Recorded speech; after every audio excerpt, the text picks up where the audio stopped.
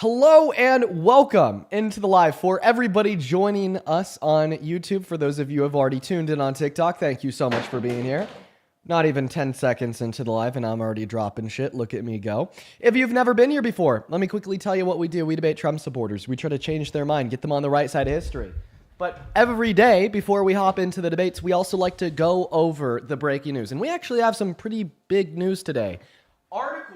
Sorry, let me repeat myself. Articles of impeachment have been announced by a Democrat in the House of Representatives against Donald Trump's Secretary of War, Pete Hegseth. Okay, and if you're asking yourself, well, what the hell could he possibly be impeached for? According to the announced articles, murder and the reckless and illegal mishandling of classified information. Now, if you've been keeping up with the streams, second thing dropped less than a minute in. Oh, at that time it was my phone. If you've been keeping up with the streams, then you are familiar with the alleged war crimes that took place in the South Caribbean when the U.S. military ordered a second strike on two incapacitated men hanging on for their dear lives off of the side of a blown-up boat that was destroyed by our military's first strike, as they suspected it to be a narco boat. Now, according to American law and international law, if there's an official arms conflict declared, then that's a war crime. If there's not, then it's plain old murder. So that is what the impeachment articles are seeking. Apparently, according to the Washington Post, Pete Hegseth gave a kill them all order, and that's why they did the second strike. Now, the second line of order that the articles of impeachment are seeking his removal over would be Signalgate. Now, if you don't know what Signalgate is, let me quickly describe it to you. A couple months ago, Pete Hegseth accidentally added a news reporter into a Signal group chat where himself, alongside many other high-ranking members of our government, were discussing classified war plans. Today, months later, a report released by our government concluded that he had mishandled classified information, and because of that, put the lives of American soldiers on the line. And these are the two big reasons why we are now seeing announced articles of impeachment. Now, the next step is to have these articles of impeachment formally filed in the House of Representatives, which is something that we could expect to see here pretty soon. But after they're formally filed, they'll have to be voted on in committee. And if they get out of committee and they go to the floor of the House, then they'll be voted on by the House. If they get out of the House, then they'll go to the Senate. If they're voted on in the Senate, then he will be removed.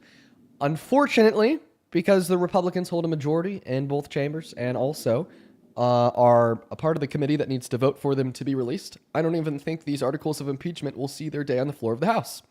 So I don't genuinely think that we'll inevitably see accountability because of this. Not to mention, I don't think that impeachment is enough accountability. Back in my day, murderers would go to prison. They wouldn't just get fired from their job. But I guess all of that is yet to be seen. All that matters right now is that the articles have been released, and now we are going to see a split in Congress, a split in our government between, the reasonable congressmen and women who say, yeah, he should probably be fired for murder, and the unreasonable traitors who argue that because Donald Trump appointed him, I don't care that he mishandled classified information illegally. I don't care, right, that he has an alleged war crime on his record by killing those two men hanging off the side of their boat in the South Caribbean. And I don't care. I think he still deserves to hold on to that position. So once again, it is all wait. We just have to wait to see what happens next. And I appreciate everyone so much for being in here for the day. A second order line of news. Somebody reached out to me for a pretty high profile debate. Now, I'm not going to give you guys the specifics about it quite yet because I don't know if I'm going to accept it for certain reasons that I don't want to share either.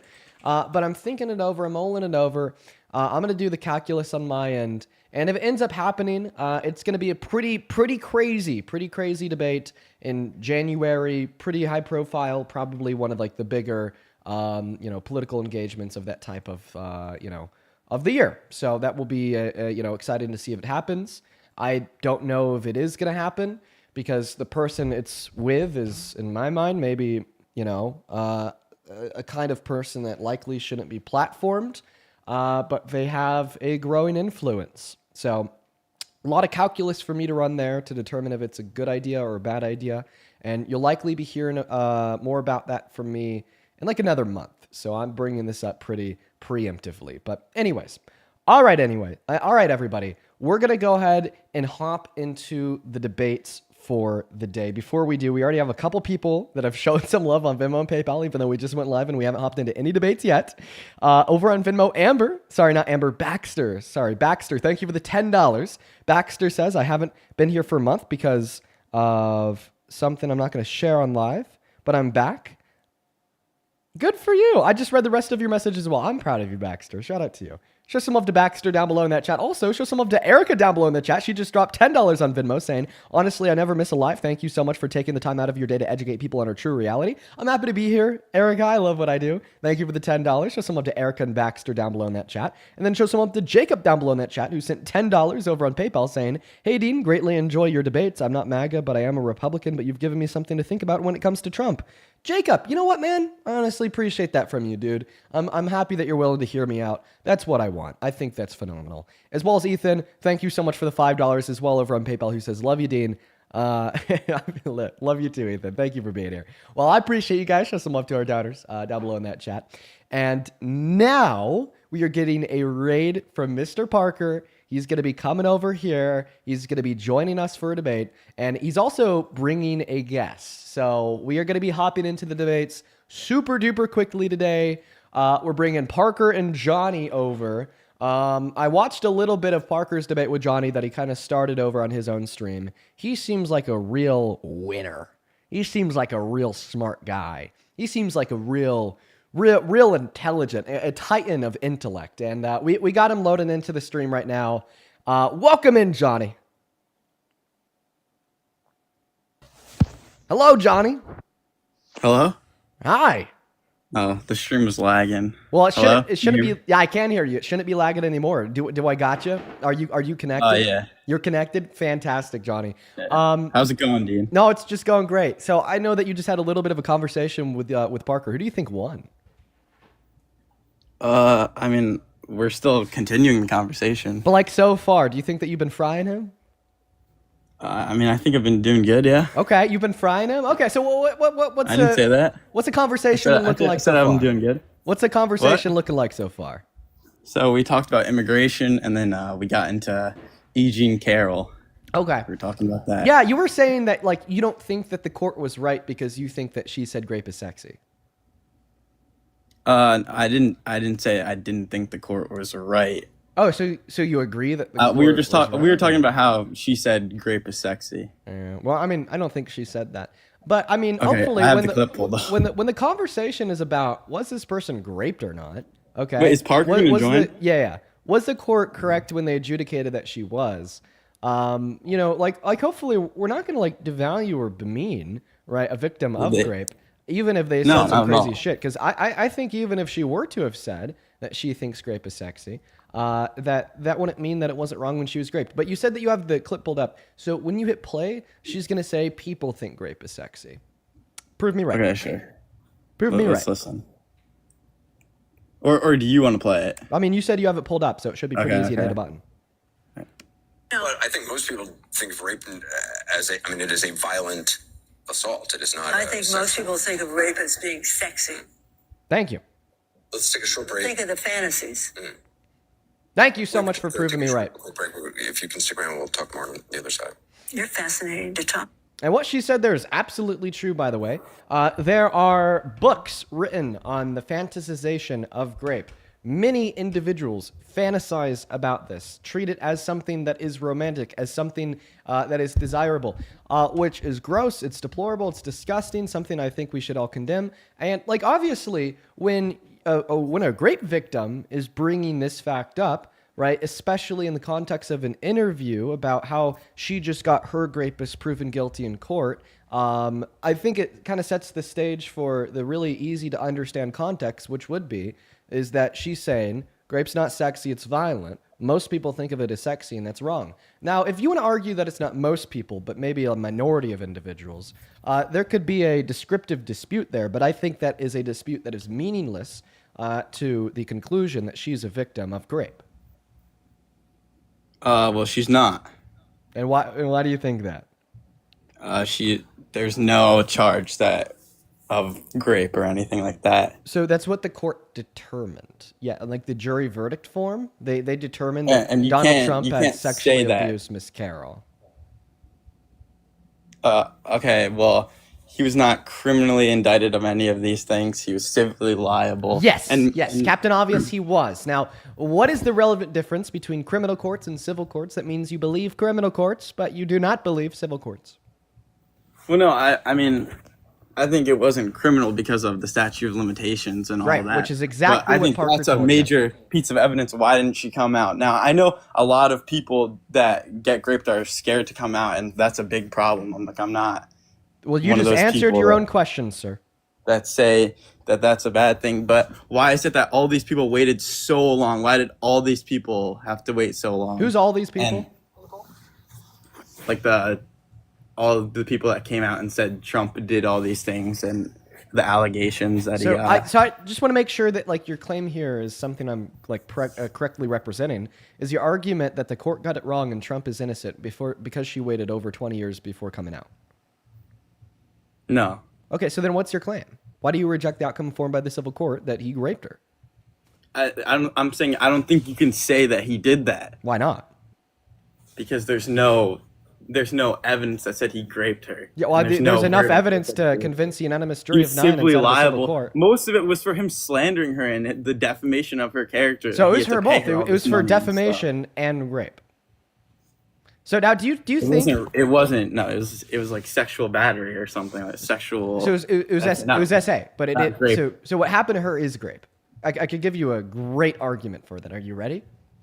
Sure. Do you agree that your definition of grape would include the forceful and unconsensual penetration of a woman's female member with a finger of a man? I mean, I don't know. You don't know? You don't know if that's grape or not? Johnny, think about what you just said. You don't know if that's grape or not. I think there's different circumstances that it can be SA or grape. So what I is think your it what is depends your on the definition of circumstance. grape? And if it depends on mean- the circumstance, I just gave you a circumstance and asked you if you think it's grape or not, and you said that you don't know. So how about let's just start at the top. How did You're you just trying to define do the your word little grape? gotcha question. Like the whole circumstance of this whole. If a E.G. question, Carroll listen, situation- Johnny, if a question is a gotcha, then you're just a dumb person. Okay? It's not. I just so know what what is you're your trying to do. definition of grape? I know what you're trying to do. Okay, and what am I You don't trying know to that- do? Ask you We how you talked define about this term? On Parker's, if you got graped, how come E.G. Carroll doesn't know the date or time of year that this all happened? How come you don't She even know doesn't what the where it definition of grape happened? is? Okay, like I understand that you're spiraling Why right didn't now. she- why Listen, didn't she press grape Hey Johnny, charges? hey Johnny, I understand that you're spiraling right now because you don't know how to answer my question, but I'm still going to hold you to it. Keep in mind the question is, how do you define the word grape? I mean, it could be a lot of things. So what's your definition?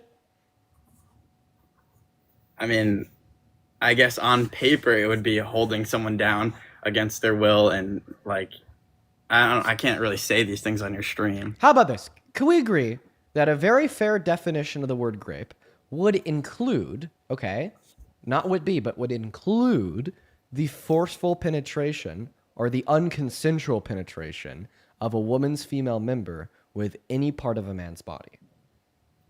Okay, yeah, sure. Okay.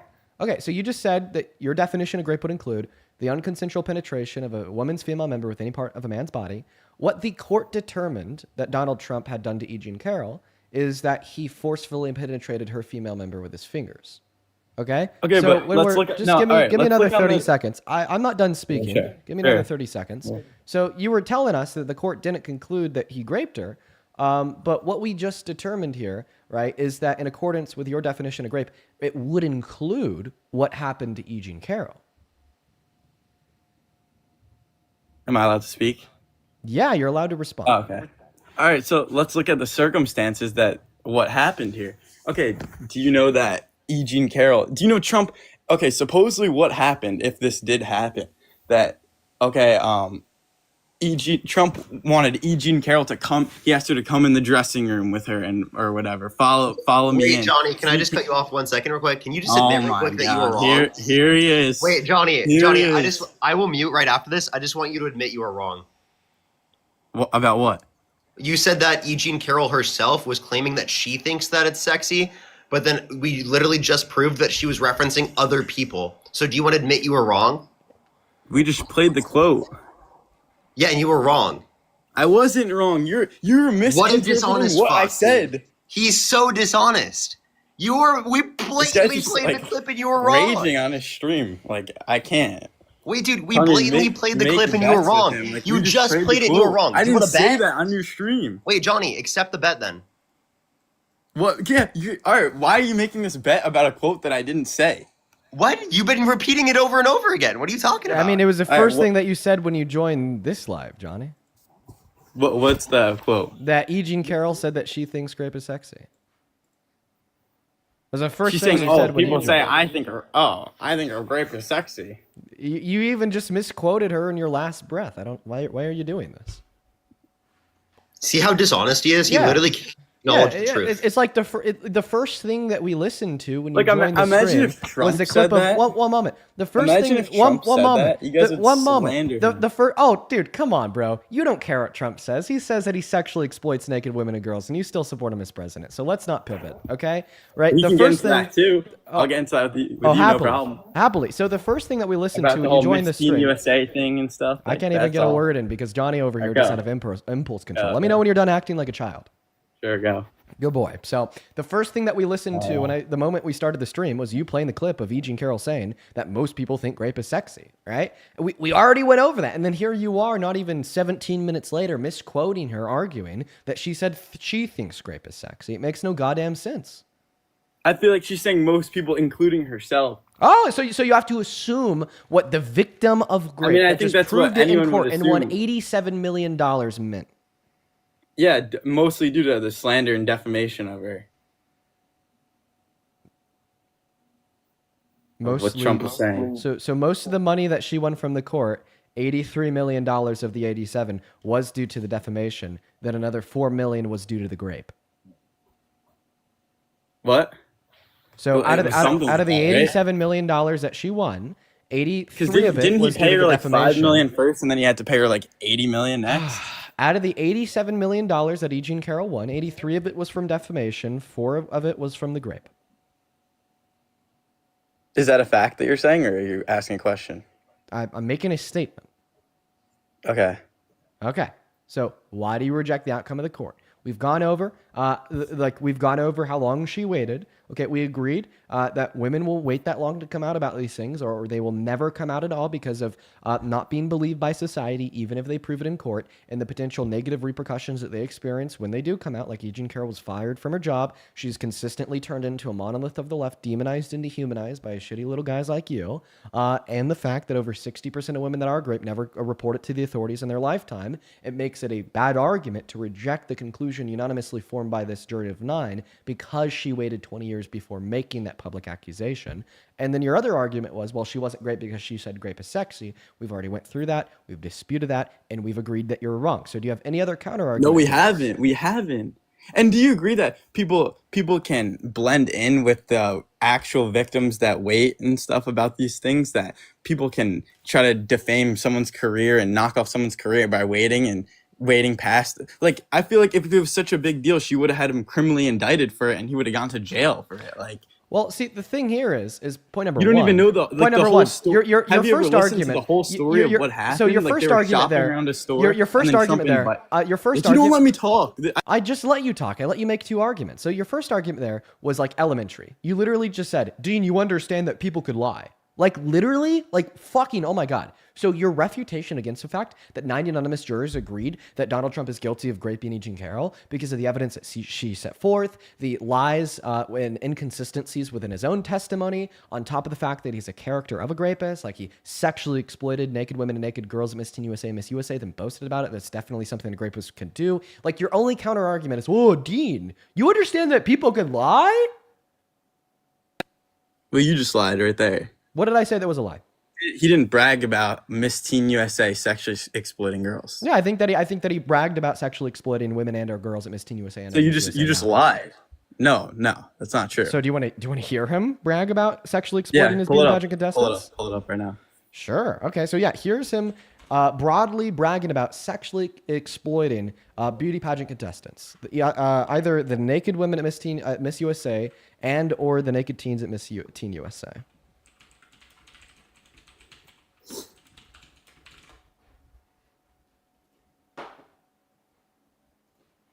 And Well, you could also say, as the owner of the pageant, it's your obligation to do that. So you have done that. Now, tell Well, me I'll what tell you the funniest is that I'll go backstage before a show. Yes. And everyone's getting dressed and ready and everything else. And, no men are anywhere. And I'm allowed to go in because I'm the owner of the pageant, and therefore I'm inspecting it. I'm inspecting. I want to make sure that You're like a everything is doctor. good. You're there. Yeah, the dress. Is everyone okay? They're standing there with no clothes. Is everybody okay? And you see these incredible-looking women. And so I sort of get away with things like that. Okay, so he said women. He did not say teens. So you just misquoted him and lied. Okay, well, so if he said You said girls, teens. so if he said girls, then would it be talking about minors?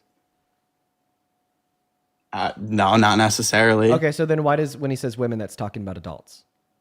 So if he said guys, is he talking about little, like minors there? Like I don't get it. Could you just track your logic here, right? So like, what do we call like an like under your view, an adolescent female? Okay, you girl. can call them girls, but Okay, he's You not could also call saying them it other- like that. So, You're so, taking so, him so then out how of do you know that's context. what he means when he's referring to women? Because you're saying when he's referring to But women, he said he's women. referring to He the said strict, women. But when Did he not say women? But you're arguing that when he's referring to women, he's referring to the strict definition of the word woman under your view, which would be an adult human female, right? So then I would argue, tracking your logic, this means when he appeals to the word girl, he's also appealing to the strict definition of the word girl, which would be adolescent human female, and we hear him do that right before. The question is how Okay. could it not be construed? No, I mean, some of these foreign girls, Mr. Trump, in my country, we say hello with vagina. And Well, you could also say, as the owner of Right. So I don't really think it's a good argument to attempt to appeal to the strict definition of these words and attempting to make a position. Now, here's what we do know. We actually know that he did this to the women of Miss USA and the girls of Miss Teen USA. We had 4 beauty pageant contestants come forward that competed at Miss Teen USA in 1997, and they said that this happened to them, including Mariah Bogado, who also added on that he would also do this to individuals as young as 15 years old. And in response, Donald Trump said, "Don't worry, ladies, I've seen it all before." We've also had the adult pageant contestants of Miss USA come forward and say that he did this to them too, like Miss Arizona in 2001, who testified to the fact that he barged on her while she was naked. But now, regardless if this happened to teens or women, I think it happened to both, right? You can't deny that in this clip, at the bare minimum, he's admitting to sexually exploiting at least one of those two groups. Now, even if you want to argue that that group would be women, why is the sexual exploitation of women not enough to stop supporting this tyrant as president? Why did you just pivot off that? Like, you just completely switched the conversation before I got a chance to answer about girls and guys. When you pull out the Howard Stern clip of him talking about girls from other countries talking, like, if someone says a girl or someone says a guy, it doesn't necessarily mean a minor. It's just talking about, like, Okay, so then saying woman the doesn't gender of that necessarily mean person. adult. What? Then saying woman doesn't necessarily mean adult. No, it does. Wait, so how could girl not necessarily mean minor, but woman necessarily means adult? Because you can call a woman a girl and it doesn't mean it has more. You can use it in different contexts. There's different contexts of these words. You're trying to misquote them. That's what you guys do. Well, I mean, Fox And- News called 15-year-old girls women, so. Because seems you like it goes can both call. ways. Okay, I'm not too informed on that whole situation, so I can't debate about that. I guess I have to look at that before I can debate you on it. But I'm talking about how you can use the context of words differently, and you're misquoting him So why can't you use the context of the word woman differently? because it's a different word. Okay, so you're saying that it only applies to its definition? And what's the definition of woman? Like you'd say an adult human female? Well, I just mirror your logic onto the word girl, which under your view would be defined as an adolescent human female. Now you're going to Yeah, appeal to but the you can fact that also you could use the call- word you can girl to call- refer to adult women the same way you could use You can woman to call refer to women- adolescent girls. I mean, Fox News You did can it call just a week women ago. girls. And just like a lot of people on the right like to call girls women. Okay, well, there's no facts towards that or anything.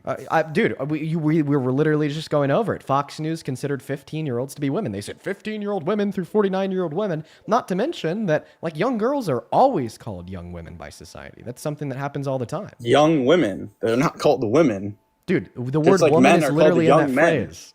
You're a young man. The word woman is literally in that phrase. Like, listen, I don't think that we should call minors women, okay? Because I think it needs to be clear that no, they're not adults. No, they're not grown up. They're still children. That doesn't change the fact that a lot of people, especially those on the right, do it. And I mean, I think that your argument here is just incredibly baseless and like pulling for straws, especially considering the fact. No, it's that your argument. You're trying to use the context of a word to just So what refutes you here is that the base of your argument is baseless. There is no base to it because you're attempting to assume the strict definition of the word woman while then rejecting the strict definition of the word girl, while in the same breath, I have good reason to believe that this happened to the teens that competed at Miss Teen USA, which is the testimony of the 4 teens that spoke out.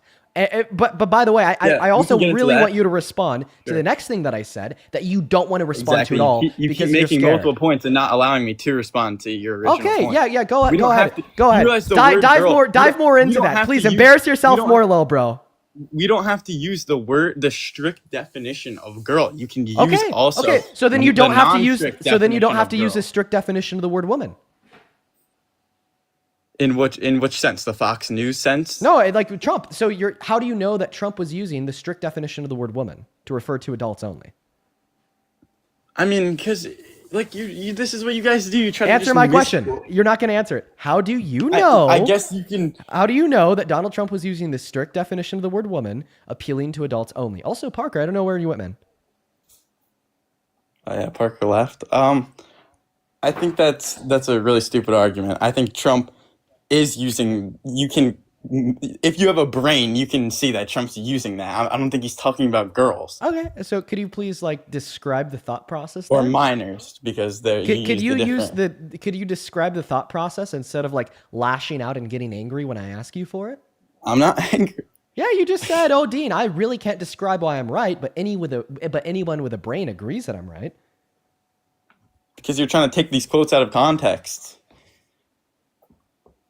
How do you know that you're not the one trying to take it out of context? I can tell you that the context of Trump talking about women is him talking about an adult human female, and I think the context of someone we've already been over this. See, this is the talking reason. about girls while he's talking So about this is women the reason. This is him still talking about adult human females. So this is the reason why I attempted to bring up like other arguments, because with this specific position, it's just going to reduce down to your own denial of like reality. Right? You were saying that when Donald Trump uses the word woman, that he's using the strict definition of the term, but when Donald Trump uses or responds to the word girl, he's not using the strict definition of the term. And when I ask you how you know that Donald Trump is using the strict definition of the term woman, you have no explanation whatsoever. Right? This is why I was trying to bring up like the substance. I just explained it. No, you didn't explain it. You just repeated yourself. I asked you to explain how you know that he's using the strict definition of the term female, sorry, not the term female, of the term woman, and then you just went on to say, well, it's because anybody with a brain would agree with me, and he's definitely using it that way. He is. I don't think he's talking about how. And how do you know that? Cool to go. And how do you know that? Because why would he do that? Why would he sexually exploit minors? Because he's a really bad, perverse individual. How so? How so? Because he sexually exploited women and girls. How so? How so? By barging into their dressing rooms and looking at their naked bodies unconsensually. Okay, so you're talking about how these 4 or 5 people from Miss Teen USA came out and said that, correct? Well, actually, no. Most notably, I'm talking about what he admitted to in the clip that we just listened to. I'm going to go ahead and repeat like the second part of what I said at this point around 20 minutes ago that you're terrified to respond to. I believe that this happened to women, and I believe that this happened to girls, because not only did Donald Trump broadly speak about this occurring to Howard Stern, but we've also had multiple teenage contestants come forward from Miss Teen USA, and we've had multiple women come forward from Miss USA. But assuming that you're right and I'm wrong here, and that he didn't do this to the girls and only did it to the women, are you at the bare minimum agreeing that yes, Donald Trump did sexually exploit women? No, I think the way he was saying it is he goes and inspects because he's the owner of it, he has to go inspect the backstage or whatever. So being an owner of a building, does it give you the right to the bodies of the individuals that are in that building as well? Like for instance... And you're just saying there's beautiful women back there. What did I just say? Could you repeat what I just said, or were you not even listening? about do I think he's exploiting these women? You weren't listening. So what I said is that being the owner of a building doesn't give you a right to access the bodies of the individuals inside of that building. Just because you're shopping in a Lowe's or a Walmart doesn't give the CEO of Lowe's or the CEO of Walmart the permission and ability to unconsensually follow you into the family restroom and look at your ding dong while you're taking a piss. Okay? It just doesn't give them that. So you can't make that argument as it relates to Trump. That's very sick. Alfred, thank you for the fireworks. And I actually want to ask you a question here. Can we agree that the definition of sexual exploitation would include the abuse of one's position of power over the position of vulnerability of somebody else in the furtherance of unconsensual sexual conduct? Yes or no? Sure. Okay. All right. So I think that you actually are now helping me explain how what Donald Trump did to those individuals is sexual exploitation, because you brought up how he owned this space. That's a position of power. And that is the position of power that he abused by allowing himself to go into the private women's only area with no men around, in which he then abused We the have no proof position. of that. There's no proof of that. It's him on a joke show talking about it, how he goes in the back to inspect and there's all these beautiful women. So the I proof think, that there was no men around and that it was a private women's only area is the fact that he said so. no, he didn't say that, but I'm saying I don't think he's going back there to look at all these right. half-naked Well, women so as here's he's him joking saying- about in here- the show. here's He's saying him- he goes back there to inspect, and then there's the So here's him saying that there's no men anywhere. Is that I'll go backstage before a show. Yes. And everyone's getting dressed and ready and everything else. And, no men are anywhere. So there you go, my friend. You can't deny reality when I could replay it as many times as need be, Mr. Johnny. You keep muting my mic. I don't know why. Why? I was too antsy to prove you wrong. Okay, sure, but they're still like just because he's on a joke show. Do you know what the Howard Stern show is? It's like it's a joke show. I think We're finally on to the late stage MAGA denial. So this is where you argue that it was all just a really big joke. So no, Howard Stern didn't run a comedy show. He ran a shock jock show. And because Howard Stern runs a shock jock show where people will say crazy shit, Howard Stern actually explicitly clarified with Trump before he said what he said that he actually has done this. Howard Stern said, "So you've actually done this, Trump?" And then Trump says, "Yes, Howard Stern, this is what actually I'll did what? actually do." Go backstage. Yeah. So they made that explicit Okay, but clarification this whole because of the argument that nature we of the started show. is that you said he goes backstage for teens and minors, and I said no, they're women. Oh, so before we even determined that he did this, who he did this to, we just need to be able to agree that if he did it, then it's sexual exploitation.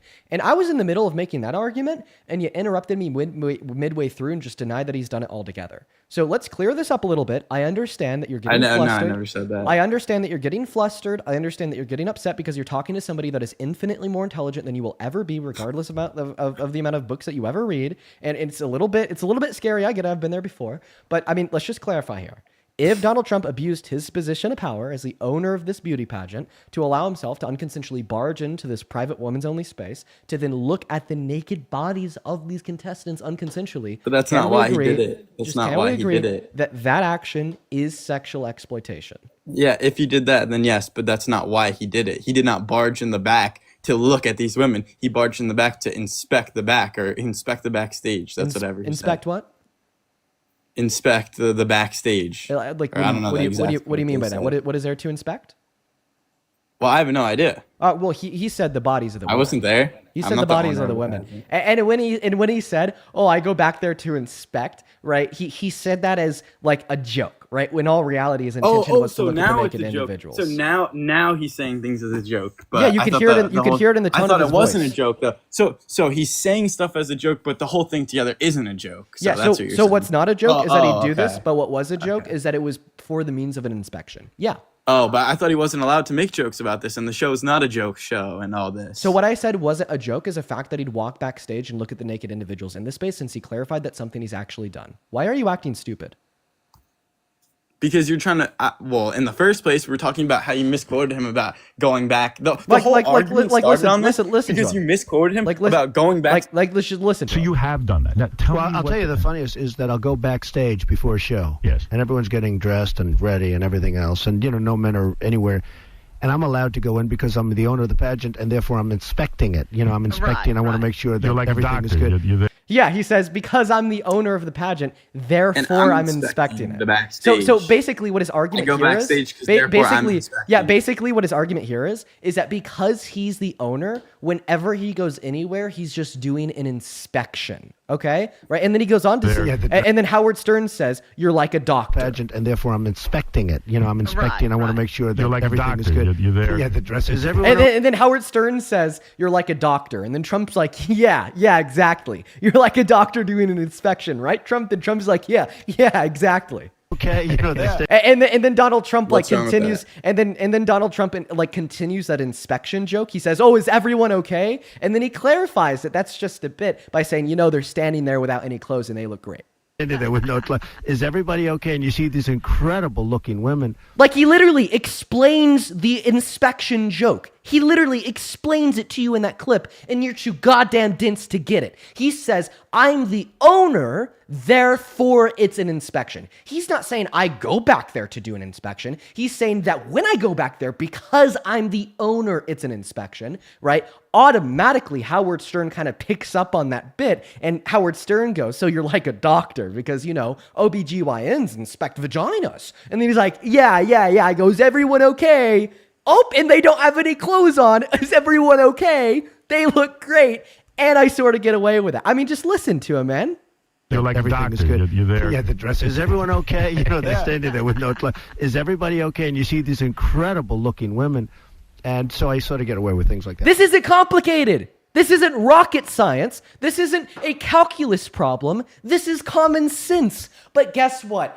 Sense is anything but common to the shitty men without a spine, without a brain, that defend Trump on a daily basis. Now, everybody tuning into the live stream, Johnny down here is going to try to convince you to ignore what you just heard. He's going to try to convince you to ignore what I just said, and he's trying to convince you to deny your senses, to give your undying loyalty to the adjudicated rapist and admitted sexual exploiter serving as president from the Oval Office. So please, Johnny, we are all highly anticipating your response. Tell me how I'm wrong.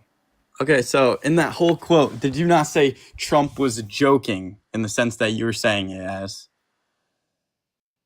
I said that Donald Trump was joking about saying that what he was doing is an inspection. And he makes that Okay, clear. so why can't he be joking continually forward? Why does the joke have to stop? Like, you guys misquote him so badly. It's So why crazy. why is he joking about it being an This whole inspection? started because Oh wait, you- I can you answer your started question. the No. whole You just asked me a my very God, specific here we question. go. Here Let me we answer go. your question. So you just said, why can it be a joke that it was an inspection, but it can't be a joke that he actually did this? Because he made it clear that he was joking by calling it an inspection, and he made it clear that he wasn't joking In the by saying context that of he what? actually does this. That Howard Stern says he's a doctor and he laughed? Oh yeah, so the way that That he makes makes it it a clear, joke. the way that he makes it clear that he was joking about it being an inspection is because the way he said he was doing an inspection was by saying he's the owner, therefore in virtue of that fact, it's always an inspection. And then Howard Stern says like a doctor, and he's like, yeah, and then he plays off that inspection bit, inspecting, making sure everything's okay. He says, quote unquote, is everyone okay? And then you see these naked women, is everyone okay? Oh my God, their boobs And look that's so good. continuing And that- forward and that- on the and- joke. and that makes it clear that this bit about it being an inspection is just that, it's a bit. But he also makes it clear that he So is also it- okay, but then he also makes it clear that it's not a joke when he goes into these spaces at all, because he made that like explicitly clear at the beginning. He said, this is something I'll actually do. And Howard Stern was like, so you actually do this? He was like, yes. So is it wrong to say that he could have been joking about how when he was inspecting the backstage and Howard Stern said, like a doctor, and he said, yeah, with these half-naked women, could he not be continuing the joke? Well, the joke isn't continued by saying that they're naked. The joke is explained by the fact that they were naked. Because that's what he was like jokingly inspecting. That's the explanation of the joke. The explanation of the joke that he was inspecting was that he was inspecting their naked bodies. Hello? Hi. Okay. The, Sorry, my mic is muted. the explanation of this joke is that he was quote unquote inspecting their naked bodies. And I mean, he said this at the Yeah, end. and that's where you call it. That's where you call it. Because that's what he got away with. That's the continuation of the joke. That's not the continuation of the joke. That's the explanation. How can you say of it. so? How can you say so? Because it's the explanation of the joke. How can you say so? How can I say that it's the explanation of the joke? Because that's what he said he was quote unquote inspecting, and that's what he said he quote unquote got away with. You mute me. Like, how are we supposed to have a conversation? You keep muting me. How are we whenever I supposed make to have a good point. conversation if you keep repeating yourself? I'm not. How many times did you just repeat? Won't How do you know that's answer the it. explanation of the You joke? won't answer it. Okay, what's the question I didn't answer? Let me make it clear. Okay, well, you keep muting me. Just repeat your question, small brain Johnny. Could it not have been an explanation or a continuation of his joke? No, it couldn't have been a continuation of his joke. How do you know? Because that was the explanation of the joke that he said he got away with. And that's what the victims testified to happening. What victims? The victims of Miss Teen USA and Miss USA. But Okay, well, make sure it you're also wasn't Miss Teen USA. He make was sure you're talking also about women. okay. Exactly. And now This is where you're wrong. and now you're He was trying talking now you're about trying to women. do the weave, and you're trying to talk about two things at once. I'm not, 'cause you were saying he went Johnny, backstage. this right here is why I muted you, because you're interrupting me. Can you allow me to finish speaking? Sure. Before we talk about if he did this to women and or teens, can we first clarify that it wasn't a joke when he said he'd look at their naked bodies? Please.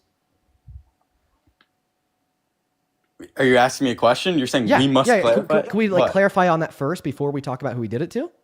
What? Oh my God, that it wasn't a joke when he said that he'd look at their naked bodies? I don't know if it was a joke or not.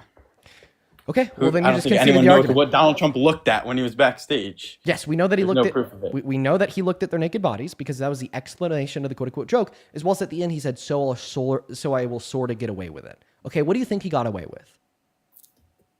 Well, I think the whole thing was a joke. You're not answering Or my it couldn't question. At the end of the clip, he said, "And I'll get away with this." What do you think he was saying he got away with? I guess you could say, if you want to use it in the context, him going backstage and seeing these beautiful women, he got away with that. Oh, so he got away with the sexual exploitation. Thank you for conceding. How is that? How is that sexual exploitation? Because you we don't know agreed- if they're half naked. So we agreed. We agreed that in the sense definition. of the joke. So we agreed in the that. sense of How the is that joke sexual that exploitation? I'll tell you. Don't let me talk. You asked me a don't let question. talk. You asked me how do don't I know let that me it's sexual talk. exploitation. I'm we continuing know, what I'm saying. We know that Let that's me sexual continue. exploitation because of the definition, because of the fair, I'll add on, the fair definition of sexual exploitation that you've already agreed to. I already asked you, so does this definition of sexual exploitation include the abuse of one's position of power over the position of vulnerability of someone else and the furtherance of unconsensual sexual conduct? We already clarified how he abused his position of power as the owner of the pageant to allow himself to go backstage, then allowed himself to abuse the position of vulnerability that the contestants of this pageant were in while they were dressing and had no clothes on because they were naked. That's what he said, and I quote, right? In the joke. In the joke. Okay, that wasn't the joke. How do you know? How do I know? Because the joke was that he was inspecting their naked bodies, Okay, not what that I they think were the naked. facts are on this is when he started saying, I go backstage to inspect the backstage. And then what he's saying that I think is true is he sees beautiful women backstage. Howard Stern is the one that brings up, oh, you're a doctor, and there's these and then there's like, oh, there's these half naked women. I think that's the whole joke on his show, and I think you're misquoting. So then him, why? taking it So out then of why did context. Miss Arizona in 2001 say that she was naked when that happened to her? In Miss Teen USA or Miss This was USA? Miss USA. Well, it's an allegation. An allegation that's corroborated by his testimony, you idiot. Okay, but it's not proven in a court of law. It was proven by an admission of guilt, idiot. Admission of guilt off of a joke. Well, we know it wasn't a joke, idiot. Okay, well, what was Miss Arizona's quote? That he walked in on her while she was naked, idiot. Okay, how do we know that him talking about that quote has to do with half naked women if he's joking during it? Because you have no evidence that it was a joke that they were naked, idiot. Because he's making a joke We already agreed that the joke was that he was inspecting these spaces, idiot. with half naked women, idiot. Not half naked women, fully naked women, Oh, idiot. so, He said they so had no we can clothes cut on. off the joke. Let's cut off the joke. No. That's As not soon a as part he of the gets to these joke. Points, let's cut it off. Oh, okay, because you say Listen, so? Have okay. done. Because I could argue so. Because I could prove so. Tell Well, me I'll what- tell you the funniest Okay, I is can that I'll argue go against it. backstage before a show. Yes. And everyone's getting dressed and ready and everything else. And, no men are anywhere. And I'm allowed to go in because I'm the owner of the pageant, and therefore I'm inspecting it. I'm inspecting. I want to make sure that You're like a everything is doctor. good. You're there. Yeah, the dress. Is everyone okay? They're standing there with no clothes. Is everybody okay? And you see these incredible-looking women. And so I sort of get away with things like that. Okay, explain the joke. He goes backstage. He goes to inspect the backstage. Howard Stern calls him a doctor. He talks about, oh, there's half naked women back there. What's not the joke is he goes backstage and there's beautiful women backstage, and he's the owner, so he can do that. Okay. And he gets to see these beautiful women. Okay. Can we agree that in women's dressing rooms, in women's changing rooms, in women's locker rooms, will typically Well, he be never. naked It's women. never explicitly proven that he did that. It's backstage. Can you answer my question? He said it's backstage where the women are getting dressed where there's no men around. That's a woman's dressing room. Not sure that was a part of the joke. I think. Buddy, could we agree that a space where there's only women that are getting dressed is called a woman's dressing room? Yeah, sure. Okay, so it was in a woman's dressing room. No, because that was a part of the joke that he was saying. Okay, what part was a part of the joke? Play the clip. As the owner of the pageant, it's your obligation to do that. So you have done that. Now, tell Well, me I'll what tell you the funniest is that I'll go backstage before a show. Yes. And everyone's getting dressed and ready and everything else. And, no men are anywhere. So that was a joke? Continue the clip. What? You said that it being a private Why woman's do only you cut space the was a clip joke. short? Because that's where he said that it's a private woman's only space. Continue the clip. Why? Exactly. Exactly what? You said that a part of the joke was him saying that it was a private woman's only space. That's the part of the clip where he said it was a private woman's only space. The next thing that he says is that he allows himself in to expect it. Play the whole And I'm clip. allowed to go in because I'm the owner of the That's- pageant, and therefore I'm inspecting it. See what I mean? So like the part of the clip where he says that there's no men anywhere, the part of the clip where he says that the women are dressing was something I already played. So of course I cut it off. And once we he was just got done into saying him the part, going back and oh my God. inspecting it. Oh my You God. called yourself Johnny, as a joke. Johnny, how do you know that he was joking when he said there were no men anywhere? I'm Like, as what's the owner joke here? of the pageant, it's your obligation to do that. So you have done that. Now, tell Well, me I'll what tell you the funniest is that I'll go backstage before a show. Yes. And everyone's getting dressed and ready and everything else. And, no men are anywhere. And I'm allowed to go in. How do you know that he was joking when he said that? Because you yourself called it a joke when the conversation continued. Can you and Howard Stern called it wait. off. So, wait. And So I he just want to back- clarify that you back- know that he was joking when he said that there are no men anywhere because Dean said that he was joking when he said that he was doing it to inspect the space. No, I'm using your logic against what you just said. Okay, use my logic and explain to me how that was a joke. You yourself said that Howard Stern calling him a doctor for going backstage and inspecting it and Trump talking about that is a joke, correct? So what I said it was a joke was when he said that he did this as an inspection. What makes it clear that the inspection part And is it's a bit- continuation will you allow of me to, his will, joke. will you allow me to finish speaking? Sure. Also, continuations would come after, not before. Continue. No, respond Or to are you that. done said, speaking? you said that him saying that there's no men around was a continuation of a joke, but he said that before he said that he was inspecting the place. Okay, the quote of him saying he was inspecting a doctor, it could be a continuation of that quote previously. What are you even saying, Johnny? I think that you're lost. Can I just be How am I honest? lost? Can I just be honest, Johnny? Yeah. I think that you're a spineless little boy with no brain that defends pedophiles and predators. No, I think you're just someone who sits on live all day and misquotes someone who actually cares about our country. So what did I misquote? You're using it out of context of what he just said. Wait, And what am I you're taking getting out of yourself- context? Because You're getting yourself all mixed up by calling some things jokes and then cutting the line when it's not a joke. Okay, I'm going to give you an explanation for why I know that it was Oh a my bit God. when he said You just did 3 times. Like we're not Hey, we're hey not Johnny, gonna get you forward asked, on you this. asked, You you just- asked me, just you going asked, back and you forth asked about the me, next hey Johnny, point. you asked me why I was why I was muting you. It's because you're interrupting me. Do you mind if you allow me All to right, finish go. speaking? Go. Could you try to have at least as much impulse control as the average 5th grader? Good boy. So the reason why we know it was a quote unquote bit when he said that he was inspecting the space is because he said he's the owner of the pageant, therefore it's an inspection. Okay? He's not saying that he was the owner doing an inspection. He said he's the owner, therefore it's an inspection. That in of itself is an admission that it's not actually an inspection, as he is stating that whenever he goes into that space, it becomes an inspection in virtue of the fact that he's the owner. Do you understand that? Like, is this really your argument? Yes. You're sitting here doing a live stream, picking apart a quote that happened over 20 years ago I am. on a Howard Stern joke show, calling half of what he said a joke. Can you cutting the respond line to my when explanation? cutting the line when it looks good towards no, I'm the not Democratic Party. I'm not cutting the line. That's just the extent of the explanation that That's I what granted. you're doing. No, I'm not cutting the line. That's just the extent of the explanation that I granted. So we know that he wasn't being serious when he said he was doing an inspection because he said he's the owner, therefore it's an inspection. How does that mean it's not an inspection? Because he didn't say that he was doing an inspection. He just said it is one. So Because does the he's the inspection owner. have to be like written down on paper, or if he's the owner, does what he say goes? Well, when you're the owner, right, that doesn't mean that every time you're in the building that you own, you're always doing an inspection, right? Oh, I mean, if you're the owner, what you say goes. So Can you answer it my can question? be. It can be. Oh, wait, so every time the owner of a business is in their business, they're always doing an inspection? No, but if he Okay. says Okay. Actually, no.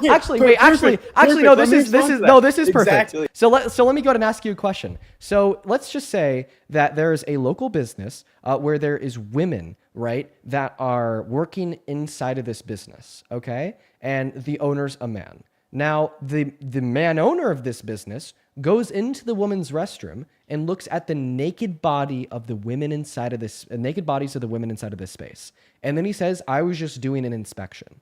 Could we agree that even though he said he was just doing an inspection, he still sexually exploited these individuals because there was still no consent present? If it's proven in a court of law, sure. Perfect. So you just gave me, honestly, the argument that I should have been making all along. I don't care if he says that it's an inspection. We could even assume that he wasn't joking when he said that it was an inspection. And that Okay, he now can genuinely, I respond on your point I'm you still made? talking. You don't Johnny, let me I'm still respond. talking. So I don't care that he said it was an inspection. Instead of attempting to argue that he wasn't serious when he said it was an inspection because your brain is too small to be able to handle that, we're going to assume that he genuinely thought it was. But bottom line, it lacked the consent of the women and girls inside of this space. And because he was doing this quote-unquote inspection without the consent of the people in this space, it was still sexual exploitation for the same reason why a quote-unquote unannounced inspection inside of a woman's bathroom on behest of the male that owns said bathroom would still be sexual exploitation. So could you please now respond to my revised position that better combats the shit that you're spewing out of your mouth? Even if we assume that it genuinely was an inspection, it is still sexual exploitation due to the fact that this inspection lacked the consent of the women and girls naked in the space. Okay, ready? Yes. So your first point that you made, so if you work in a small business or any business and the business owner says, hey, I'm doing an inspection, is it an inspection? Yeah, sure. Okay. So if he's the owner, what he says goes, correct? Yeah, sure. It was an inspection. So did Trump do these things if he's joking about it and nothing was ever proved in the No, court of law? he wasn't joking about it. It was all serious. It was How do you serious. know? Why was it? Why were any of these things not taken to the law? Oh, well, can you answer my question first? Because you seem to be avoiding it. What? Yeah, my question was, even if we assume that it genuinely was an inspection, it is still sexual exploitation because that inspection lacked the consent of the naked women and girls in the space.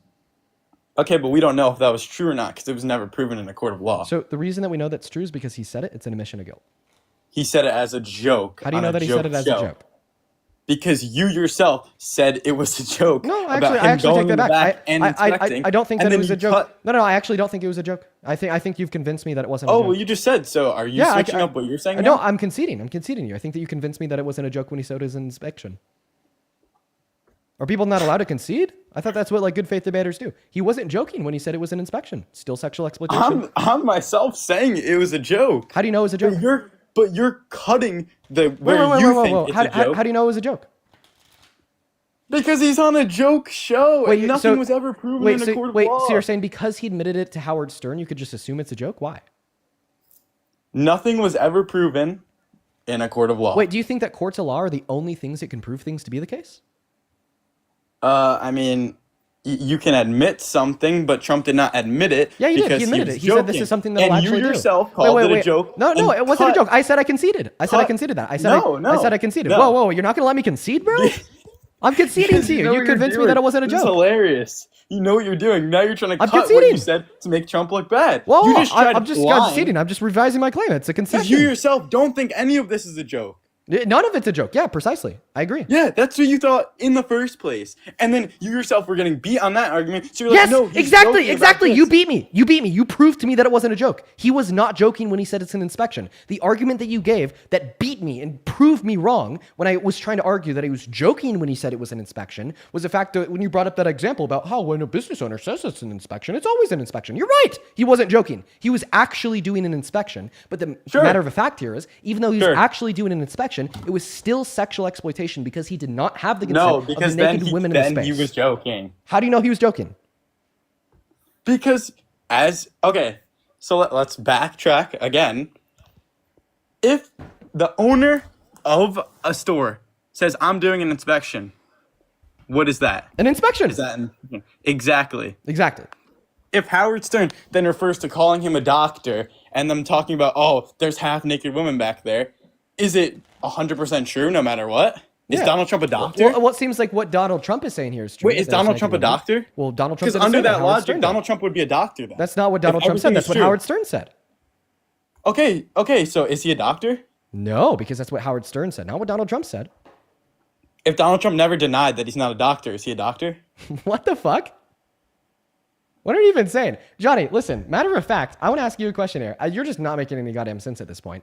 So if your friend went to a party last night, you knew that he was at this party, and you knew that there was drunk women at this party, and then he came to you the next day, and he said, hey, last night at this party, I actually raped a drunk woman, and then you went to that woman and you asked her, hey, last night at this party, did he rape you? And she said, yes. Would you baselessly assume it's a joke, or would you believe it to be true? Well, do you know what innocent until proven guilty is? Are you telling me that you want to believe it? Well, I mean, I wouldn't know what to believe. If he was being serious... Well, you wouldn't know what to believe?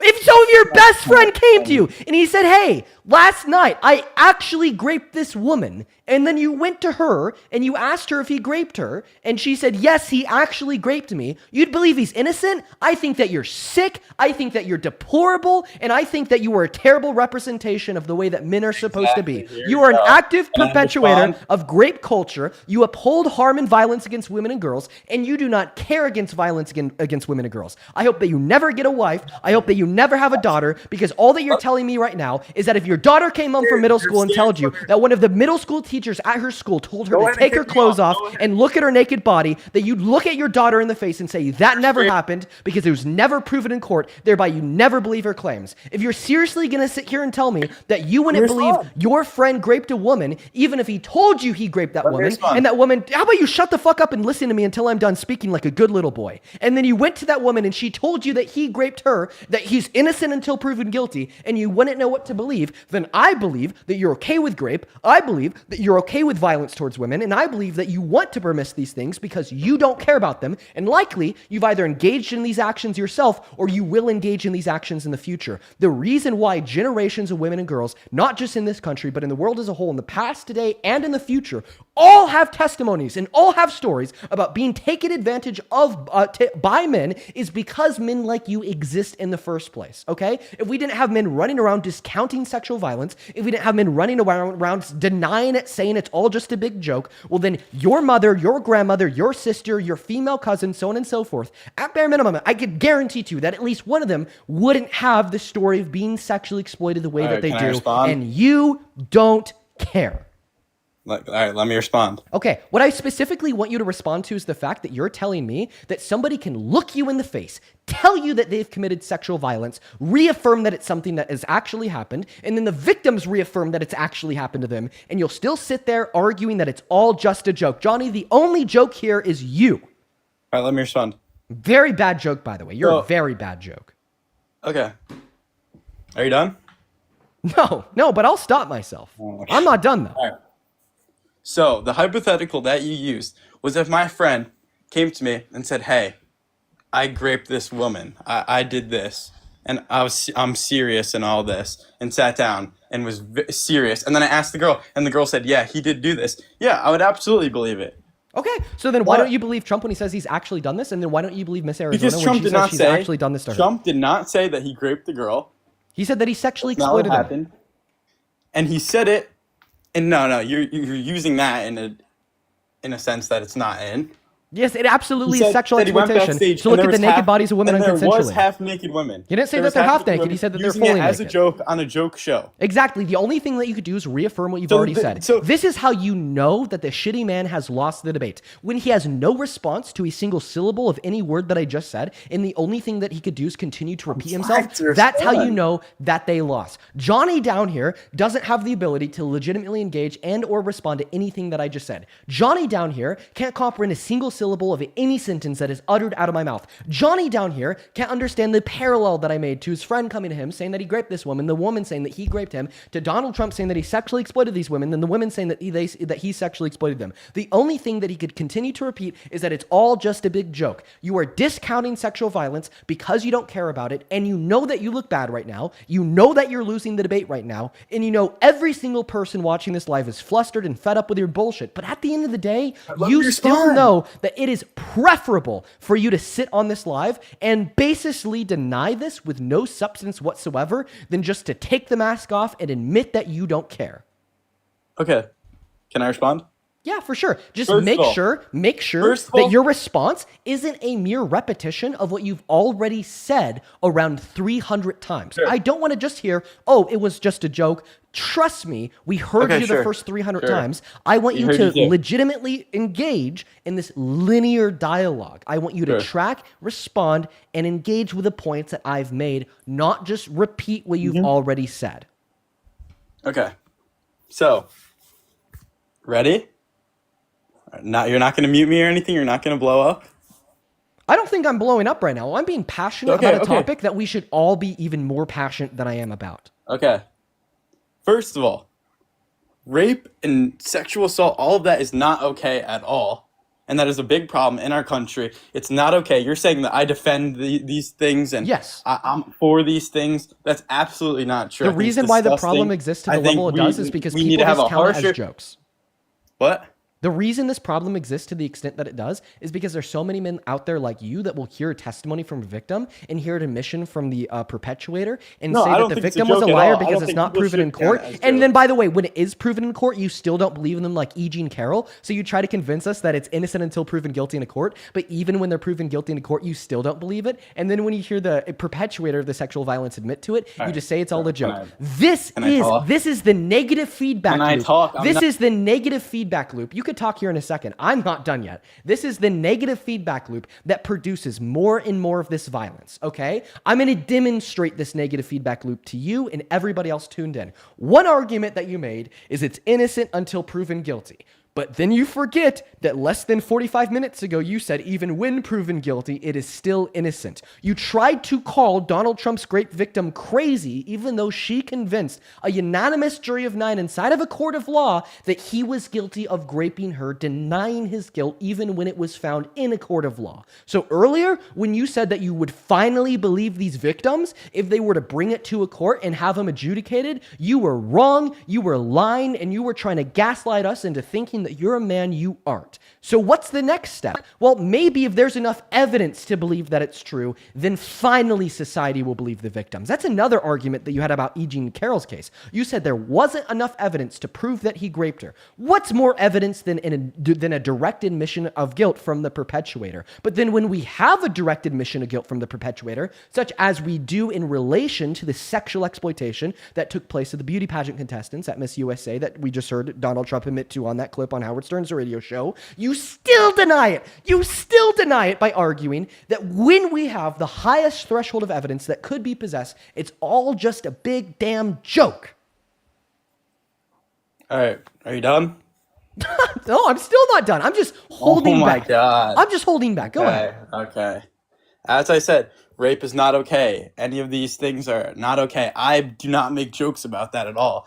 I think what Donald Trump was doing was making a joke. I don't even think that's okay in the first place. I think you're taking his quotes out of context. Second, you said, did you not, that I must engage in these actions, and I probably do engage in these actions.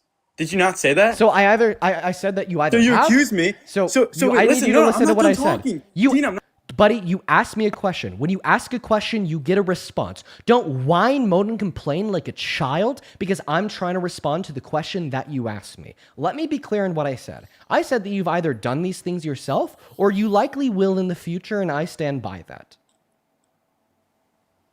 Okay, so you just accused me of sexual assault or rape or anything like that, correct? No, I didn't. Incorrect, because I did not say that you have done these things. I said that you so you either have done these probably- things you or you probably did might that. in the future. That's what I said.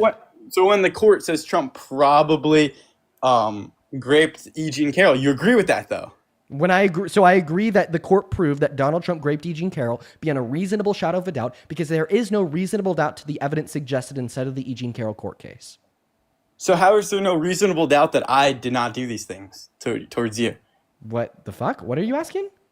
Because you're saying I engage in these actions. No, that's not what I said. I said that you either have or I might in the probably future. engage in these actions. No, that's not even what I said. I didn't say that you are It either. is. I didn't say that you probably have already. I said that you either have already or might in the future. Oh, I either have already. Yeah, but by the way, Johnny, by the way, he's it's just saying that you have the reasoning of people who engage in these particular actions because you're willing to literally deny that it happened, even with the highest standard of evidence, as the person literally told you themselves they engaged in it. Yeah, No, Trump it just sounds himself. like He engaged in sexual exploitation. You say we took that out of context. No, we didn't. We played the clip for you multiple times and proved you wrong. No, you just haven't. aren't willing to accept it. Even when we prove you wrong 100%, you don't accept it. No, I not earlier proved you wrong and Not showed you true, it was not based. true. Yeah, I did. I proved you wrong. You said that E. Jean Carroll said, quote unquote, grape is sexy. And she wasn't talking about herself thinking that. She was talking about other people thinking that. And then you kept repeating the Anderson talking Cooper was point. talking about other people. Wait, no, she did. She said other people. What All are you right, can talking I- about? Why are you still you guys doing it don't right let me now? respond. Wait, Yeah,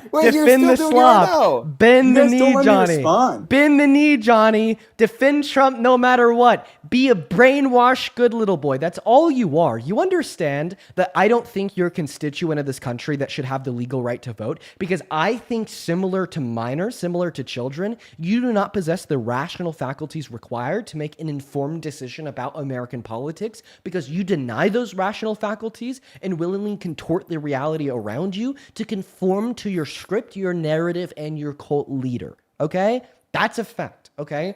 Only when it's Trump will millions of men come out of the woodworks and say, oh, he didn't sexually exploit these women and girls even though he admitted to it. Not to mention the fact only when it's Trump, you will come out of the woodworks and say, oh, he's never done anything violent, even though he's best friends with billionaire Jeffrey Epstein, who said in an email in 2011 that Trump knew what he was doing with those girls, did and said nothing, and even sent him a birthday letter in 2003 depicting the naked body of a girl with the statement, may every new day be another wonderful secret. Only when it's Trump will millions of men come out of the woodworks, and when a unanimous jury of 9 finds Donald Trump guilty of rape, you'll deny the victim, then Okay, can I argue it's respond? innocent Keep until making proven guilty. points. But if they're guilty and it's Trump, then they're still innocent and none of it matters. Only when it's Trump will you sit here and say that it's improbable that he actually sexually exploited these women, even though he said so. Because he also said in 2005 on the Access Hollywood tapes that he just loves to grab them by the P word and he doesn't even need to ask for it. So it would absolutely fall in line with the character of a man who did sexually exploit these girls, who did rape E. Jean Carroll, who was best friends with Epstein, but none of it matters. And by the way, you said, can you finish? I'm actually going to hold you off because I'm going to go and thank my donors here real quick. Alice, thank you so much for the $50 over on Super Chat. Thank you so much for that love, Alice. Let's get 500 Alice W's down below in that live chat, everybody. Seriously, Alice, thank you so very much for your kindness. Alice with the $50 says the quote-unquote the funniest is obviously the funniest is him getting to view their bodies. Men and boys for centuries might think that they have the right to do whatever they want with women's bodies, and they can't be held accountable for his own bad behavior. Not a real man who protects and defends, who defends those around him. I couldn't agree more, Alice. Thank you for the $50, as well as Fit Dad. Thank you so much for the $100 over on Super Chat. Let's get 1,000 Fit Dad W's down below in the comment section. That is seriously crazy, Fit Dad. Thank you so much for your kindness. With $100, Fit Dad says, I have to go Google the quote-unquote Howard Stern joke show. End quote, never heard of that one. Hey, little boy, stop making excuses for grapists. Yeah, listen to your daddy, pal. Appreciate you for the $100, Fit Dad, as well well as Thorn, thank you for the $20 on Super Chat, who says, I haven't listened into the stream in a bit because I could recite that Howard Stern interview too well, down to the quote-unquote right, end quote. These supporters blow my mind from their stupidity, honestly. It's not even mind-blowing anymore. It's an expectation. Thank you for the $20. I'd also like to thank Professional Dog Trainer for the $50 too on Super Chat. Thank you for the $50, who says, it wasn't a joke, it was a flex. Can you please remind this asshat that even when a doctor enters into the room, after you've been instructed to disrobe, they knock before entering? Yes, and there's also always consent present. Thank you for the $50. That is seriously insane. I really appreciate it. As well as Wendy, thank you for the $10 on Super Chat, who says, it is so important that Dean and Parker talk to these men like this because it may be the only time in their lives that other men call them out for minimizing essay admissions as quote-unquote jokes. Yeah, honestly, it's important. I think that people need to know what the truth is, and if they're willing to deny it so hard, then you need to give it to them harder. Matthew, thank you so much for the $5 over on Venmo, Matthew. I'm not going to read your message out there, but I appreciate you for the $5. Alyssa, thank you for the $10 on Venmo, who says, thank you for doing this. I'm amazed every day how you and Parker are able to speak clear and to the point, and MAGA still doesn't understand. They will never fucking understand. People like Johnny, they're not here to seek truth. They're here to demonstrate their undying loyalty to a tyrannical predator. Jordan, thank you for the $5, who says, thank you for speaking up for women. Your words brought me to tears. It means so much to see a man stand up with that kind of passion for something so many of us have lived through. It is a lived experience that no one should live, and more people will live it the more individuals there are out there like Johnny. Thank you, Jordan, so much. Jared, thank you for the $5 over on Venmo. Tobias, thank you for the $6. Tyler with the $5, who says, happy Thursday. Happy Thursday to you as well, Tyler. And yeah, I might get banned for that. Kimberly, thank you so much for the $5. And Kim, thank you so much for the $100 over on Venmo. That is fucking crazy. Let's get 1,000 Kim W's down below in that chat. Kim, thank you so much for your insane kindness and generosity. All the love in the world to you. Thank you so much, Kim. Kim with a $100 says, you need to run for president when you're of age. I don't know. I might. We will yet to be determined. But thank you for the $100. That is seriously so incredibly kind of you. And then Amanda, thank you for the 5. Jalen, thank you for the 5. Trinity with the 5. Tamaris with the 5. Christian with the 5. Andrew, thank you for the 10.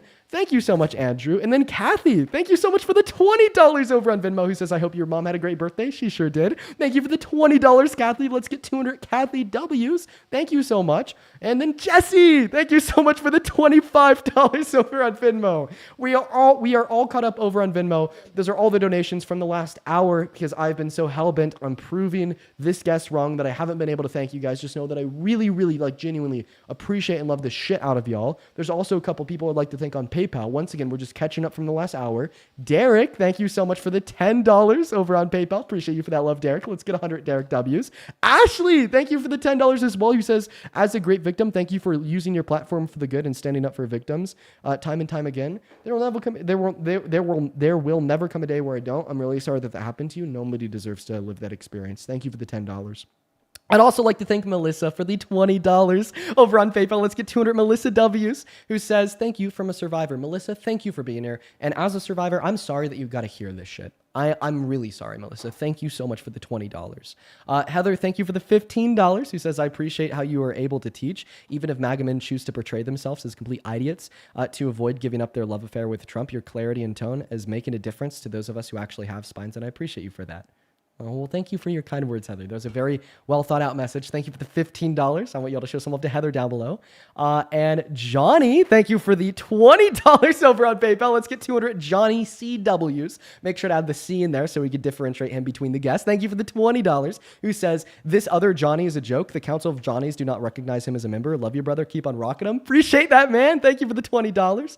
Daniel, thank you so much for the 10. And Kathy, oh my God. Thank you for the $100 over on PayPal. Jesus, Kathy, thank you so much for your kindness. Fucking crazy. What is going on today? Kathy with the $100 says, thank you for sticking up for women. I love watching you destroy all these so-called men. Kathy, I fucking love you. You are here every single day. You've showed so much love and support over the last couple of weeks. Just know that I genuinely love and appreciate the fuck out of you, Kathy. Thank you for the $100. And that's Kathy with a C. Then Matthew and Jennifer, I appreciate you guys so much for the 10.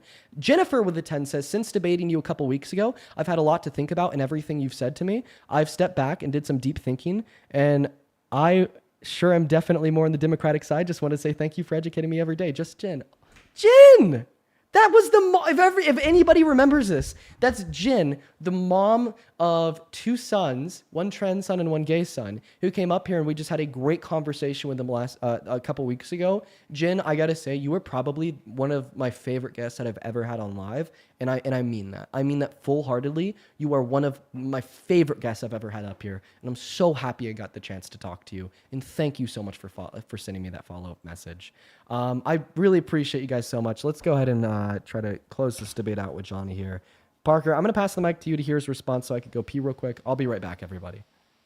I got you, and then I'll get off once you get back. But I just wanted to make another few points to Johnny. Johnny, I just genuinely don't know what will convince you or change your mind. I don't understand why you do this.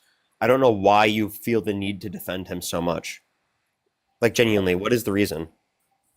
To defend Trump? Yeah, to defend Trump Well, on things that are clearly defensible. First of all, I'm trying to answer just the whole spiel that Dean had. Because he talks for so long, he doesn't let me respond. So, I mean, because we've already let you respond and respond with bullshit, and obviously no care to actually engage productively. You're not literally trying to change your mind. You've come up here just to make a defense of Trump without hearing any other perspectives. No, not at all. But I didn't want to wait till Dean gets back. No, just tell me now. Tell me now. Just tell me what you want to respond. Why won't you change your mind? Why won't you reflect upon these particular views at all? He's back. All right. Hello? Yeah, he wouldn't say anything until you got back, Dean. Yo. All right, Dean. So this is why we have a whole huge issue in our country. First of all, I told you before, I do not think rape is okay. I do not think making jokes about essay or anything like that is okay. So don't misquote me on that or anything on that. Just want to let all your audience know, just because Trump does it does not mean I think it's okay on a joke show. And it was also a different time, 20 years ago. Secondly, I think we have such a big problem in our country because so many people come out with false allegations, including you, what you just said about me, about how, it's probably more than likely that I did these disgusting things. Yeah, why do you keep misrepresenting what he said? That logic, Parker, you said that you believe all people that come out that accuse people. Do you not say that? I never said every single person that makes an accusation, but credible accusations, yes.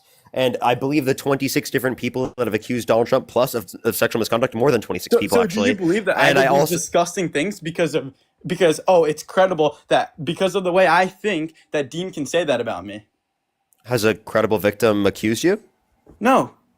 Okay, then What that's if what I was Dean's saying. the credible victim? He just accused me. He didn't say that you assaulted him, you idiot. Yeah, so Johnny, I don't know if you're just this dense or dumb or both, but what I said is that you think like a rapist, and because you think like a rapist, I think it's possible that at one point you will be.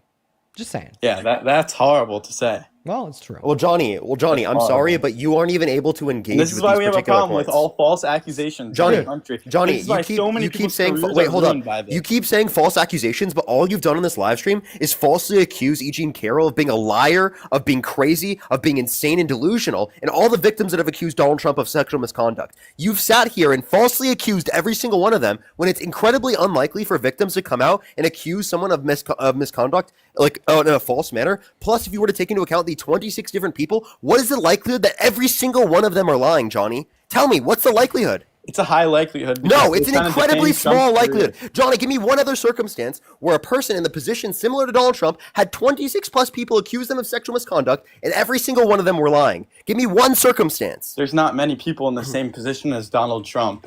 And give me any rich person where there's been 26 different people plus that have accused them. As Donald Trump. I don't think anyone on earth is more hated than Donald Trump. Oh, okay, so there's not a single person you could mention, and yet you're going to sit here and say it's likely that every single one of them are lying? Johnny, you just said it's... Johnny, I'm sorry, you don't understand math. Johnny, let me explain to you math. There's a 2 to 10% likelihood of there being a false accusation just in the court system, specifically with just an accusation, let alone the fact that he was held civilly liable. If you were to multiply that by 26 different times, right, you are going to have an infinitesimally small number in terms of the likelihood of every single one of them lying. Did you know that? Or did you even care to do any basic research or any basic fucking math skills or statistics at all to be able to determine the likelihood of whether or not this happened? Because all you've done is sit here and say it's so likely that every single one of them are lying, yet you don't even know the likelihood. You didn't even do the math in your head. Okay, so Why did these 26 people? Why did Trump not get criminally indicted for any of this? Because it's past the statute of limitations. Okay, right. Ready? By your logic, what are the odds that 26 different people waited past the statute of limitations? It's actually very likely when people like you exist, Johnny. When people like you exist that don't believe victims, even after they've held their abusers, Johnny. Even after their abusers have been held accountable, one would come Johnny, out? shut up. Even after their abusers have been held accountable in a civil court, even after the person who's done it themselves has admitted to engaging in sexual exploitation, you don't even believe it. It's very likely when people like you exist. When people like you harass victims and say that they're fucking crazy with absolutely no evidence. It's very fucking likely, Johnny. It's not people like me. It's people like you, Johnny. People like you and guys I've explained it multiple times. False allegations. You've given me no response. What false allegation? Claimed me to be a rapist. Again, Johnny, you didn't listen to Dean, and you've misrepresented what he said so many times. Johnny, he said, listen, he said with the method in which you actually, why am I even clarifying this to you? He's clarified it to you like 4 times, and you're still too much of either a fucking idiot or a disingenuous piece of shit that you won't even acknowledge what he said. You won't even acknowledge what he said at this point. Do you think you're such a dishonest, disingenuous piece of shit, Johnny? So if he's joking about it, do you think that's okay to joke about now it's like that? Oh, wait. Now it's not okay to make jokes like that? I'm using your logic. Wait, okay, no, you're not understanding. It's okay. Hey, he didn't joke. He said specifically that you, based upon the reasoning you have, you either have done it in the past or you might do so in the future, based upon the reasoning you have right now. But Johnny, you want to know something crazy? You can change that, Johnny. You can change that by changing your mind. I just think like the 26 people that falsely accused Trump. One moment. So I think that sexual violence starts with a mindset, okay? Because not everybody has a mindset that would ever allow themselves to perpetuate sexual violence, okay? In order to engage in sexual violence, in order to infringe on one else's consent, you first have to necessarily accept that in doing so, maybe you're doing something that's not that bad, all right? And I feel like this is a mindset that you've kind of assumed here because point number 1, when we give you all the evidence in the world that Donald Trump is guilty of these things, you don't care and you discount it. You hear about the 26 different women that have accused him. You don't believe any of them. And there's not any proof that he's guilty of that. You hear about zero proof. You hear about E. Jean Carroll. That was either to prove it in court and convince 90 anonymous jurors. You don't believe her. She's crazy. You hear Donald Trump sit on a mic and tell you to your face that he sexually exploited women and girls, and the women and girls have told you too. You don't believe that. You heard me brought up the letter that he sent to Epstein depicting the naked body of a girl with a statement, "May every new day be another wonderful secret," and then Epstein saying in the email, how is that making him a rapist? Then somebody saying to Ghislaine, then Epstein saying to Ghislaine Maxwell in 2011 that of course Donald Trump knew what he was doing to those girls. You don't see how that would correlate. Okay, did Trump not kick him out of his Mar-a-Lago club? Towards Johnny, is my mouth moving? Yeah, but you're saying lies. This is why you get misinformation flags. This is exactly why. So what did I say that was wrong? You've sat on this whole stream and lied and misquoted. So in the last 30 seconds that I've been speaking, what did I say that was incorrect? Because you just accused me of lying. What did I just say that was wrong? I want you to be specific. In this free. I didn't say in the last 30 seconds. So I didn't say anything there that was a lie? Continue. So I didn't say anything that there was a lie. We need to clarify. No, but you're No. Okay. So it wasn't a lie. Actually, yeah. Thank you. And I mean, I think. Yeah. So, ready? Let me explain. And Johnny, I don't think that you're that dumb. All right. I don't think that anyone truly could possibly be dumb enough to sit here and see how not one of these dots could connect.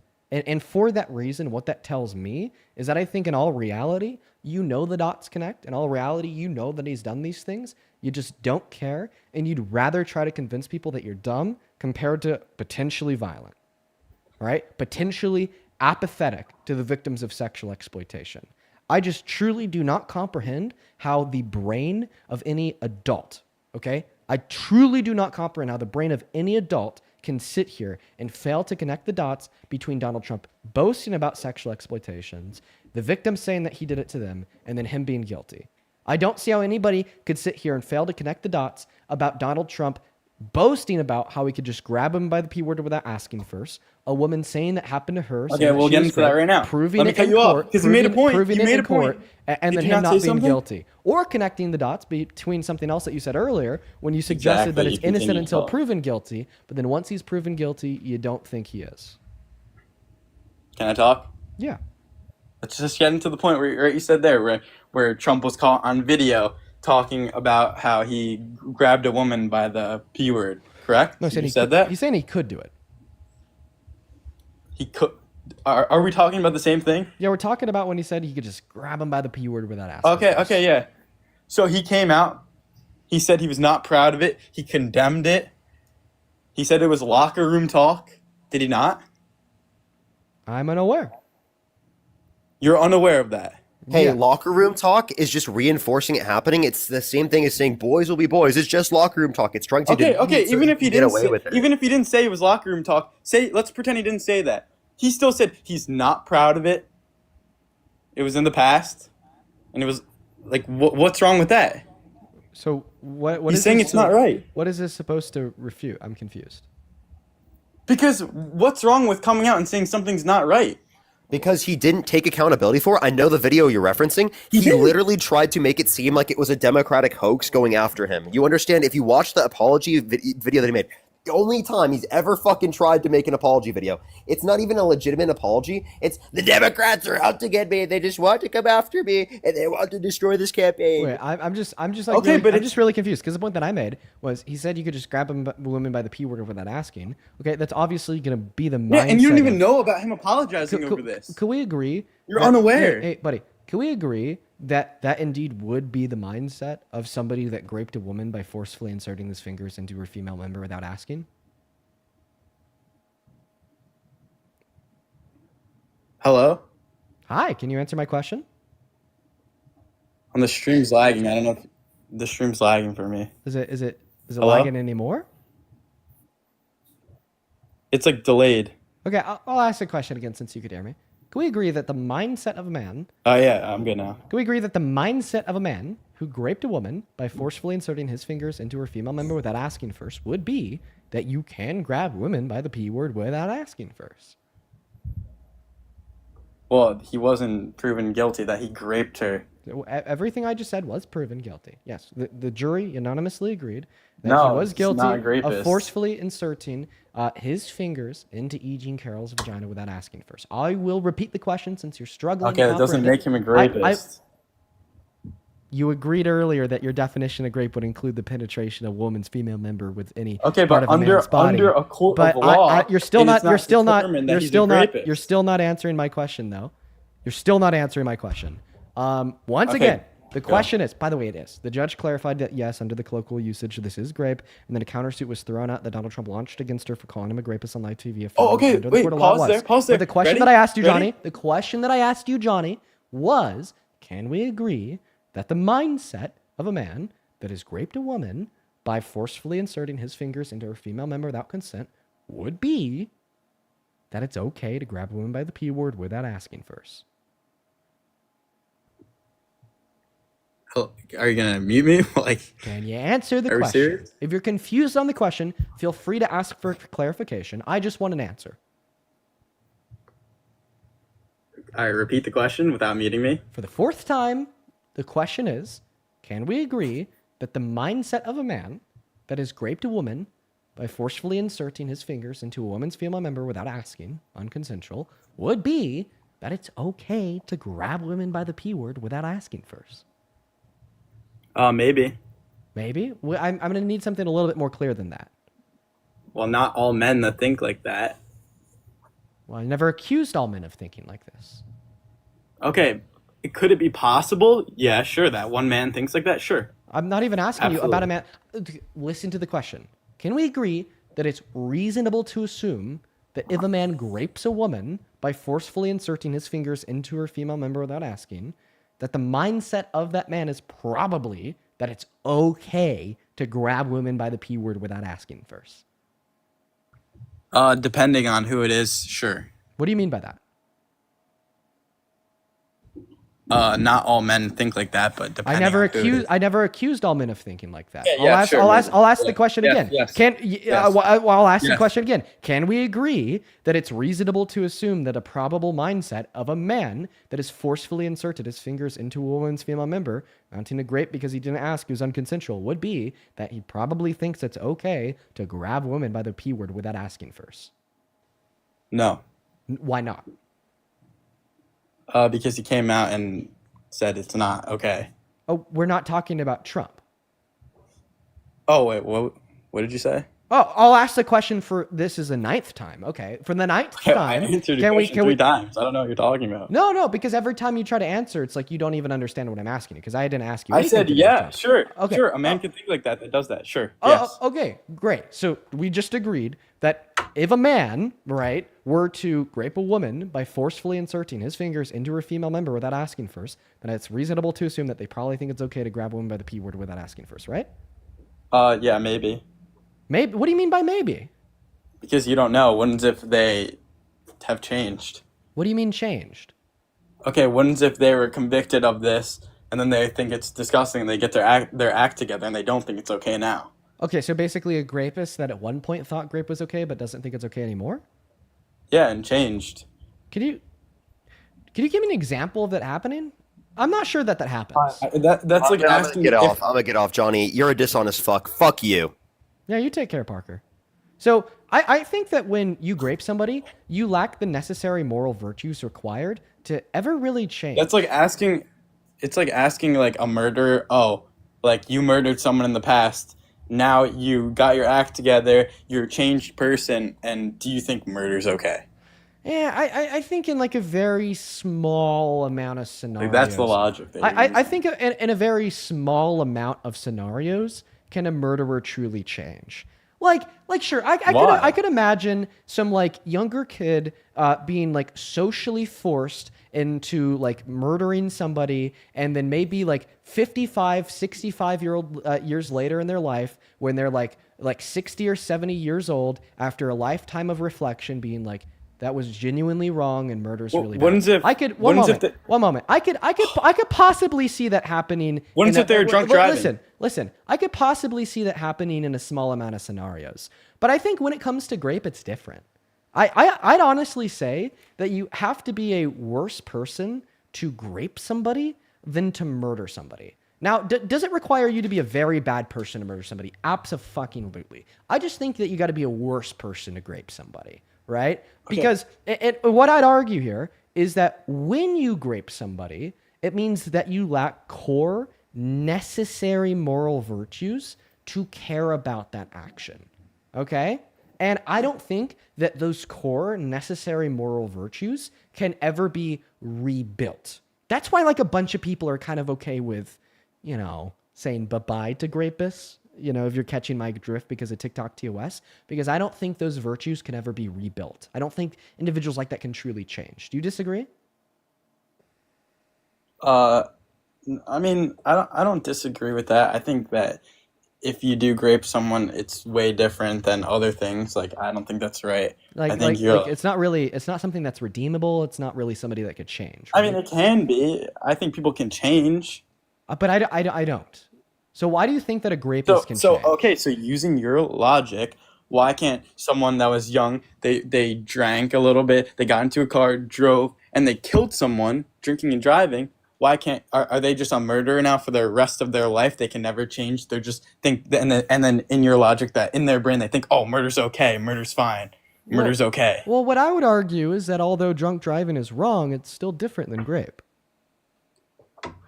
Would you not think that murder is worse than grape? I think that it takes a worse person to grape somebody than it takes an individual to murder one else. And by the way, in that example, I think taking someone's life is the worst thing that you can do. I'm saying that it takes a worse person to grape somebody than to murder somebody. Okay, but there's like no factual evidence on that. It's just your opinion. Well, we're here to debate our moral opinions. Okay, sure. Right. So like you just gave me like an example. Use your moral opinion. You just gave me although you might believe you just gave me like an example of a drunk driver unintentionally like killing somebody. So that would be legally described as manslaughter. Like I could definitely conceive of a drunk driver that unintentionally kills somebody right? Like inevitably like changing and becoming a better person because it was unintentional. That doesn't mean that they're not guilty of a very heinous action. That doesn't mean that in my mind they're not guilty of murder. I think that person would be guilty of murder, morally speaking, right? But I think because they lack the intent to unalive that individual, it would be categorically different than the intentional exchange of forceful intercourse amounting to rape. Okay, but I don't know why you keep muting me. I'm trying to talk, and then. Well, it's because you were trying to talk over me, Johnny. It's okay. I'm just getting mixed up on what you heard and what I said. Oh, well, did you hear what I said, or do you need me to repeat another 8 times? I mean, because I feel like you need me to repeat myself many times because. Well, I'm talking. I don't realize that I'm muted. So, can you repeat what you said? Yeah, of course. So I think if there's like a drunk driver that like unalives somebody, it's like unintentional, right? Doesn't mean that I don't think it's wrong, but because it's unintentional, I think that it's categorically different than like intentionally raping one. Okay, but we're talking about murder in the sense of taking someone's life, not in the intent. It's the same thing as like essaying someone. The intent could be different. Well, I think intent is relevant to determining if like they think that the action is like wrongful or not wrongful, because I think that if you unintentionally unalive somebody, like someone can can essay someone without. I'm talking. Right. I think like if you like unintentionally unalive somebody, like you could think that action is wrong and like grow as a person and reflect and condemn that. But I think like when you intentionally rape somebody, it's like much different. But you can also unintentionally do these things. You could unintentionally rape a woman. You can unintentionally like essay a woman.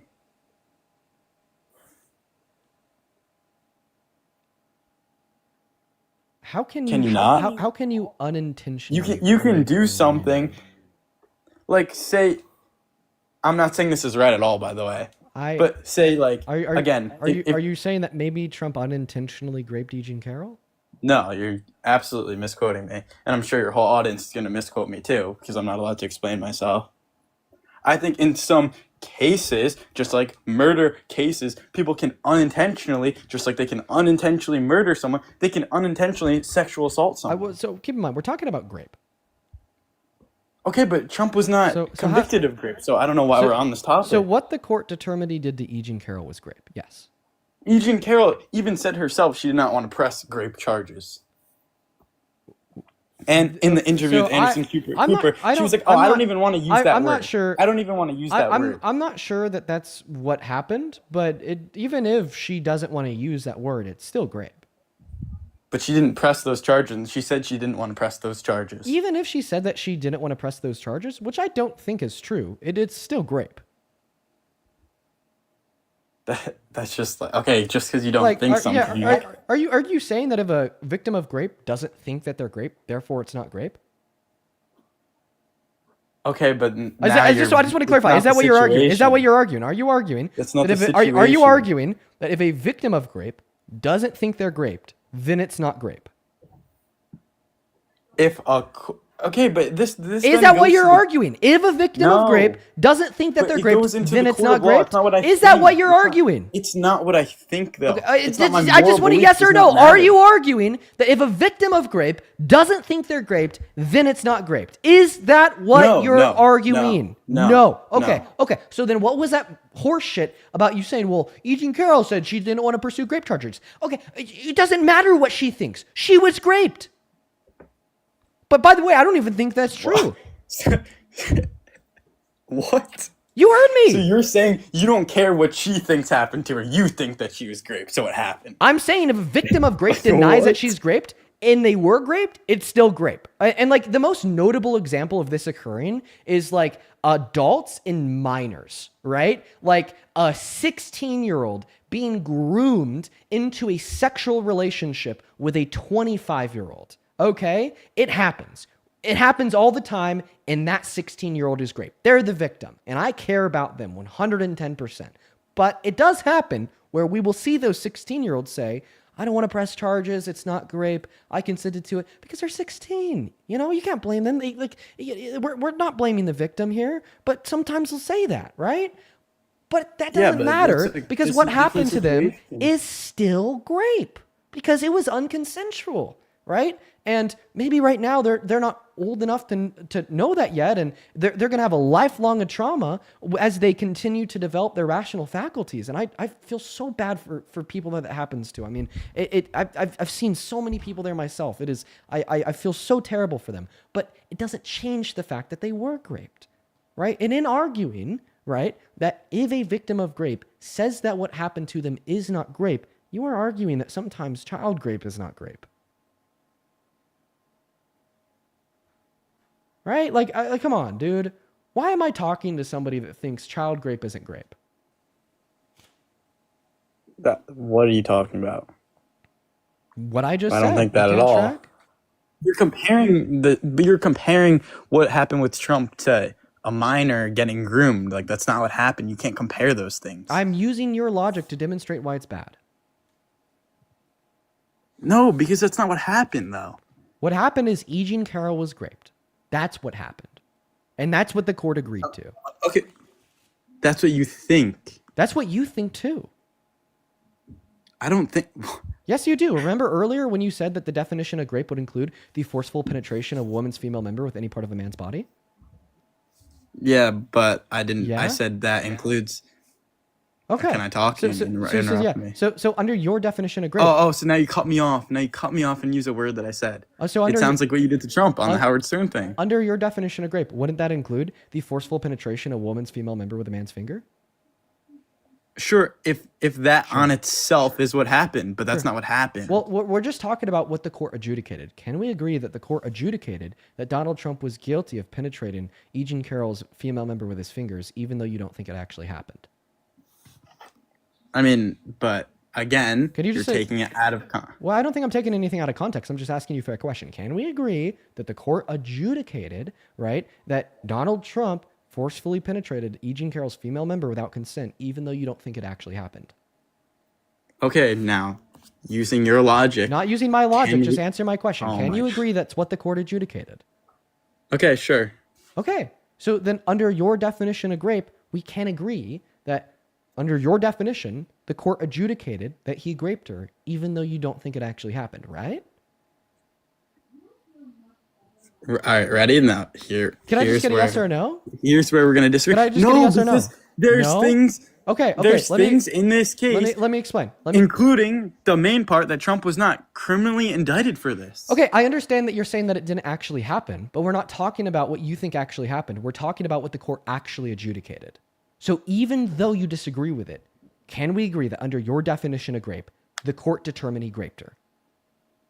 Even though you don't think it actually happened and you think that he's innocent, that's what the court determined in accordance with your definition of the word, right? Yeah, I mean, if we're looking at what the court actually determined, I guess you could say that, but I think everyone knows that that's not actually what happened. Okay.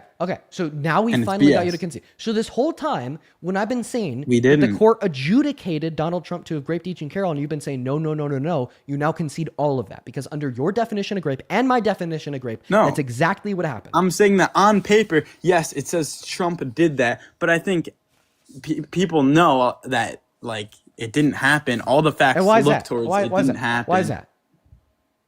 And in all, he was not held. He was not criminally indicted for any of this. So why don't you believe the civil and he's court? not a rapist. Why don't you believe the civil court? Because she waited so long to take it to civil court, not criminal. Okay, so the issue here is how long she waited? And just the facts. What facts? Just the whole situation. What about she doesn't even know. She doesn't know where it happened, when it happened, the time of year it happened. Okay, so she said late 1995 to early 1996, not to mention that a very typical trauma response to rape is to suppress that memory, leading many victims to not remember exactly when or where it occurred. Yeah, okay. Do you disagree? And also... Wait 1 second, do you disagree? On that some victims think like that? No, that's just a reaction that a lot of victims will have, a trauma response that suppresses a memory. Sure, some victims can have that response. Okay, so then that's not a good reason to dispute her testimony. I'm continuing what I said. Okay, but just to clarify, the two reasons you've already given have now been proven to not be good. So they can be. Not everyone that experiences stuff like that. Okay, so then why would it be a good reason for her? To what? How do you know that a good reason to dispute the outcome of that court is because she said that it happened in late 1995 through early 1996? Because not all people that happens to, that it's right. That Not all wasn't even people a that sentence. don't remember when these things happen because their brain suppresses it. It's right. That wasn't even a sentence. What are you saying? Do you agree that someone can like blend in with that fact that you just said and lie? What? Do I think that some people can lie? Yeah, I think that some people can lie. So in other words, you're arguing that you dispute the outcome of the civil court because you think that some people can lie? That's a really bad argument. Because what's more probable? The jury being right or her lying?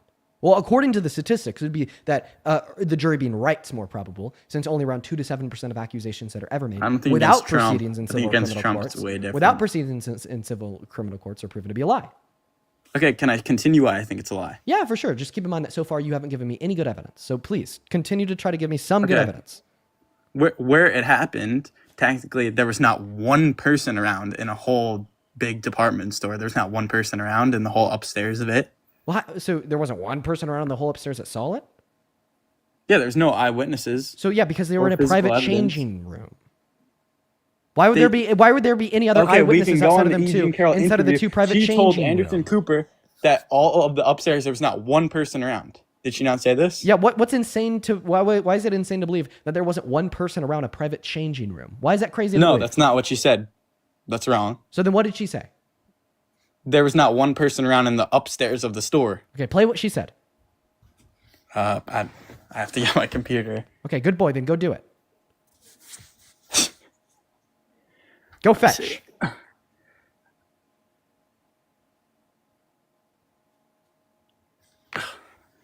Oh, by the way, the store manager testified that wasn't unusual. Okay, hold on. The store manager testified that was not unusual. I'm gonna pull it up. Okay. The store manager testified that was not unusual.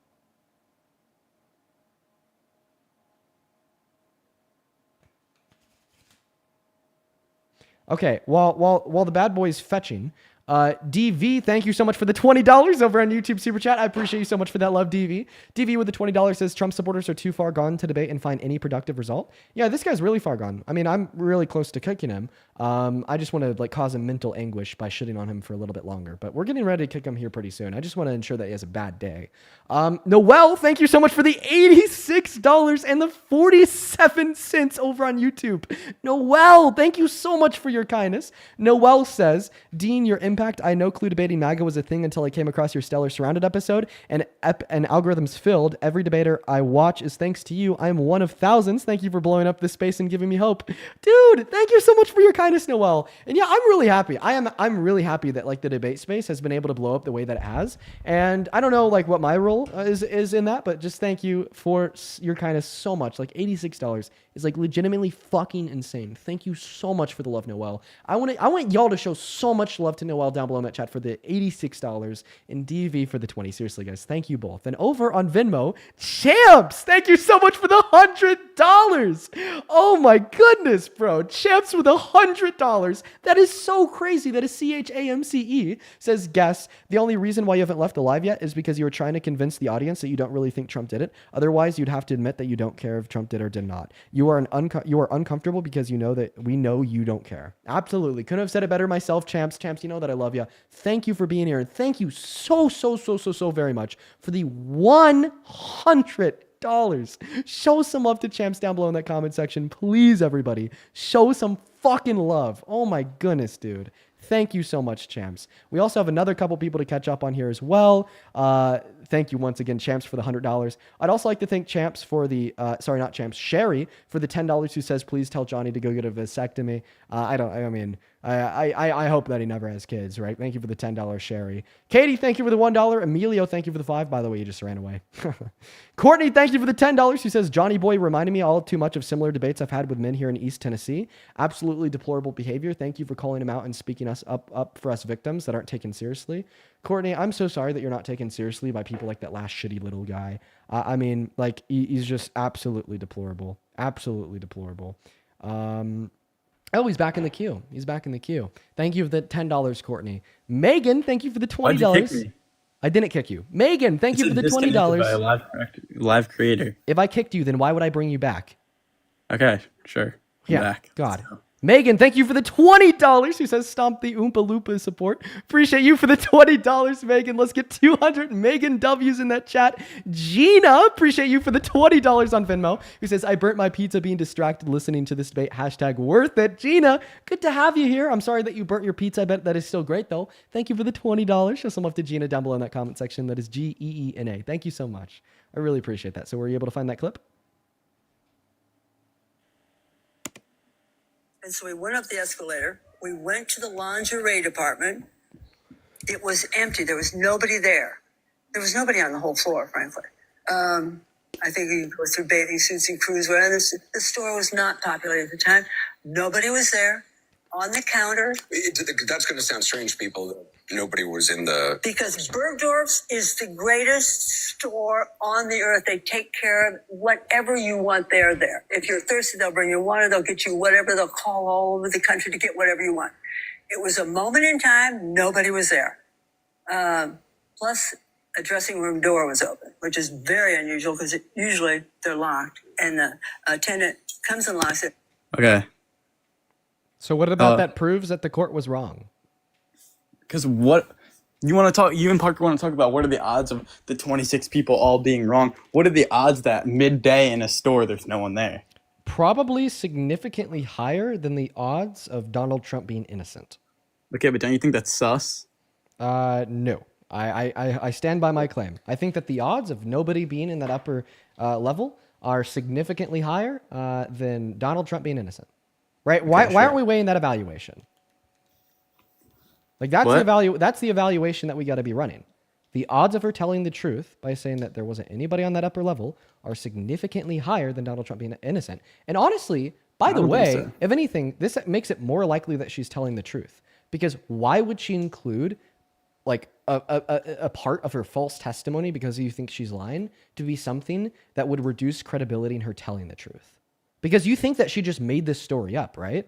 So why would a part of this made up story be something that makes her seem less likely to be telling the truth? And it just in itself doesn't add up because Trump was literally like... Can you answer my question though? Like if she made this all up, and by the way, she had like great lawyers. So the billionaire founder of LinkedIn funded her whole thing. The whole thing was funded by the billionaire Trump. by Reid Hoffman. Reid Hoffman is not a knockoff Trump because he's actually an all right guy. Still a billionaire, so I hold my reservations, but one of the better billionaires. But anyways, why would she include something that makes her story seem less probable if her story is false? She's an idiot. Oh, all right. She's crazy. Okay. She's a crazy idiot that's lying. Is basically your... So what court proved that? This doesn't need a court to prove that. Okay, so would you say that you have a higher standard of evidence to believe that she is a crazy idiot that's lying compared to Donald Trump just actually being a rapist? I mean, there's not evidence in a court of law, but I would say any rational person would think that she's a little wacky. So why would any rational person assume that she's lying, considering the fact that the court agreed with her? Why didn't those 9 rational people agree with Trump? Because there's just because people agree with it doesn't mean that there's lies going on. But you just try to argue that any rational person would agree with you and disagree with me. So why did all 9 people in the jury disagree with you and agree with me? I mean, we don't know that exact reason. Also, like Donald Trump's the idiot, not her. Donald Trump's a big idiot. Okay, well, that's your opinion. Well, I mean, it's truth. I mean, he thinks that he won the 2020 election and then subvertly tried to rig it. Like, you think that the violence that Donald Trump has perpetuated is just sexual? No, he's also perpetuated violence against our democracy by literally trying to rig the outcome of a federal election. Because he's a felon? No, because he admitted to it in court. Well, yeah, and that makes him a felon? No, that doesn't make him a felon. What made him a felon were the 34 different counts of falsification of business records. So what are your thoughts on him admitting in court that he tried to rig the outcome of the 2020 election by installing fake votes for himself in Congress? I mean, this is a whole nother conversation than what I'm sorry. We've spent the last 2 hours talking about E. Jean Carroll and Miss Teen USA. Do you want to spend another hour talking about that? Do you want to talk for the next 2 hours about this now? Like, we're not going to get... I'm just interested in your thoughts here. What are your thoughts on Donald Trump trying to rig the outcome of the 2020 election? I don't know. You don't know your thoughts? Well, I don't know too much facts on this. Oh, well, the fact of the matter is that he sent fake slates of electorates to 7 different key swing states that Biden had won in the 2020 election, and he sent them with fake votes from those states saying that he had won them. Those votes are documented on archives.gov, as well as he admitted, right, that this is something that he did, but he shouldn't be prosecuted for it since he has criminal immunity as acting as president when he did it. You're telling me that you don't know anything about the largest attack on the American democracy since the Civil War? Oh, like the January 6th stuff? Yeah, the J6 stuff. Yeah, Well, that wasn't really his fault. What was his fault is a fake. That wasn't really Trump's fault. Congress. Trump never told these people to do this. Yeah, you're talking about the rioters at the Capitol. I'm talking about the fake elector scheme. We're talking about two different things here. So how do you feel about the fake elector scheme? I mean, I don't know too much facts on that, so I'll have to do my research and get back to you, I guess. Okay. Do you think that Donald Trump protects the Constitution? Is he good for the Constitution? Yeah. Okay, so then explain to me why you think he's good for the Constitution and protects it, even though he infringed belligerently and intentionally on the 14th Amendment his very first day in office, when he signed Executive Order number 14160 into law that attempted to repeal birthright citizenship for the children born to undocumented immigrants on American soil, even though they've been guaranteed that right since 1868. So are you talking about the due process rights? No, I'm talking about birthright citizenship. If you listen to what I said, that would have been clear. Because I just said he infringed on the right to birthright citizenship to the children born on American soil to parents that are undocumented immigrants with the Executive Order number 14160 when he tried to take it away. That was illegal. That was an attack on the Constitution. So how could you sit here and argue? Okay, so what was the outcome of that? So what was the outcome of that? What was the outcome of that? The outcome of that was federal courts all around this country striking it down because it's obviously unconstitutional. And I can explain to you how it's unconstitutional. The first section of the 14th Amendment says, any individual born on American soil and subject to the jurisdiction thereof is an American citizen. Donald Trump said otherwise. Okay, like, that's really the argument you're trying to make? Because it got shot. It didn't even happen. Yeah, the argument that I'm trying to make is that he tried to make something and the court shot it down because it's unconstitutional, okay? Yeah, so he attacked the Constitution. Oh, he attacked the Constitution. Yeah, because he tried to argue that... Such a snowflake. So what's wrong about what I said? Is there anything wrong there? Like anything incorrect? He didn't incorrect? attack the Constitution. He tried doing something and a court ruled it, oh, it's not constitutional. So he tried doing something that was obviously unconstitutional. So either he attacked the Constitution because he could read the first section of the 14th Amendment that says he can't do this, or he's just really dumb and can't read, and he thought that maybe this was legal. Can you give me a single legal argument to demonstrate that the first section of the 14th Amendment does not apply to the children born to undocumented immigrants? So I'm sure that he's just really dumb and can't read. So I think that's why. Okay, why would you support somebody that's really dumb as president? Because I think that it's okay to be dumb. Okay, I don't think it's okay to be dumb and serving as the president of the most powerful. I don't think there's anything wrong with that. Do you think that people that aren't smart, in your opinion, it's not okay? Well, I don't think it's okay for them to run the most powerful country on the face of planet Earth. So you don't think anyone can do whatever they put their mind to? I don't. Even if you think they're dumb? I don't want really dumb people to be president. What about you? Oh, me neither. Okay, so then you don't want Trump to be president? No, I do. But you just affirmed that he's dumb. No, I'm just going along with your BS. Oh, okay. So he's not dumb. So he intentionally infringed on the 14th Amendment? How does that make him dumb? Well, it would either How does that make him not be able to read? Well, it'd either be that he intentionally infringed on it or he can't read. Because if he did read the first section of the 14th Amendment and pass an executive order, then it would have been an intentional infringement. By the way, I'm not saying that you're really dumb if you can't read, by the way. That sounds like it. Because he just said he's really dumb and can't read. Well, what I'm saying is that he has a team of lawyers around himself that definitely can read. And he listened to them and he still yielded the conclusion that this wouldn't be a violation. That makes him dumb. Do you think Joe Biden's dumb? Well, we'll talk about Joe Biden after you answer my question. Seems like a exactly. Yeah, we go one topic at a time, buddy. You can't handle that? Exactly. But when you choose, right? Because you like to speak off 15 topics and then let me barely respond. Well, I mean, I'm letting you respond to this one. Explain to me how I'm wrong when I'm arguing that Donald Trump intentionally infringed on the first section of the 14th Amendment. Okay, well, you said that because he's dumb and can't read, and I said no. So are you going to respond to the argument? He intentionally infringed on the first section of the 14th by passing an executive order that violated it? What's your response? I would say that he didn't, it's not that big of a deal because it got shot down. Why is it not that big of a deal? I don't know. I honestly don't know too much about that specifically. No. It's not that big of a deal? Well, you don't seem to know too much about any of these things, Johnny. I do. I just talked Do you think that Donald Trump is good for the debt? 2 hours. Do you think that Donald Trump is good for the debt? Good for the debt? Well, I mean, that depends. That depends. So you wouldn't argue that he's super bad for it? I don't think so. How could he argue that he's not super bad for the debt when he passed the most expensive bill in American history, totaling $4.5 trillion? Because aren't we paying off our national debt? No. And America's the richest country in the world. So, I mean, according to the Federal Reserve, no, we're not. It just keeps on going up. And Donald Trump is making it skyrocket. Doesn't it go? It goes up every year, though. Yeah, but the fact of the matter is that he's making it go up faster. All right. So he's added $5 trillion to the debt in the last 10 months compared to the $4.6 trillion that the Biden-Harris But his administration added tariffs to are in 4 actually years. going to allow us to be able to pay it all. Well, according to him, he's going to use that tariff revenue to give us all a $2,000 check. So which one is it? Is he going to use it to pay off the debt, or is he going to use it to give us a $2,000 check? But didn't you say that he's not actually going to do that? Oh, yeah. So you agree with my argument and you think that he's a liar? Well, I'm asking you a question. Yeah, I don't think that he's actually going to do that. I don't think anyone in this comments wouldn't want $2,000.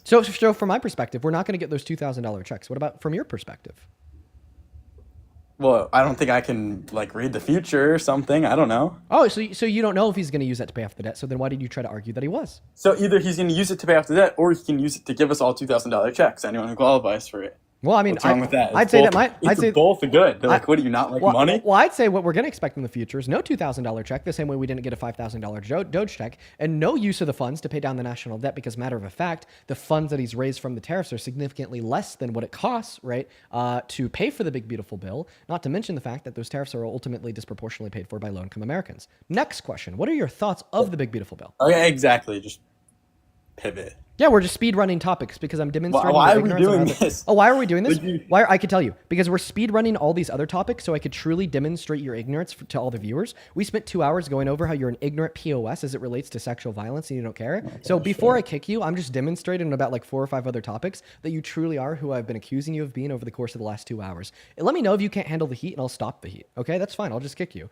But if you can handle the heat, the next question is: what are your thoughts on the big beautiful bill? Is it good? Is it bad?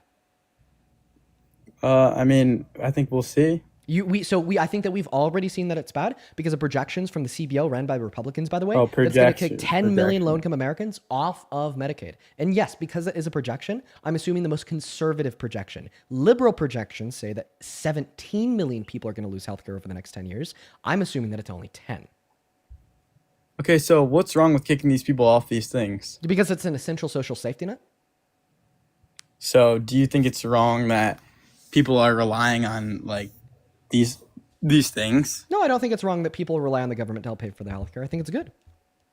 So do you think that people don't need to take responsibility in what they do?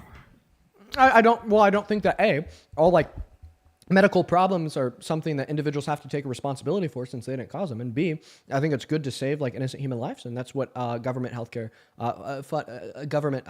does, right? We know that when those 10 million low-income Americans have access to Medicaid, their lives are better, their lives are longer, and they're healthier, right? Why wouldn't we want that?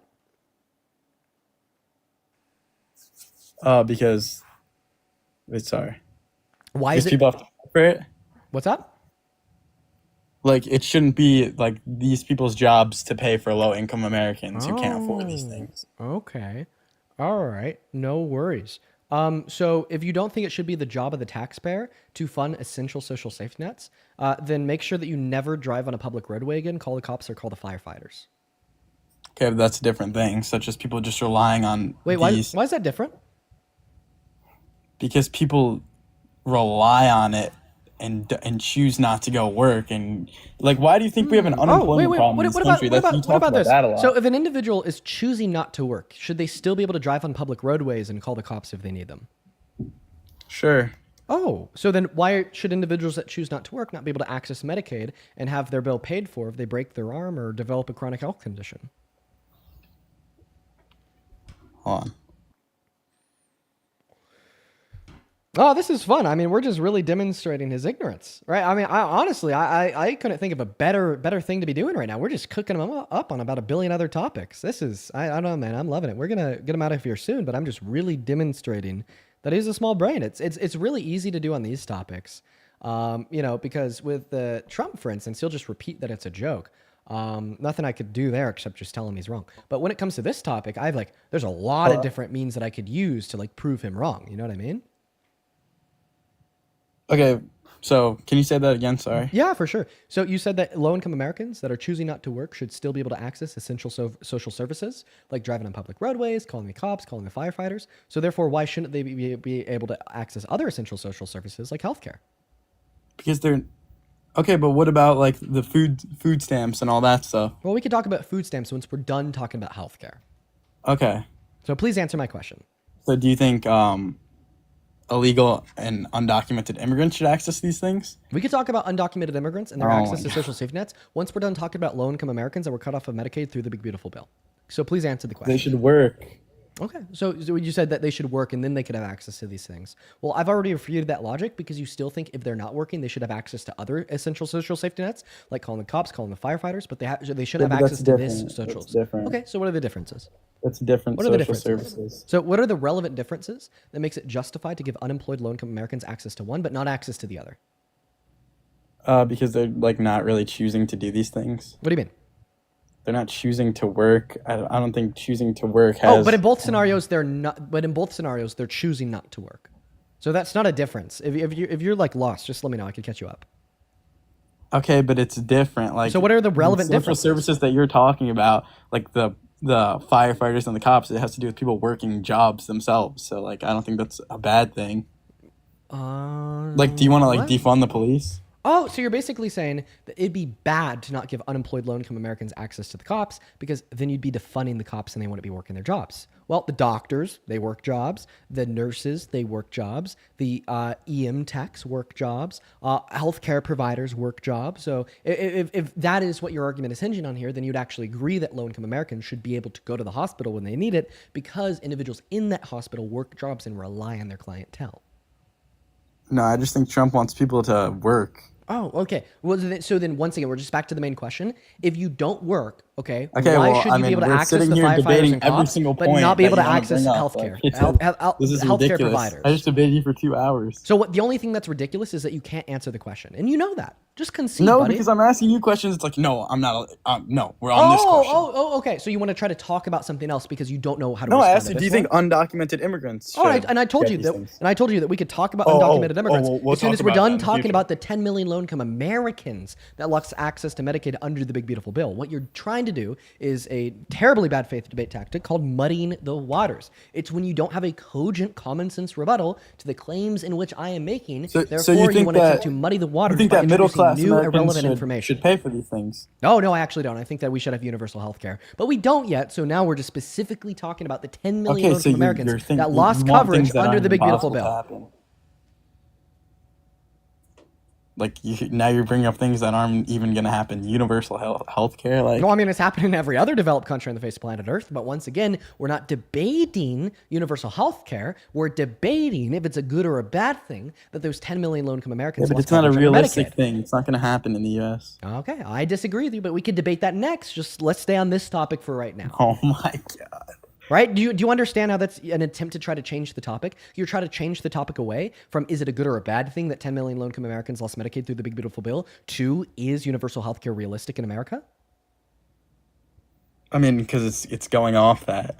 Yeah. Exactly. It's going off that. It's going away from that. It's deflecting from that. Thank you. It's not deflecting from it. It's bouncing off that. Oh, well, if we're not... Okay, so you're saying it's opinion not a on that. Okay, well, it's an opinion unrelated to the morality of kicking the 10 million low-income Americans off of Medicaid as is. And the reason why it's a deflection is because your argument hinges on it being unrealistic. However, it is realistic for those 10 million low-income Americans to have access and coverage under Medicaid because they have for years.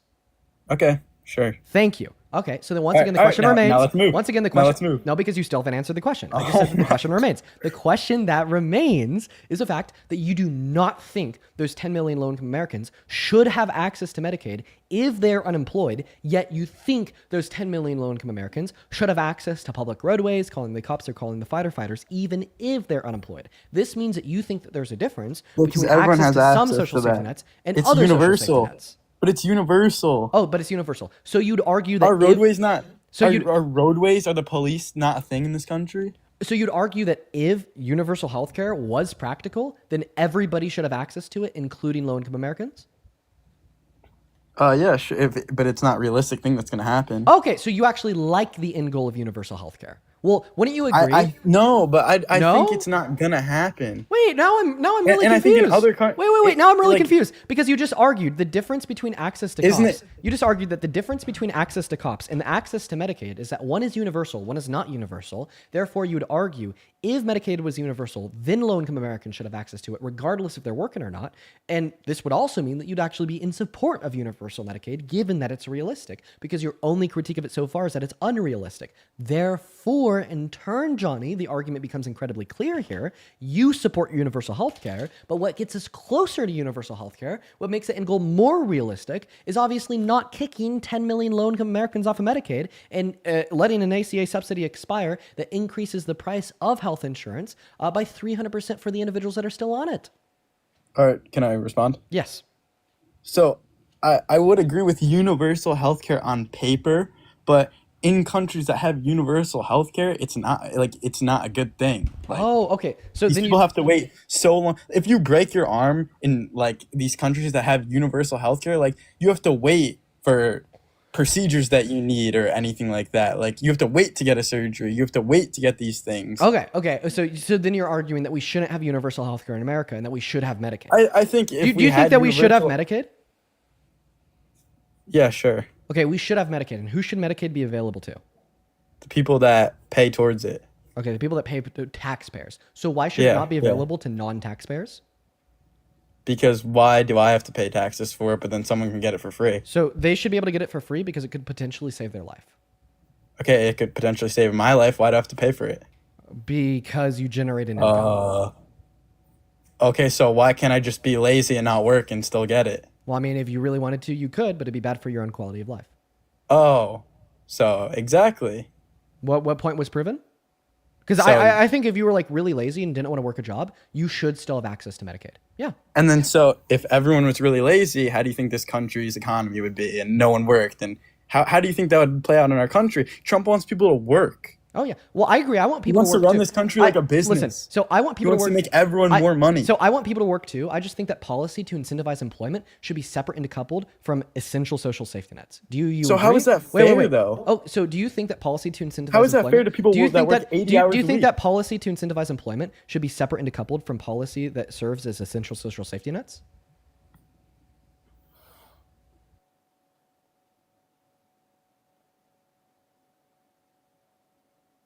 Can you answer my question? Should policy to incentivize employment be separate and decoupled from essential social safety nets? I don't know what you're even saying. Okay, you don't know what those words mean? Explain it more simply. So what word was too big for you, Johnny?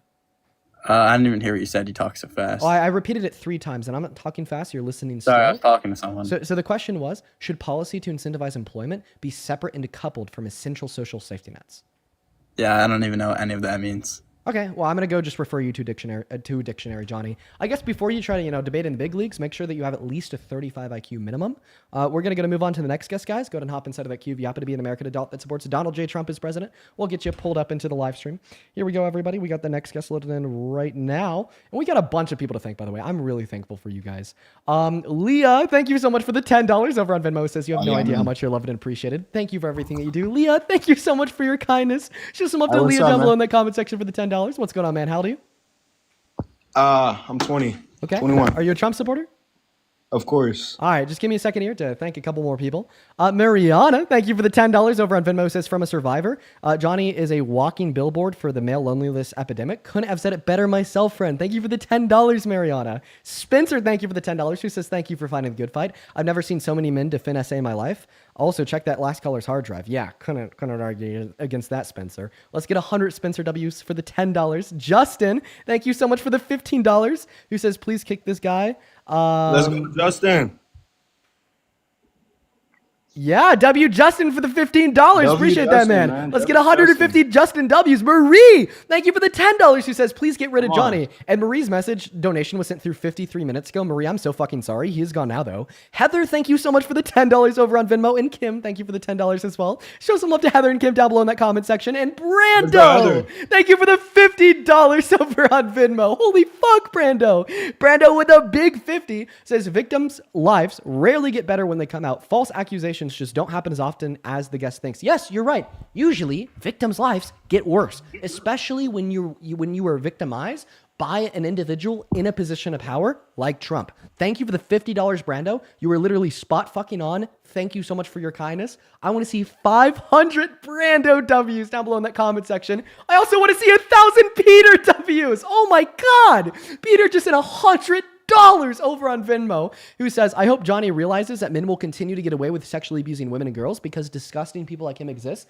Peter, that is exactly what I was repeating to him, and you're exactly on the money. When we discount it, when we write it off, when we deny it, when we say it's a joke, even when they're proven in court, men will continue to do that because they know they could get away with it, as Donald Trump explicitly said in that clip when he was talking to Howard Stern, quote unquote, and I get away with it. Thank you for the $100, Peter. You were seriously fucking awesome. Seriously, bro, thank you so much for your kindness. Secret, thank you for the galaxy, and then Evan, thank you for the $15 over on Venmo. Says, dang, this guy you're talking to is insufferable. Dude, he sucked. Kathy, thank you so much for the $10 over on Venmo. And Kathy, I'm going to go ahead and keep that one to myself. And I'm really sorry to hear that. Thank you for the $10, Kathy. Tiffany, thank you for the 5. Lindsay and Cassandra, appreciate you guys for the 5. And Mr. Connor, thank you so much for the $20 over on Venmo. I appreciate you so much for the love, Connor. Thank you. Thank you so much.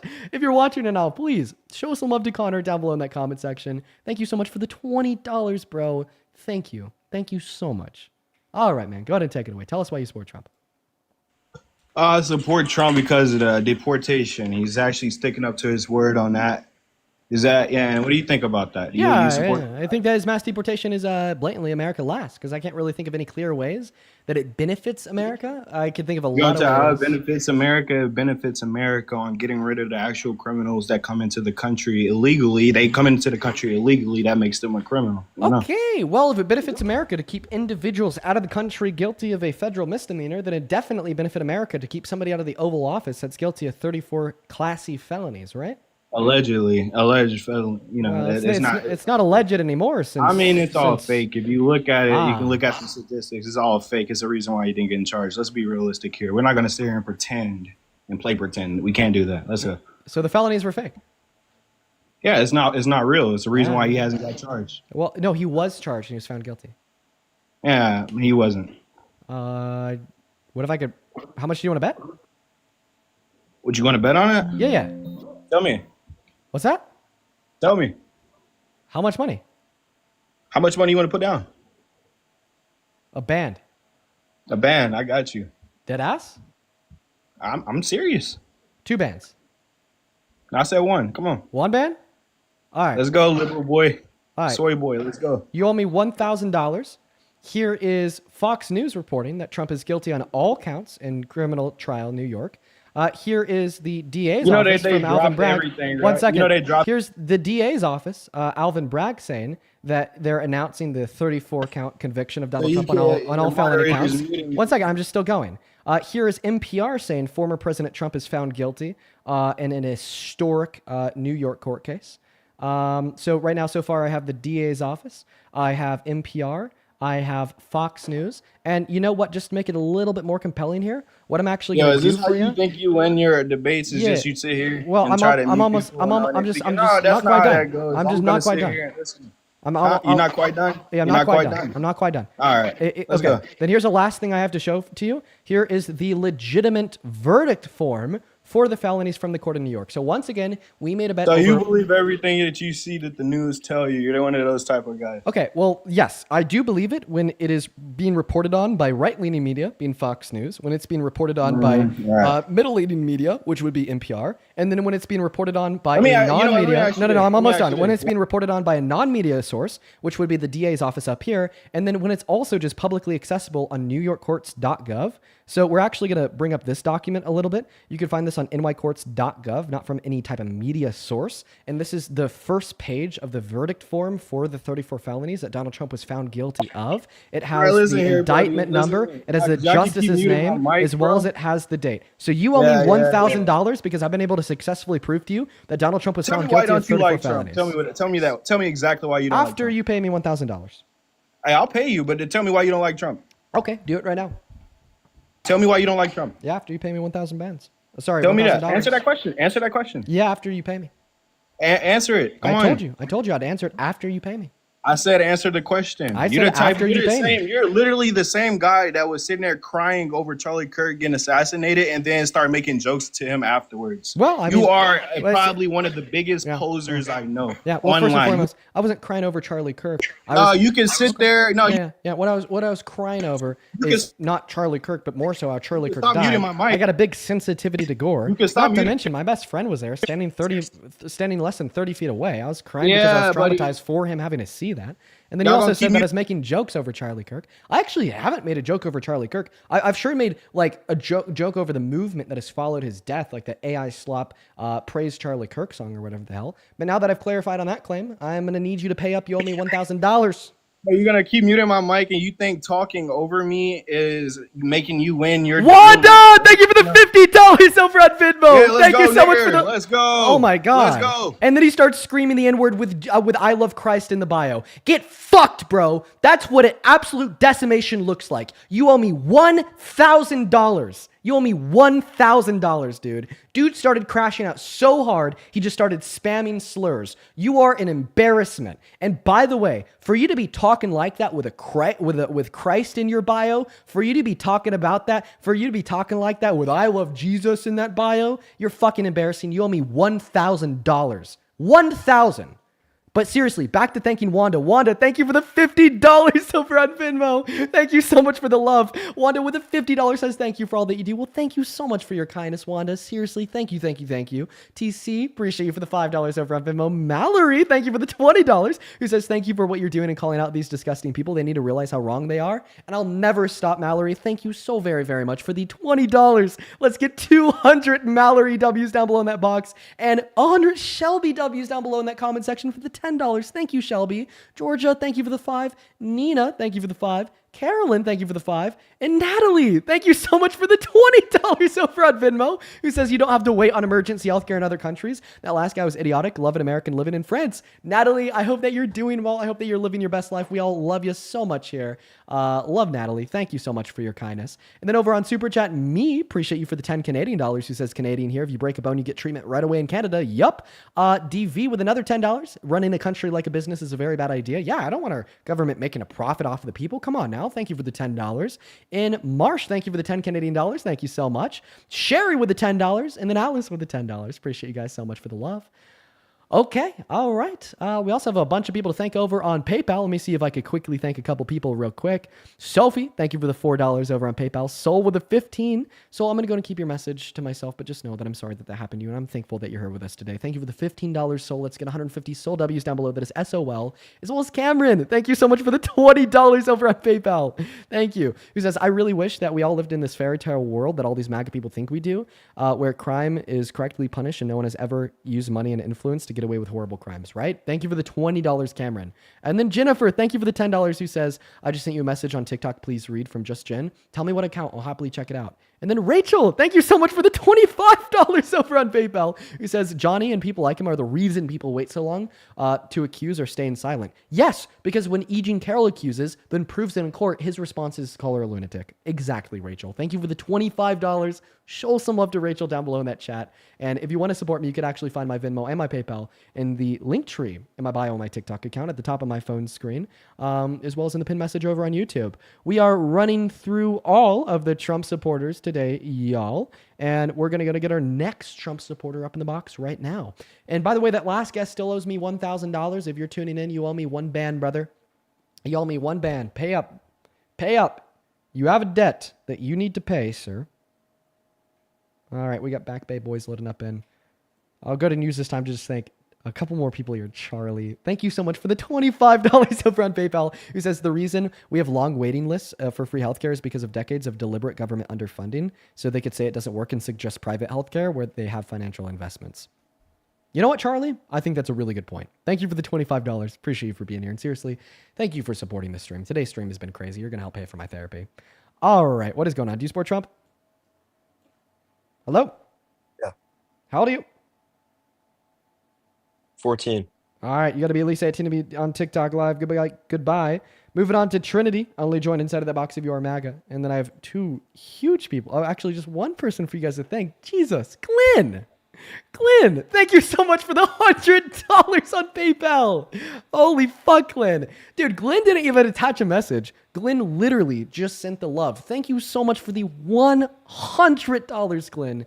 Thank you so much for the kindness. Seriously, Glenn, it means the absolute world to me. That is unbelievable. I do not deserve that much love. That is Glenn spelled Glenn. Seriously, Glenn, thank you so much for supporting me and what we do here. It means the absolute world. You allow me to continue to do this every day for 4 hours, and I love the hell out of you. Thank you so much, Glenn. While we're hopping into this next debate, I want to see nothing but some Glenn W's in the live chats for at least the next 10 minutes. Thank you so much for the $100. What's going on, Trinity? Do you support Trump? No, I didn't mean to join. No worries, Trinity. You do take care. I'll only hop inside of the queue of your MAGA. Moving on to the next guest. Emily, thank you for the $5 on Venmo, who says, I listen to you every day. Love you. Thank you for keeping me entertained on my 2-hour drive stuck in traffic to Chicago. Well, have fun on that drive, Emily. Thank you for the $5, and I appreciate you for being here every day. What's up? Do you support Trump? Hello? Natalie? Not here. Sorry, not even Natalie. Her name's Nicole. Bye, Nicole. Moving on to the next guest, guys. If you happen to be watching on TikTok, folks, make sure that you're double tapping. What's up, Sean? Do you support Trump? Yeah, I fully support him. I'm a hard right MAGA motherfucker. Yeah. What are your thoughts on cane sugar? Cane sugar. Yeah. Like sugar cane. Oh. Like Caribbean plant. Wow. That wasn't even a bit. See, I just thought that you were like doing the bit. What are your thoughts on Coca-Cola? No, there's 3 words everybody in this country, everybody in the world knows. America and Coca-Cola. That's what I think about it. Wow. He wasn't even like following the bit. He's just like a true hard right MAGA motherfucker. Because he did nothing wrong. Okay. Can you stop talking to me through a microwave? Damn, I hurt his feelings. Yeah, he left. I didn't mean to hurt your feelings, man. Maybe I gotta ask a little nicer. Like, okay, I'll keep that one in mind. I'm really sorry for disrespecting you and hurting your feelings by making you feel like bad because I said that your mic sounds like a microwave. I will keep that in mind for the future so I don't hurt their feelings as much and like scare them away. I'm really sorry, man. I'm sorry that you had such a bad experience joining the live and that hurt you so much to the point where you had to leave. My fault, bro. My fault. Let's go and move on to the next guest, guys. Only up instead of the queue if you happen to be MAGA. This person was up here yesterday accusing me of being a grifter and all this crazy shit. Let's see if he's still pissed off today. Are you still pissed off 24 hours later, my friend? I'm always fucking pissed at you. Yeah, God, what's your issue, dude? Like, why can't you just calm down? Dude, why can't you stop being so performative? I swear to God, learned a new word. Now I can't keep it out of his mouth. What are you fucking talking about? You learned a new word, performative, and now you just can't keep it out of your mouth? That's not how this works. I think it is. You just learned the word performative. Now you're going to call everybody that you don't like performative. That's not true. I mean, like, I like the left people that hate you. Yeah, so you wouldn't call them performative because you like them. I said you're going to call people that you don't like performative. No. I mean, you can like somebody and they can still be performative. I just don't think that's the way that you use the word. Because up here yesterday, you were like screaming about how I'm like a grifter, performative. Like I really, really piss you off. Are you familiar with therapy? That's something you need, Dean. I mean, it seems like you and Parker are breaking down out here. Well, here's the thing. I actually don't stigmatize therapy. I should go to therapy. So should everybody else. It's a good thing. And I'm not even trying to stigmatize it when I tell you this. You should go to therapy. And I mean that genuinely. I've gone to therapy. I think that you should go some more. Right? Because there has to be something causing you to like dedicate like all of your hate and attention towards some like white boy on the internet, right? I mean, you guys are, I'm doing my duty as a American citizen to, speak the truth to you guys. How so? I mean, I'm just, calling you out for. What are you calling me out the for? hypocrisy. What for being performative and then calling the right performative. So how am I being performative? The Charlie Kirk thing. What about the Charlie Kirk thing makes me performative? You say you're not a socialist, but then you promote everything that's socialist. Oh, God. You hang out with communists. I mean, I have a lot of friends that are communists and socialists. oh, I bet you do. Oh yeah, I bet you go to their little clubs too. Huh? So because I have friends that are communists and socialists, I'm Do performative. you go to their little clubs? Well, it's not the 70s anymore. Communists don't meet in dark. Okay, you know they speak publicly about what they believe in and why. Okay, the Red Scare is over, buddy. Just saying the word doesn't make everybody's head turn. I mean, you know what you're doing. You know you're a socialist. Okay. You know you're a communist. Well, I mean, I'd be honest if I were. Like, I'm sympathetic to the views. I just personally believe in social democracy compared to socialism. But what about the Charlie Kirk stuff makes me performative? That's something that you said.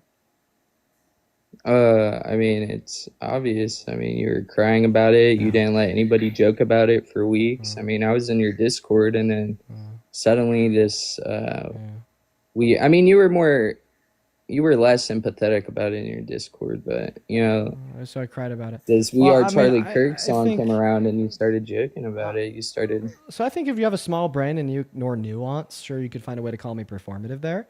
But when you don't have a small brain and you don't ignore nuance, it's pretty easy to understand that I wasn't crying about Charlie Kirk. I was crying over the way he died and the fact that my friend was there. I'm pretty sensitive to gore. Emotional man. I mean, that's something that you said when we first started this dialogue. You have that line trained, why do you say the same thing? But at the same time, you know, like I certainly hated Charlie Kirk. I thought he stood for terrible, terrible things. And in death, you don't become a better person. And that aside, I mean, after his assassination, I haven't been laughing about him. I've been laughing about the way that Americans have been honoring his quote-unquote legacy, okay? That "We Are Charlie Kirk" AI slop song, you know, he certainly didn't make that, so I'm not laughing at him for making it, but I'm certainly going to laugh at the song and the way that people have been plastering his face on the side of their trucks, flying the flags. I mean, I even saw a picture of a Charlie Kirk truck in Australia. Like, I don't really think that makes me performative, nor do I think it's even a switch-up. There's not even a switch-up there. Laughing at the "We Are Charlie Kirk" song and having a sensitivity to gore, absolutely compatible.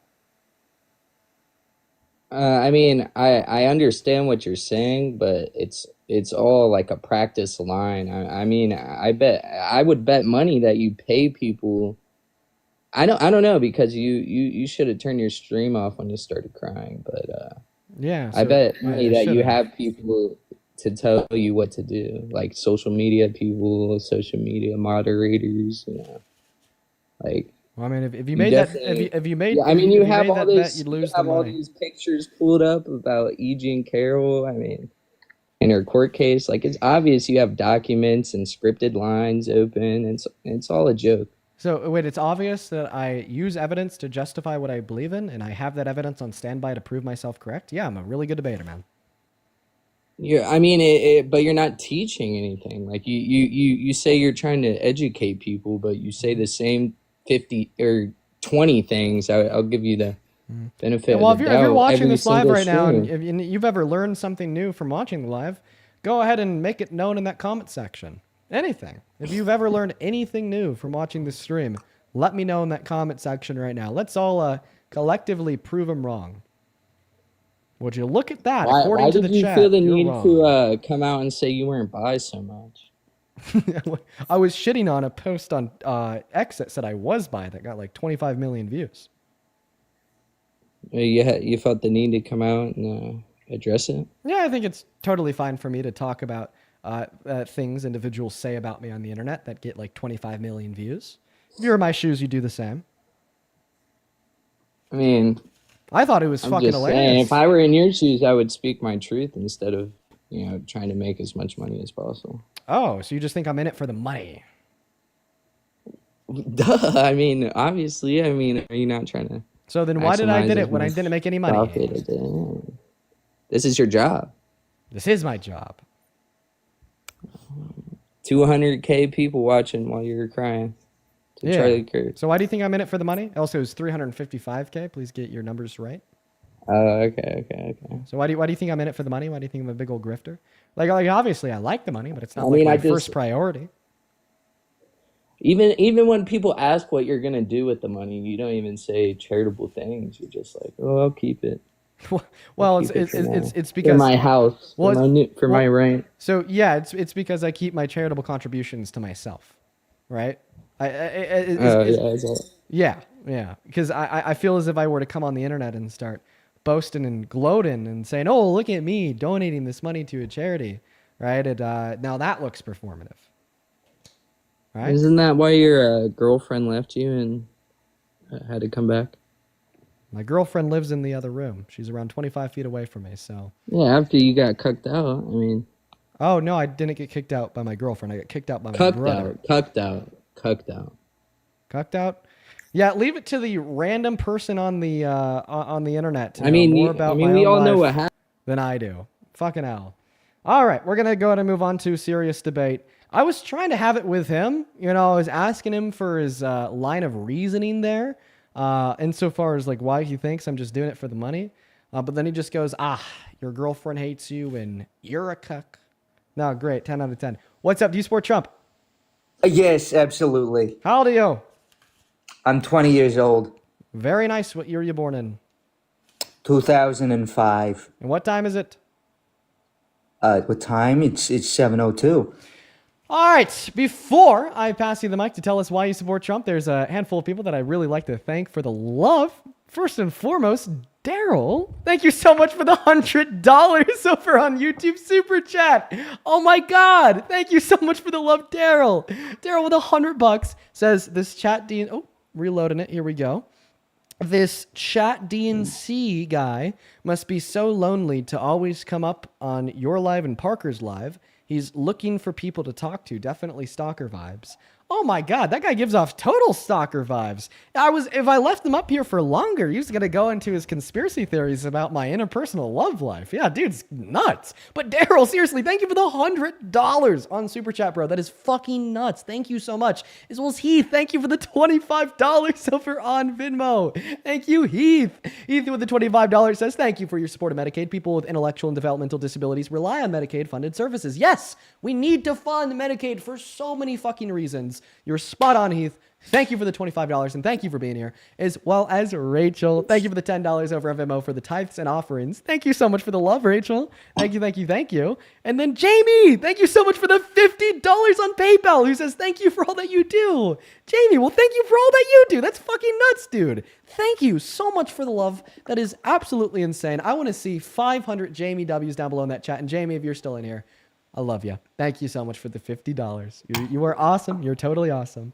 We have a couple other people to thank, but at this point, I am going to go ahead and pass the mic to the new guest to tell us why the hell they support the worst president of their life. Go ahead. I would say he's actually a very good president. He's given a lot of money to one of our greatest allies in the Middle East, Israel. They give us lots of money. They do a lot of good things for our country, and we really need to appreciate them more. So I just want to clarify, the more that we do for Israel, the better a president is for America. Absolutely. 100%. 100%. So if we don't give... It's Israel first, America last? As an Orthodox Jew, you need to give... Israel does so much for America. Don't say as a Jewish individual, okay? Keep Jewish individuals out of this, okay?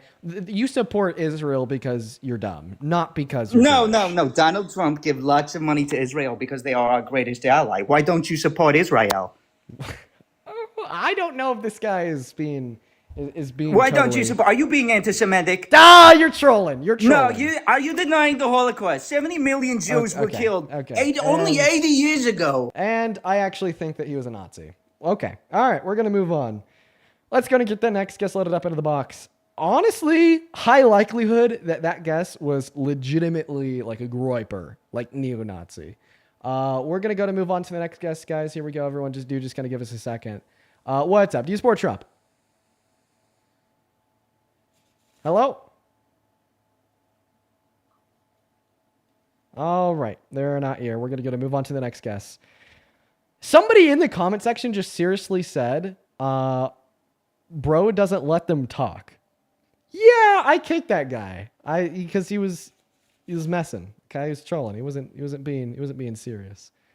Either just well, what is the likelihood that they were like actually being serious? I don't know. What's up? Do you support Trump? I do. Okay, how old are you? I'm 22. And you support the worst president of your life. The best. The best president of your life. Greatest of all time. Greatest of all time. Wow. Okay. So the greatest president in the history of this country is also the president that tried to end our democracy and overthrow the outcome of a free and fair presidential election. What does that say about this country? Yeah, and you get your news from CNN, fake news, watch Fox News. That's what I'll tell you. But as far as Dean, I'm gonna slap the fuck out of you. You heard that? I'm gonna slap the fuck out of you. Very nice, buddy. One day, you know, keep dreaming, my friend. Keep the dream alive. You know, that's what keeps you going, man. If you know, this hell-bent goal of yours to slap the hell out of me is what's gonna get you in the gym, get you active, maybe get you in some training. You know, make you go out there and become a better man. All the power to you, brother. But we're obviously going to move on to the next guest, guys. So hop inside of that box. If you happen to be an American adult that supports Donald J. Trump as president, we're just looking to talk to some Trump supporters today. We got the next guest connecting to the stream right now. Welcome up, Batty with a Fatty. Here we go. Hello, do you support Trump? I'm going to give you around 5 seconds here. Do you support Trump?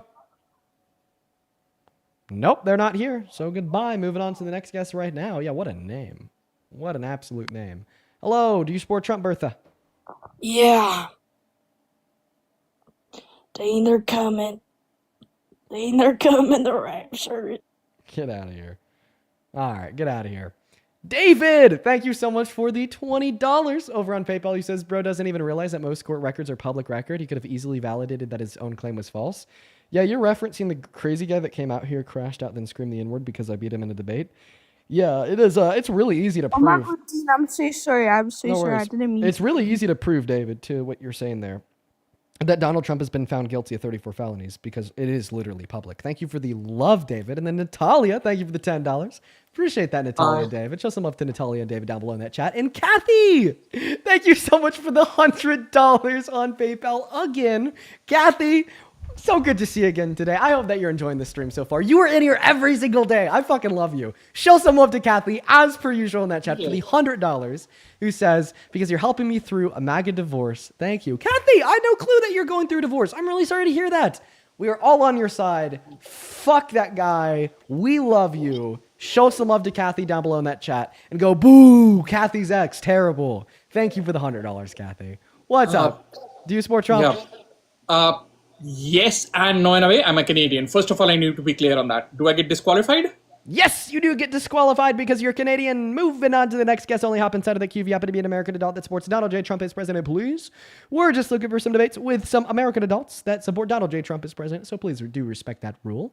On top of Kathy with $100, seriously, thank you so much. Holy crap. Scott, thank you so much for the $10 over on PayPal. And Scott, I just read your message there. Thank you for sharing that information with me. Thank you for the $10, Scott. I appreciate you for your support. And Melissa, thank you for the $25 donation, who says, Dean, love your show and your support of women and girls. I was sexually assaulted at the age of, at the age of 6, and you never get over it, but a lot of therapy during my childhood years helped me deal with it, and I don't mind sharing this message because people need to know. Yeah, Melissa, I'm really sorry to hear that happened to you. The trauma's lifelong. The trauma is life fucking long, dude. Thank you for sharing that with us. Thank you for the $25. Hi, Dean. We love you here. Show some love to Melissa down below in that chat. Welcome in, man. Just give me another second. And then Allie, thank you for the $12 and the 12 cents on PayPal, who says, I don't know how you keep your cool. Shout out to my sister Jessica for introducing me to you. Yo, Allie, shout out to you for the $12 and shout out to your sister Jessica. Thank you, you guys. You guys are awesome, awesome, awesome. Welcome into Sport Trump. You get a lot of donations. I got a few. I'm very thankful for the donors. I'm very thankful for them. Very successful. Well, I appreciate that, man. Do you support Trump? Of course I support Trump. And how old are you? Say that one more time. And how old are you? How old am I? I'm 26. And why do you, have you, I don't know, have you been on here before? No, this is my first time. All right, so why do you support this terribly tyrannical president? I support Trump because he eliminated the Israel and Palestine conflict. Without him, there would still be a war in effect. And as you could see, the hostages were released. If it wasn't for Trump, I believe that these hostages would still be obtained by terrible Hamas. Terrible Hamas. Okay. Funny. Just terrible Hamas. Nothing about Israel, though. Okay. Point number one, 70% of the hostages were released by Biden under his administration. So last point, invalidated. We'd obviously expect a continuation of that trend if Harris was elected. In response to your first point, that the conflict's over. No. People are still dying. Not even 10 days after Israel signed that quote-unquote ceasefire, they bombed a Palestinian hospital, killed 100 people, including 53 children. They're back to starving kids. They're back to shooting them. Not even 72 hours ago, the state of Israel executed an 8 and a 6-year-old Palestinian boy for no reason whatsoever, and are furthering legislation in their parliament to illegally annex and ethnically cleanse the West Bank on top of Gaza. I totally respect your points. I want to get to one of them that you mentioned. You said that Israel bombed several hospitals in Palestine. I want to ask, do you know why they bombed those hospitals? Hamas terrorists were hiding under the beds. Well, the reason why they bombed the hospitals was because bombs were being shot from the hospitals into Israel. They're not just targeting hospitals that have innocent people. They're targeting the hospitals because that's where the bombs are coming from. Like out of the windows? I don't know if they're shooting them out of like the windows, but the missiles, the bombs that Palestine is shooting into Israel are they like are being. So are they shooting the bombs out of the windows? Are they like carving, I mean, I don't know if they're like do opening they the have, like, windows and then artillery? shooting the missiles and then closing them real quick, or like if they're like on the roof. Well, I mean, like this- I'm not there to like this just see that. This just doesn't make too much like logistical sense, because if they're on the roof, I'd assume that they'd have means to like disarm the enemy combatants on the roof without blowing up the hospital and killing everybody in it. And I don't really see any other viable option here. I don't think that they could be bombing Israel from inside the hospital. I mean, like, where are you getting this from? Again, I'm not there, but to witness it. But like, I where have are you friends getting that this are in information from? The IDF soldiers. Oh, so IDF soldiers are just telling you like whoever they killed, they're justified. I mean, I'd expect that from them, right? I don't think that what they say is true, though, right? Like always true. Well, my friends aren't the ones that are I truly do not believe that the word of mouth of an IDF soldier is going to be a reputable standard of evidence. I mean, they're special intelligence. I mean, you may not think that they're proper sources, but as a Jew myself that has been to Israel, that are friends with IDF soldiers. So how do I know they're just not lying? I mean, why would I lie about that? Oh, to justify the ethnic cleansing of the Palestinian individuals? I'm just trying to support one point that you made. Like, I'm not going to lie. Well, I'm not going to lie. That's not a refutation at all, because I could say that I know, like, individuals in the intelligence community in a country like Germany that say otherwise. I mean, yeah, you totally can. I'm just letting you know so, why. I mean, I think that we're going to need a little bit more of a reputable source than that.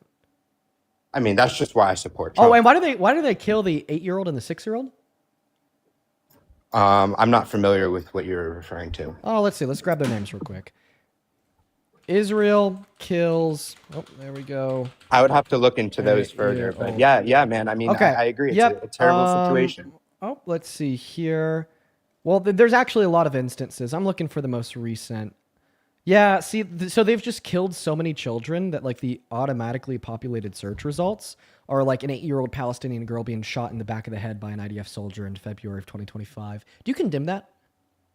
Was she at a hospital by chance? Does it mention any of that? No, because again, like that's where Palestine is storing there. I mean, it's a terrible thing. I don't know that specific. So you condemn the 8-year-old girl being murdered, right? Of course not. That's a terrible, terrible situation. And you agree? You agree he or she, as an 8-year-old, is an innocent child. And you do agree that that is murder, right? That is murder, and they should be held accountable.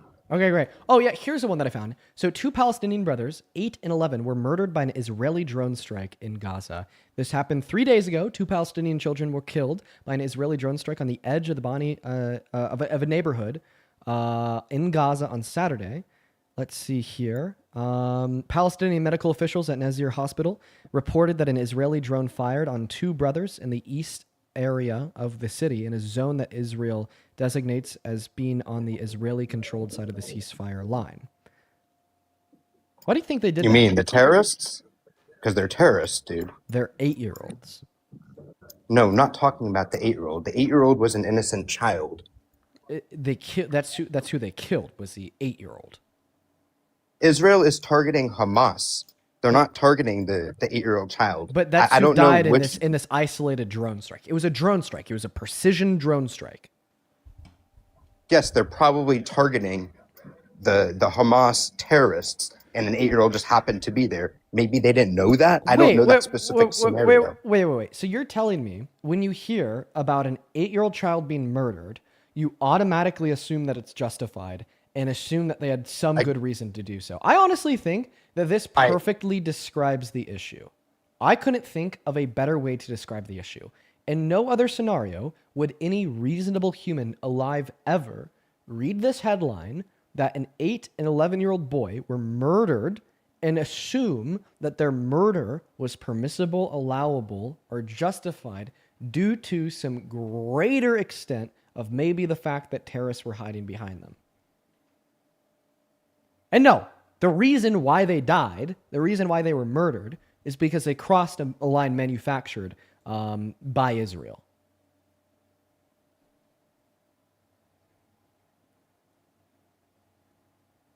And honestly, I'd argue that's an act of terror. I'd argue that the state of Israel are terrorists. It's terroristic. It's a terroristic state. It's a very evil state. We should not support the state of Israel. And you should accept that. You know? You say Hamas, terrorist, because kill innocent people. Okay. Or I'll accept that. I don't think I'm pro-Hamas. That just means that you also have to accept that Israel is a terrorist state too. Well, I guess not too, because Hamas isn't a state. So they're just a terrorist state, point blank, period. Right? Isn't that the common sense position? Being pro-Palestinian because you're pro-humanity? You don't want innocent people to die? You know, at what point is that red line crossed? Is it at the deaths of 5,000 innocent children? No. 10,000 innocent children? No. 15,000? No. 20,000? No. Where does that line lie? You going to speak up?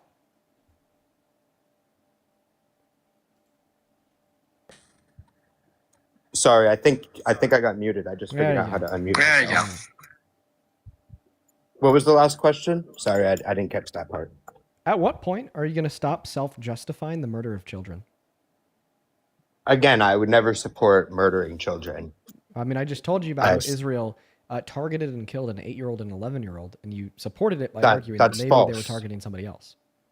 It's false. I mean, you're probably reading like a chat GPT source. I'm reading an article. They're not IDF soldiers are not going out of their way to shoot 8-year-olds in the back of their head just for fun. If I remember correctly, Israel actually labeled them as like suspected terrorists. Who's them? The 8-year-old. Where are you seeing this? Who is saying that the 8-year-old is a terrorist? I think that let me see. I remember seeing Israel posting. I'm not about saying this you're on wrong. Twitter. I just don't know this scenario. Israel 8-year-old. Let's see here. Oh yeah, here we go. Wow. Holy cow!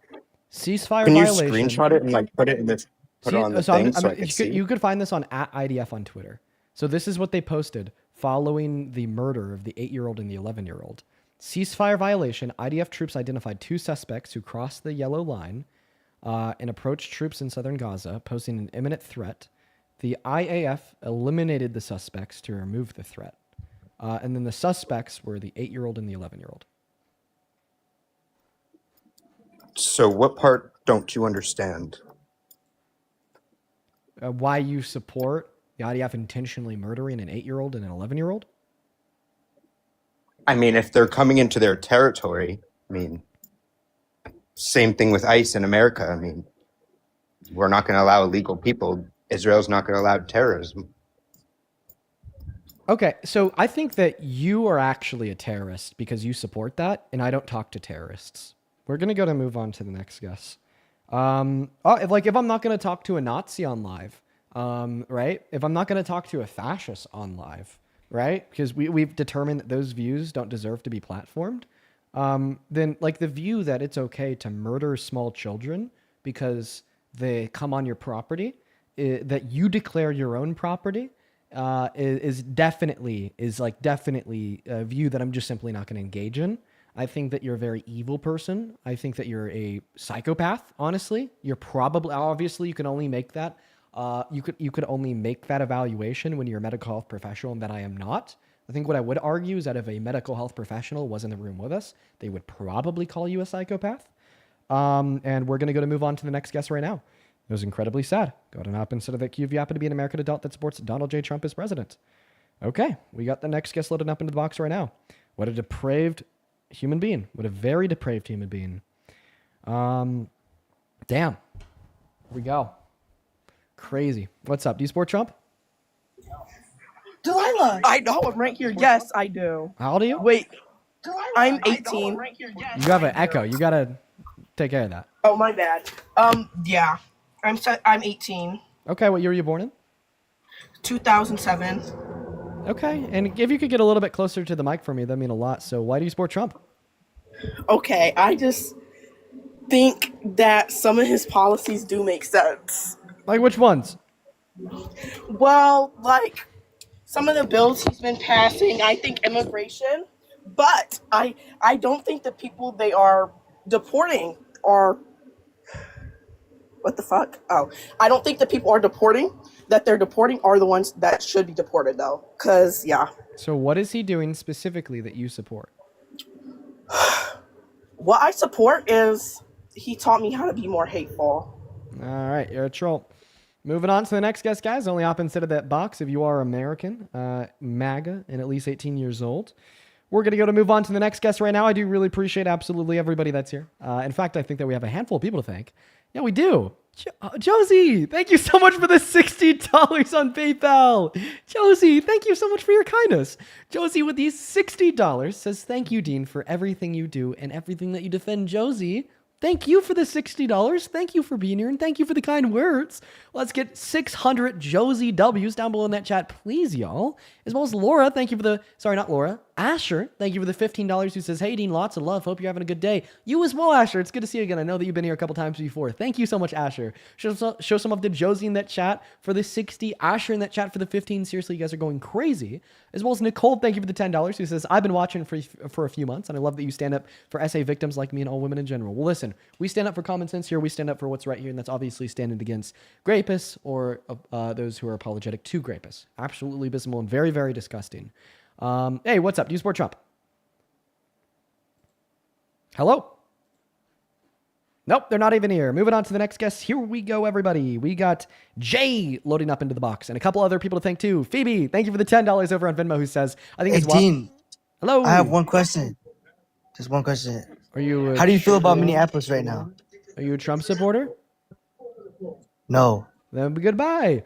Thank you, Phoebe, for the $10. I appreciate you for that love. Show some love to Phoebe down below in that chat while we're looking at getting that next guest up here. Phoebe says, I think it's wild that people think that you're grifting when no sane person would ever share the horrifying facts about Trump and still support him. You know what, Phoebe? That's actually something that I think about a lot myself. Like, people that assume that I'm a grifter are also assuming that, like, I'm literally insane. Because, like, I'm, like, very knowledgeable on all the bad things that Trump has ever done and the reasons why they're so bad, yet I'm still opting to support him. I'd have to be crazy. Kay, thank you for the $10. Appreciate you for that love, Kay. And I'll check that video out. Thank you so much. Kelly, appreciate you for the $5. Kelly, thank you for the $10. She says, bro, the maturity that you have for your age with these absolute unintelligent individuals is award-winning. Keep up the good work from a 35-year-old. Thank you, Kelly. I appreciate you for your kind words and the $10. Same thing with you, Monty. Thank you for the $10 as well. He says, keep it up. Love you. Love you too, Monty. And Alexia, thank you for the $15. I really appreciate that. Thank you so much, Alexia. And I'm really happy that the streams that me and Parker run have been able to help educate you and figure out those political views. Huge shout out to you. Thank you for the 15. What's going on? Do you support Trump? Heretic, hello? Heretic's not even here, so we're going to move on to the next guest at this point. We got DJ loading up into the box.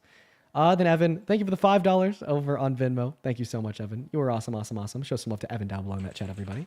If you are watching and you want to support me, you want to support the stream, you want to support what we do here, you can find my Venmo, my PayPal, and the link tree in my bio on TikTok. Pin message over on YouTube and top of the phone screen as well. You get 100% of those proceeds. They go straight to me, and I'm incredibly grateful for all of you. What's up? Do you support Trump? Yes, I do. Are you driving? Nah, just let me pull into the. We're just there's a truck coming. Well, how about this? Are you American? Are you American? Yeah. What time is it? Yes. What time is it? I'm from Australia, but I was born in America. Okay.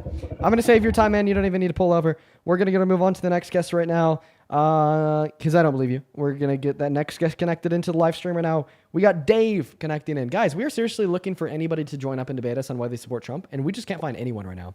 What's up, Dave? Do you support Trump? I just want to say I like your lives and I love your debates. Appreciate that, Dave. You take care, man.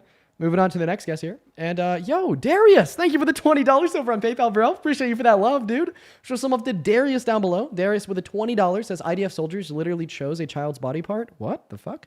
For each day of the week as target practice, according to Zito News. Yes, they go out of their way to shoot them.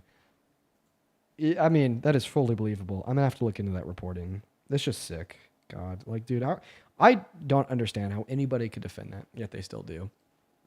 And then Angela, thank you for the $5 on PayPal. Who says, I'm a 44-year-old United States citizen, and I've learned so much from you and Parker. Thank you so much, Angela. I'm happy. I'm happy that what we do here has been able to help you become more educated yourself on what's going on. Crazy times we live in, Angela. Thank you once again. What's going on? Do you support Trump? You have 5 seconds to respond. You've been in the queue for hours, so. Do you want to come? Hello? Okay, they left. See, I don't understand why people would do that. Like seriously, they've been in the queue for hours, hours and hours and hours, and then they finally get up and they leave. I don't know why. Okay, all right. Moving on to the next guest. We got Will loading up. Heather, thank you for the $10 over on Venmo. Thank you, Heather. Show some love to Heather in that chat. Same thing with Amy. Appreciate you so much for the $10 as well. He says, I love the lighting in the background. Yeah, that's my garland for Christmas. I need to make the studio even more Christmassy now, though. Thank you for the $10, Amy. And Abigail, thank you for the $5. Who says, I've been watching for a long time. I think what you do is important. Thank you. And I'm so happy that I get to come on here and do it every day because the purpose of these streams is to wake more people up to the tyranny and to change more minds. And I think that we do so. Even if we don't hear it from people on live, we definitely hear it from the people watching at home. What's going on? Do you support Trump? You're a fucking hoe. Okay. Well, they left on their own. I mean, I was down to have a little bit of a conversation, but typically those emotional men, they don't stick around. Okay? They don't stick around. What's up? Do you support Trump? No, sir. All right, then please do not join the queue. Moving on to the next guest, guys. Holy crap, dude. Where are all the Trump supporters? Oh, is this the Australian guy again? Stallion Hello? Yeah, but I'm born in Minneapolis. What's the election day in America? Sorry? What's the election day in America? I'm not going to know that on the top of my head. I don't believe you. Moving on to the next guest. What's up? Do you support Trump? Oh my God. Guys, stop joining the queue unless you're MAGA. Please, for the love of fucking God. It's been like 10, 15 minutes. It's not cute. It's not fun. It's not cool. Follow the rules. Please. Hello, do you support Trump? Yo, what camera do you use? Sony A7 Triple I. Are you a Trump supporter, though? Yeah, I appreciate you. I love you, bro. Okay, you take care, Kane. What's going on? Do you support Trump? Yes, I do. How old are you? I mean, I'm 19. Okay, what year were you born in? 2006. Okay, and what time is it? It's 7:30 p.m. What state are you in? Florida.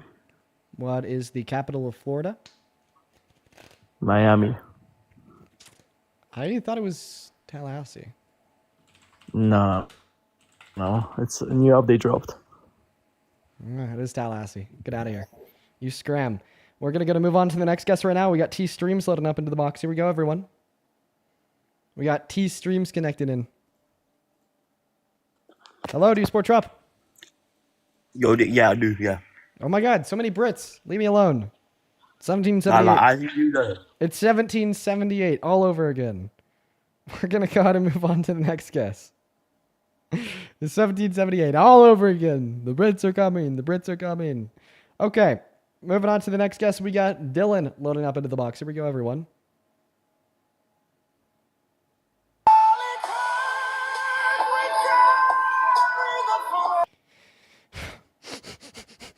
Make me very emotional.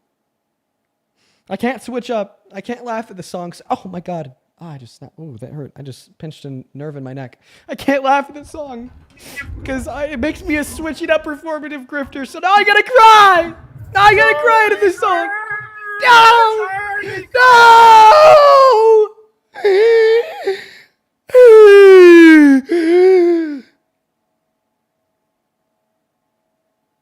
I was trying to make myself cry. I couldn't do it. Okay, moving on to the next guest. Here we go. We got Levy loading up into the box. I can't be a performative grifter, so I can't switch up. Can't laugh. Can't laugh, everybody. I have to cry. I have to cry for the rest of my life. Whenever I hear the name, I gotta ultimately start shedding tears, okay? Or else you're gonna be able to go make a TikTok saying "fuck Dean Withers," and you're gonna be able to get like 200,000 likes. Dude, honestly, you wanna know some crazy shit? Go make a TikTok hating on me, and you'll blow up. Kirk. Charlie Kirk. Charlie Kirk. Charlie Kirk. You gave me a Slurpee. Brando, you have an echo. Charlie. You have an echo, Brando. And Brando left. Okay. I actually remember Brando. Brando, I don't know if you remember me, but I remember you from years ago. Years! Literally years ago. When I was running. You're my go. Dude, you're literally my go. I appreciate you for that love. When I was first starting to run my debate lives, he would join up and start like freestyling like 3 years ago at this point. So, Brando, been a minute, brother. Hope you're good. Hope you're good, Brando.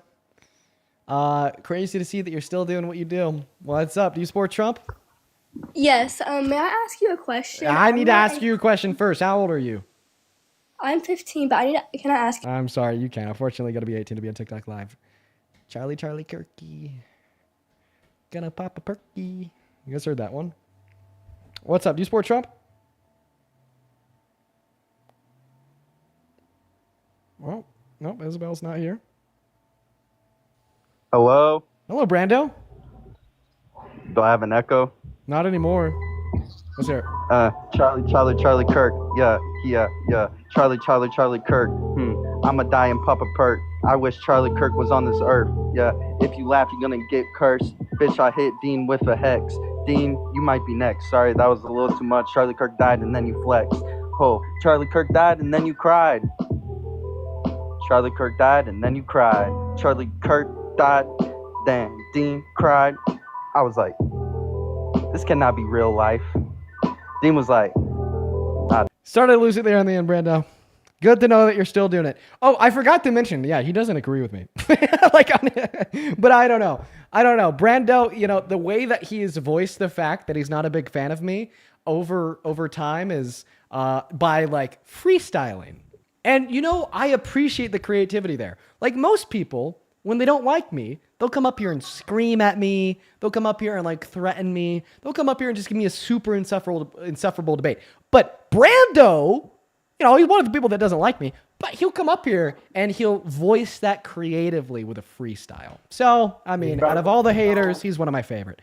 What's up? Do you support Trump? Hello? Okay, doesn't look like Chadman's here. Moving on to the next guest. Guys, please, it has literally been like 20 minutes since we've had a debate. Only up inside of the box if you happen to be MAGA, y'all. Only up inside of the box if you happen to be MAGA. And then, Max, thank you so much for the $10 on Super Chat. And I just read your message, man. I'm sorry to hear about that, man. Thank you for the $10, dude. That's really hard. Really hard. All right, we're going to move on to the next guest right now, guys. Only up inside of the queue if you're MAGA. I know that I keep on repeating that. I don't really know if it means anything to continue to repeat that anymore because people don't seem to care. Hey, Heather, thank you for the $10 on Venmo. Amy, thank you for the $10 as well. Bethany with a 5 and Gabby with a 1. I appreciate you guys. What's up? Do you support Trump? Please stop doing that, guys. We just want some debates. Okay, I don't want to like spend the last hour on live just like, with all due respect, listening to screaming fetuses. What's up? Do you support Trump?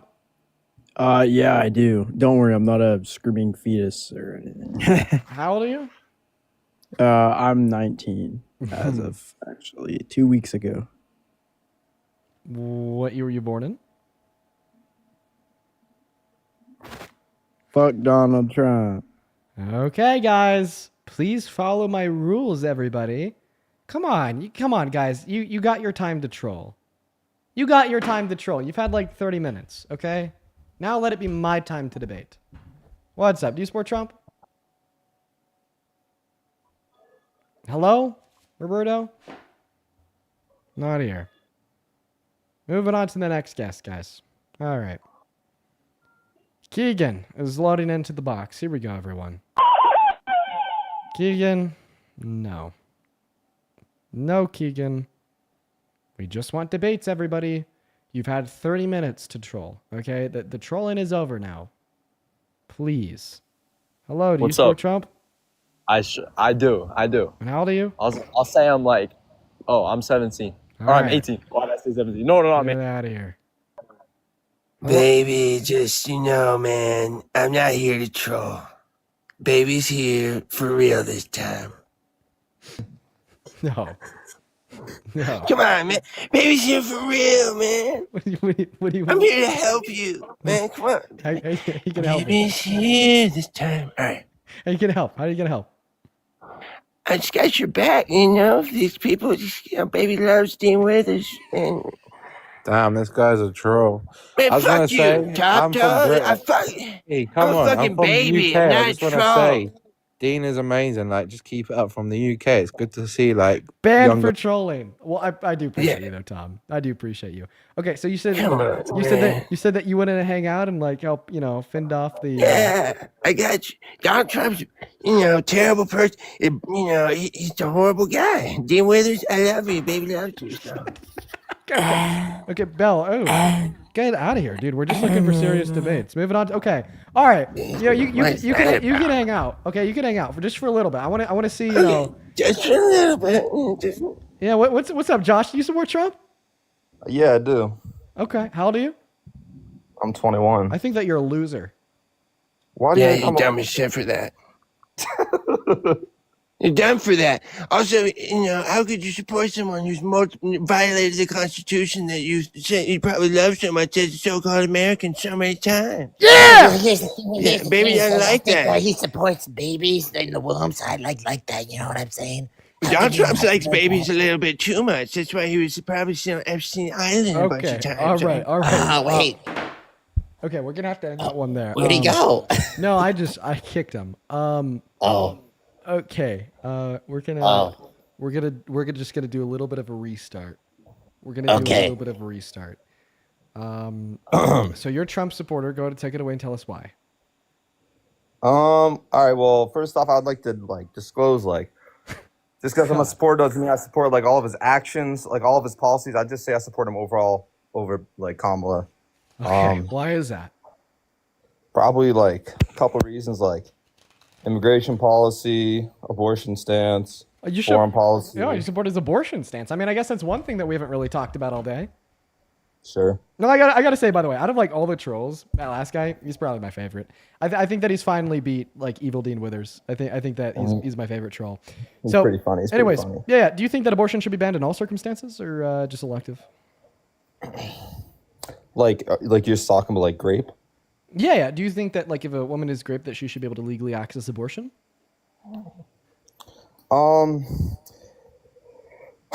I don't think that here my position would be is the fetus has value, right?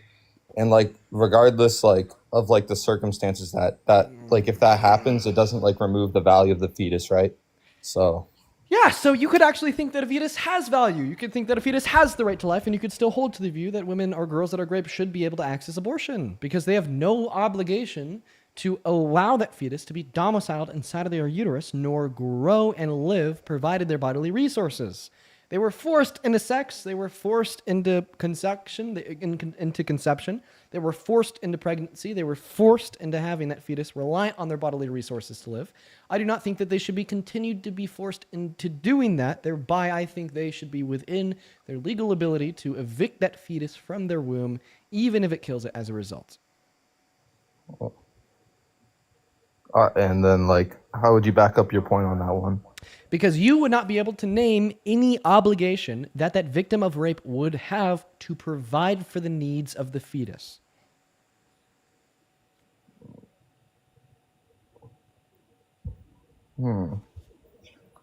Um, Obligation would be, I guess, it's like I think that we should be obligated, like within our own abilities, to like try to help others, like whenever we can. Whether that's like living, like if we can help somebody, I say that we should do it. And I feel like that's a good obligation. I highly doubt that that is something that you think that you have a legal obligation to do. So let me ask you this question: Imagine that you make just as much, just enough money to buy yourself food. Okay, you spend all of your money on food, and you know for the next 9 months somebody's going to be breaking into your house in the middle of the night to take half of that food to sustain their own life. You also know if they don't have access to your food that they're going to die from starvation. And the way that you could prevent them from breaking into your house to steal half of your food would simply be to lock your front door at night. But if you lock your front door at night, if you prevent them from stealing food from your house, they will die from starvation as a result. Do you think you should be within your legal ability to lock that front door in the middle of the night to prevent the burglar from coming in and stealing your property? Yeah. If I think you could legally lock the door, it'd be fine. Okay, so you just told me that you should be within your legal ability to cut off access to your resources on behalf of a non-consenting third party, even if said third party dies as a result. So why shouldn't a pregnant woman? Well, I think in the hypothetical, I don't think that you can necessarily correlate the two of them hereby, because in that hypothetical you gave, you said that I would die. Like if I like let this person eat as well, right? No. You wouldn't die. What would happen in the hypothetical? I would starve. Is, I said that they'd starve if they didn't have access to your food. What would happen to you is for the next 9 months, you'd be experiencing a lot of mental trauma and mental pain, a lot of physical trauma, physical pain, and there'd be around a 3 to 5% chance that you die from starvation at the end of it. Okay, 3 to 5 chance. I'm just thinking, just trying to like formulate. I apologize. Let me just think. Yeah, that's fine. Could you repeat it one more time for me? Yeah, for sure. So, for the next 9 months, somebody's going to be breaking into your house in the middle of the night and taking half of your food to eat for themselves. And if they do this for the next 9 months, you're going to be experiencing 9 months of mental pain, mental anguish, physical pain, physical anguish, as well as there's going to be around a 3 to 5% chance that you're going to die yourself as a result. Now, all you need to do to prevent this individual from stealing half of your food would be to lock them out by locking the front door at night. But if you do so, they're actually going to die from starvation themselves. Should you be within your legal ability to lock your front door at the middle of the night in prevention of this individual from stealing half of your resources, even if they die as a result? I would say you should still be able to lock your door, right? Right. So if you don't have an obligation, but I think in the case of like a grape, like you have like you have the bad situation happening, right? But like I kind of look at it's like the bad situation happened. Now you're put in the situation of whether you want to keep it, right, or you want to, have the abortion and get rid of it, right? And it's I'd say they're two very hard things. I don't think by keeping it, it means like they're gonna suffer like a mental toll by keeping it, because I think you could suffer that toll. Yeah, if you women do suffer mental and physical tolls when they're forced into being pregnant for 9 months, especially when that pregnancy is caused by them being raped. So you would say all women or majority of women suffer mentally from getting pregnant, like consensually or through. Yeah. Oh, yeah. Yeah, especially when it's onset by grape. When it's onset by grape, I would say that you might like sub 1% of women that are graped and impregnated don't have any mental suffering whatsoever. Sub 1. Almost. So I would be hard pressed to be able to find like 5 women ever that have been raped and then impregnated that just didn't care about the pregnancy.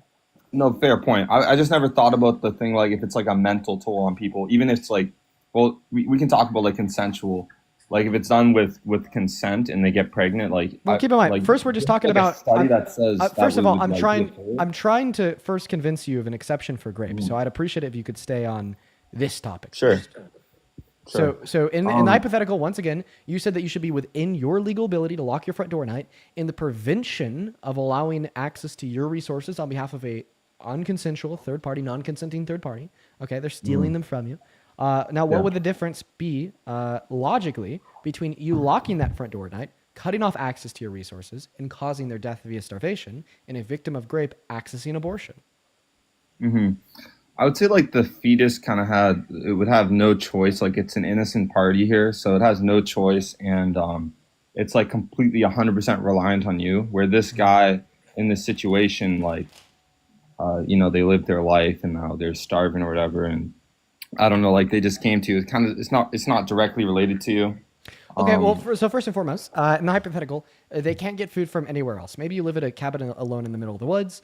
And then also, when it falls down to choice, I mean, I'm not sure that they really have a choice either, if that makes any sense. Like think about it this way. If you have a gun to your head and somebody's telling you, right, that they're going to pull the trigger unless you do something for them, if you do that thing, did you really have a choice? Or were you forced to?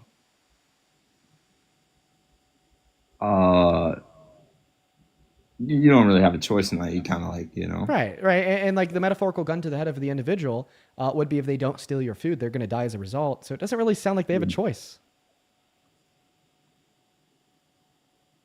Who have like the person looking for food? Yeah, the person taking half of the food in your house in the middle of the night.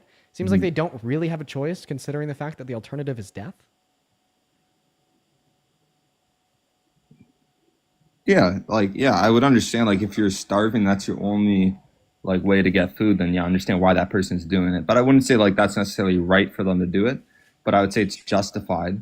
But, Right, but you still think that you like, should I be within your understand. ability to lock that front door at night, prevent them from doing so because of, like, the massive amount of harm that you're going to experience over the course of the next 9 months and the potentiality that you could die as a result.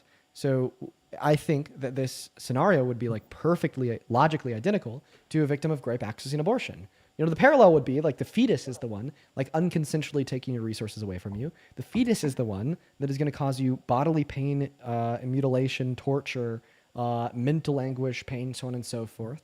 Plus, they're going to introduce that likelihood of you potentially dying as a result of your pregnancy. And that woman that was raped and is now pregnant should be well within her ability to cut off access of her resources to the fetus, even if the fetus dies as a result. The same way in the hypothetical scenario, not question, sorry, you would be able to cut off access to your resources on behalf of that non-consenting third party that is stealing your resources from you in the middle of the night, even if they die from starvation as a result themselves.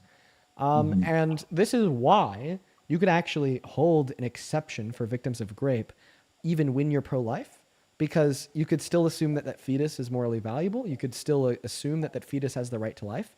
The same way the person breaking into your house and taking half of your food in the middle of the night would be morally valuable and have a right to life. I would say that then you would legally be able to like lock your door, but I would say the ethical thing to do would probably be to help them to the best of your ability. Okay. So it seems like and if that's- it seems like we've now been able to help like kind of restructure your position. So you'd say legally victims of rape should have access to abortion, yet the ethical thing to do would be for them to like maintain the pregnancy. But they should still be able to make that decision for themselves. I would say maybe that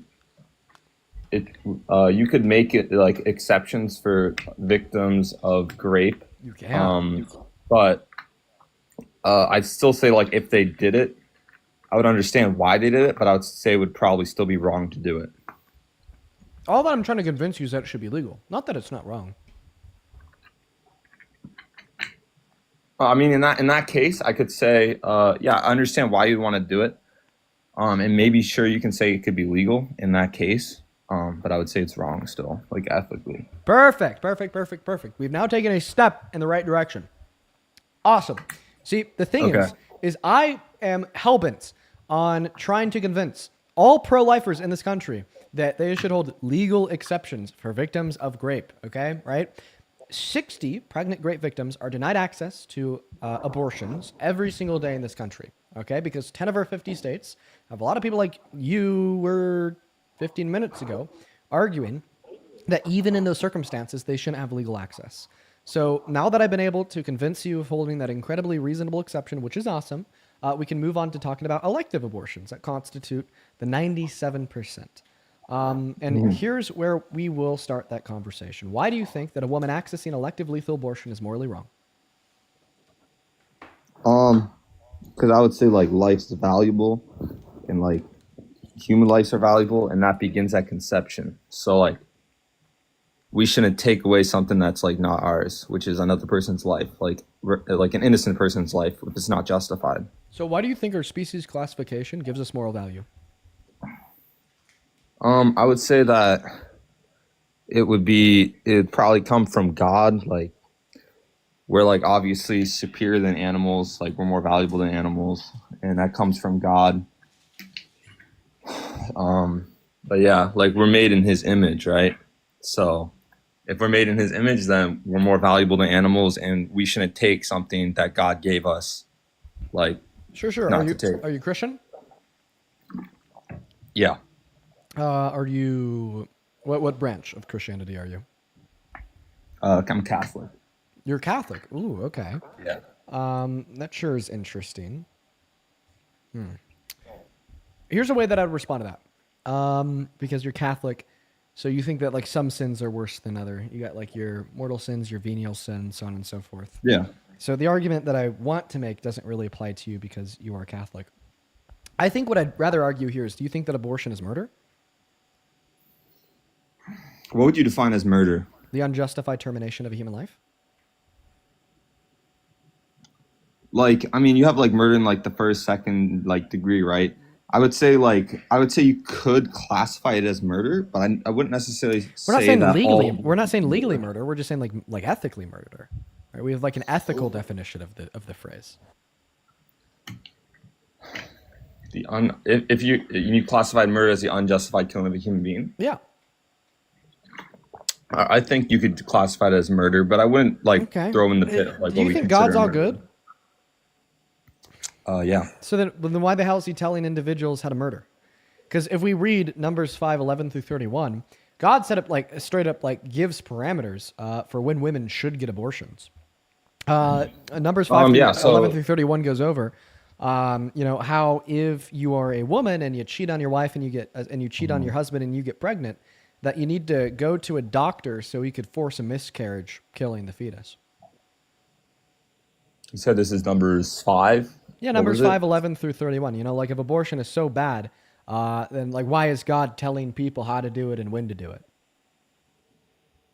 I don't think that I'm not familiar with the passage, to be honest, so I'd have to take a look at it. I mean, I could like read it off to you. I mean, it's a bit, so I'm gonna like, yeah. I mean, if you want to just cut to the important stuff of it, then sure. Sure, I'll try to keep it to the important stuff because, like I said, it is a bit. Here we go. All right. Starting at Numbers 20. But if you have gone astray while married to your husband and you have made yourself impure by having sexual relations with another man other than your husband, here the priest is to put the woman under this curse. May the Lord cause you to become a curse among your people. When he makes your womb miscarry and your abdomen swell, may this water that brings a curse enter your body so that your abdomen swells and your womb miscarries. Numbers 5:24, he shall make the woman drink the bitter water that brings a curse, and this water brings a curse that causes bitter suffering that will enter her. The priest is to take her hands from the grain offering for jealousy, wave it before the Lord, and bring her to the altar. The priest is then to take a handful of the grain offering as a memorial offering and burn it on the altar. After that, he is to have the woman drink the water. If she was unfaithful to her husband, then this will be the result. When she is to drink the water that brings about the curse and causes bitter suffering, it will enter her, her abdomen will swell, and her womb will miscarry, and she will become a curse. Yeah, it's interesting because I would say like there's some passages in the Bible, like you see like the slaughter of like the Canaanite people and like even the babies dying too. Like you could say like, oh, God isn't like all good because of it, and it's something that it's a fair point to bring up, right? But at the end of it, like since I hold to these like Christian beliefs and values, I would say like if God like orders it or if it's justified by God, then it is. It would be good, right? Yeah, if but, God told you to kill a baby, would you do it? I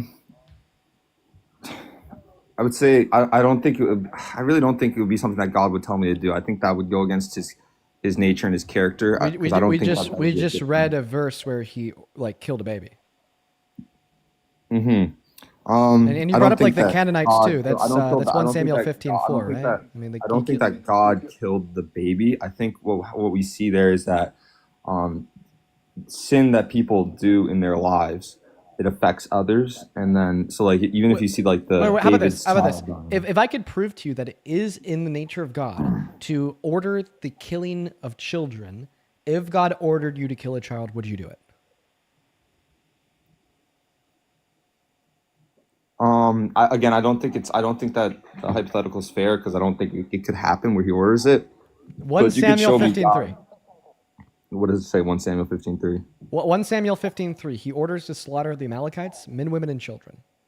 Yeah. So again, I don't think it's necessarily that God's killing those people. He I think ordered that we their could see if killing. he see. Yes. So I think he told Saul and his men to kill the Amalekite children. So there's two things that we can highlight in that, right? The first thing is that God is the one who gave us life, right? So it is justified if he wants to take it away for whatever reason, because he's the one that gives it, he can take it away. Secondly is that we don't see God doing that in this case, though. We see that the sins of others, or the sins that you commit, oftentimes it affects other people as well, right? So if we take a look at like David sinned by committing adultery, and his child was at stake for doing that sin, right? And his young child died, right? And it's not necessarily God killed his child. It was that this is just the result of sin. This is what happens when people are sinful. These things happen, right? So since these people weren't following God, it's within all means to be justified for God to take something that he gave, right? So once again, I think I've now successfully proved that it is in the nature of God to order the killing of children. So we'll go back to the question: if God ordered you to kill a child, would you do it? He wouldn't do it unless it was justified. So I guess you could say if it was justified, then yes, but I don't see a world where it wouldn't be. So yes. So if God ordered you to kill a child, you do it. Wow. Okay. All right. Well, that's definitely a concession. I wouldn't see that within his nature. I don't think it would be. Wait, like, but there would be a case where that was justified. I just showed you that it's in his nature. He ordered the slaughter of the Amalekite children. Well, the people were sinful, right? And that's what's going to happen. So I proved it's in his nature. Then sure, if you want to say I think that like if that was the case, like God said this to the people to kill the Amalekites, right? That was justified, right? And it might not be something that I can comprehend, but it was. Yeah. God gave that life; He can take it away. Yeah. Yeah. So if that's the case, then that's the case, you know? Yeah. Well, so, I mean, here's my thing about applying the Bible and what we learn from it to, legislation. I'm just going to come out of the gate. I'm going to be honest. I usually find a little bit more of a passive way to work around this. Like, for instance, when I'm debating somebody that's not a Catholic, the common argument that I run is, well, okay, you follow the Bible, but the Bible doesn't give a clear description how like one sin is worse than the other. So you run into some logical issues if you criminalize one sin, but you don't criminalize all the other sins. But because you're a Catholic, you have a workaround for that issue. So I'm just going to be honest. Christianity is inherently faith-based, okay? I don't think that you could give a compelling argument to prove that the Christian God truly exists. You merely have faith that he exists. And I'm not here to shit on your faith. I'm not here to shit on your beliefs. I'm not here to tell you that you're wrong. But what I am here to tell you is that historically, every single time a group of people have used either a belief rooted within faith and faith alone, or have argued for change in legislation, not predicated on any good evidence or any good reason, that has been very harmful. Okay? Like the individuals that thought slavery was okay and wanted to legalize that. They had no reason to believe that slavery was okay. They had no justification for it. In fact, they actually appealed to their faith.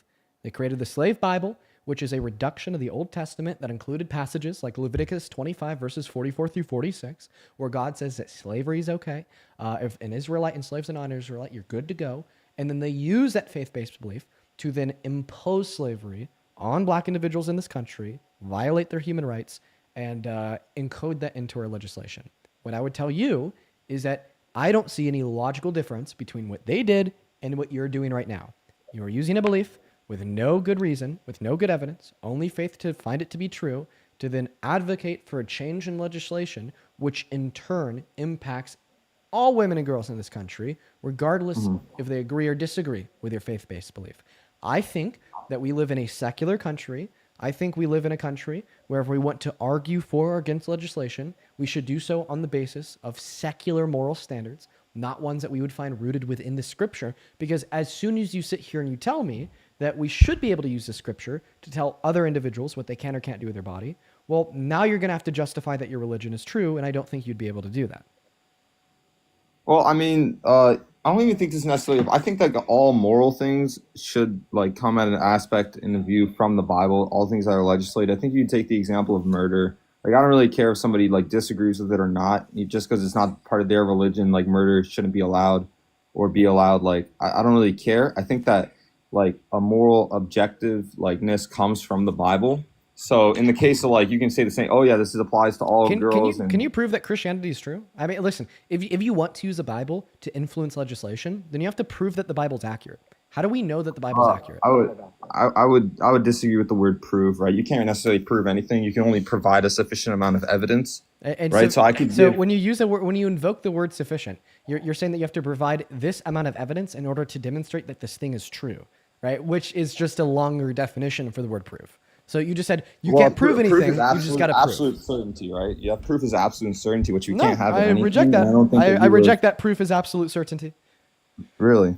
Yeah, I think it's proven that there's a table and a mic in front of me. Do I have absolute certainty that there's really a table and a mic in front of me? No, because I could be a brain in a vat.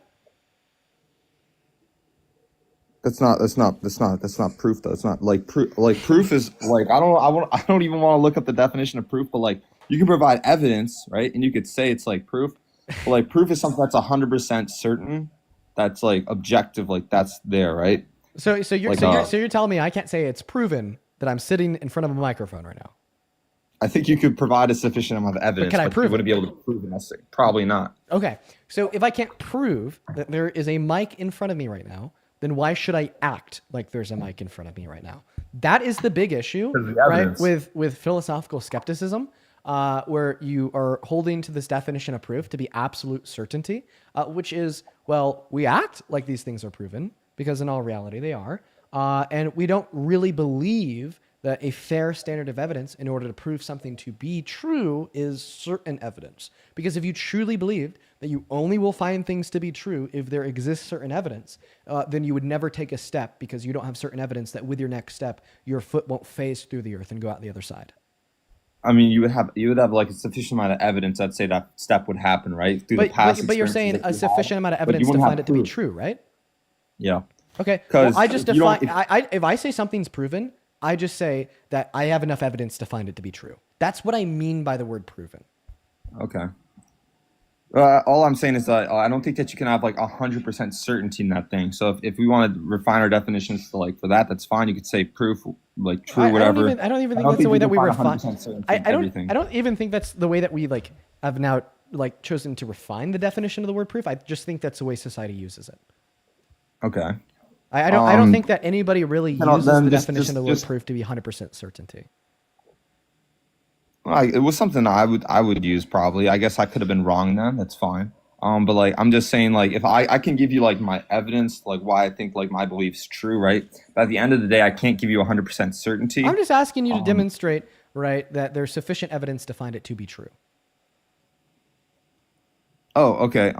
So you want me to present why I think the Bible's true? Yeah. Why is it accurate? Please tell me. I haven't had this debate for a while. I could, but like I don't think kind of like strays away from like the ethical like. It actually doesn't. It actually doesn't, because in order for the Bible to be a reliable standard to dictate the abortion of morality, the Bible would have to be accurate, right? And the only way to prove that the Bible's accurate would be to prove that the Christian God exists, right? So then, if we were to like say then the Bible. Before we get to this, me proving the Bible, we can then both agree that the Bible says that abortion is wrong, ethically wrong. Correct? Well, we're assuming that for the debate. There's no, because there's no point in me like there is if I'm assuming it for the debate, yeah. But there's no point of assuming it when we could just talk about why I think the Bible says like, because I want you to be able to sit here and justify the Bible being accurate. Let's hear it. Okay. Bible being accurate, I would say in first to like believe in the Bible, you'd have to believe in like a divine power, divine person to create like what we know to exist as like the universe, right? So I would say like the design of the universe is a good indication of God, right? So then it comes down to like the belief, like okay, which religion is the true religion? It's going in and out. So what about the design of the universe is a good indication of the existence of God? Its complexity? Yeah. I would say like if you compare it to like I'm sure you've heard of like you compare it to like a house and you're like saying like this house just came into existence by chance or whatever. It's like I would say that's foolish. It had to be made by some like a creative designer, right? Yeah. I'd say like the same for the universe. If you look at all the complexity of the universe, you would have to have a god. Yeah. So the like, only not so 100% so certain. so the reason why you use the example of a house there is because we all have priors to demonstrate that we know houses are built by people. So that's what you call an intuition pump. You're intuitionally pumping individuals into thinking that you have a valid argument by making a comparison between assuming that a house has a builder and assuming that the universe has a creator, because we all know that houses have builders because we've seen construction workers before. And then second of all, you're saying that it'd be silly to argue that a house doesn't have a builder because of the complexity of the design of the house. Very similarly, it would be silly to argue that the universe doesn't have a creator because of the complexity of the design of the universe. Now, is God infinitely complex? What does infinitely complex mean? Like nothing is more complex than God. I could. I don't know. I think you could probably say it's like he's omnipotent, all knowing. So yeah, probably would make sense that he would be complex. Okay, I guess. if the complexity of the design of a thing increases the likelihood that it has a designer or a creator, and there's nothing more complex than God, doesn't this just mean there's nothing that exists that's more likely to have a creator than God? Yeah. So I would say like you have like the universe, which is like time, space, matter. Those aspects don't apply to God, right? And in order for that to exist, you'd have to have something outside of that to create that, right? So in terms of like the logic of like time doesn't apply to God. Like he's an eternal God who he had no beginning, has no end, because he doesn't fall into that nature of time. He doesn't fall into the nature of like a physical like time or space matter. Can we just make it clear that we're moving on from the argument of from design? I would say I think it's a good point. It's a good pointer to say that the complexity of the universe, like God designed it to it makes sense. But we could move on from it, sure. Okay, so what's the next argument? I would say that you could use like biblical prophecies coming true, like the birth of Jesus, which is like which we see in like Isaiah passages, and then the manuscripts. What do we see in Isaiah? Of like the birth of Jesus. Yeah, what's the prophecy in Isaiah for the birth of Jesus?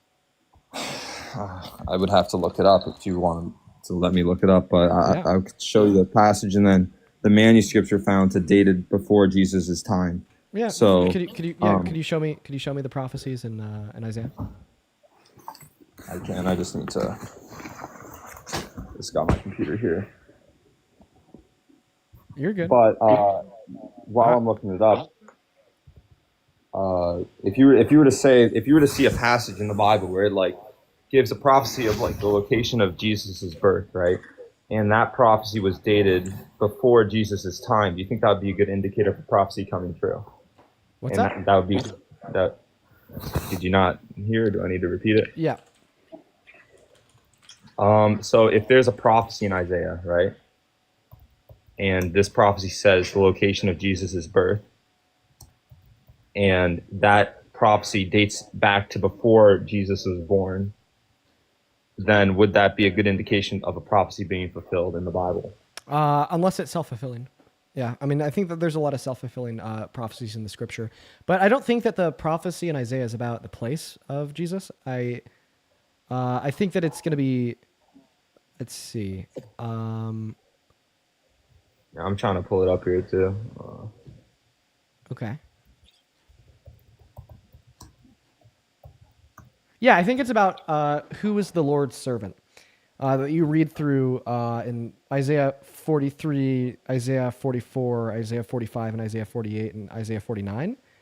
The prophecy is along the lines that in these scriptures, the Lord talks about his servant whom the Lord has chosen, quote unquote, so that you may know and believe me and understand that I am he. Before me no God was formed, nor shall there be any after me. The only thing here is that the servant of the Lord, as described in Isaiah 43, is not Jesus. It is either Jacob or it is Israel. Yeah, I was just looking at the passage. It's actually in Micah 5:2. It says, "But you, Bethlehem, I don't even know how to say that word.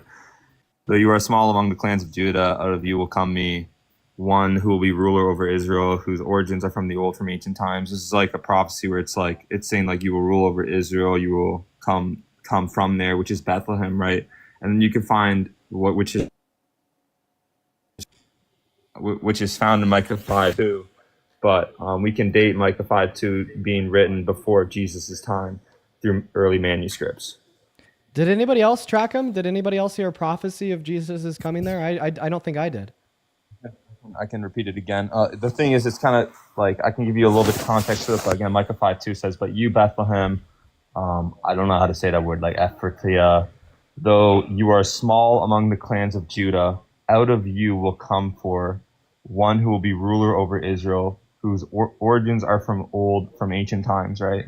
So this is talking about... But so, I mean, Jesus' origins aren't from ancient time.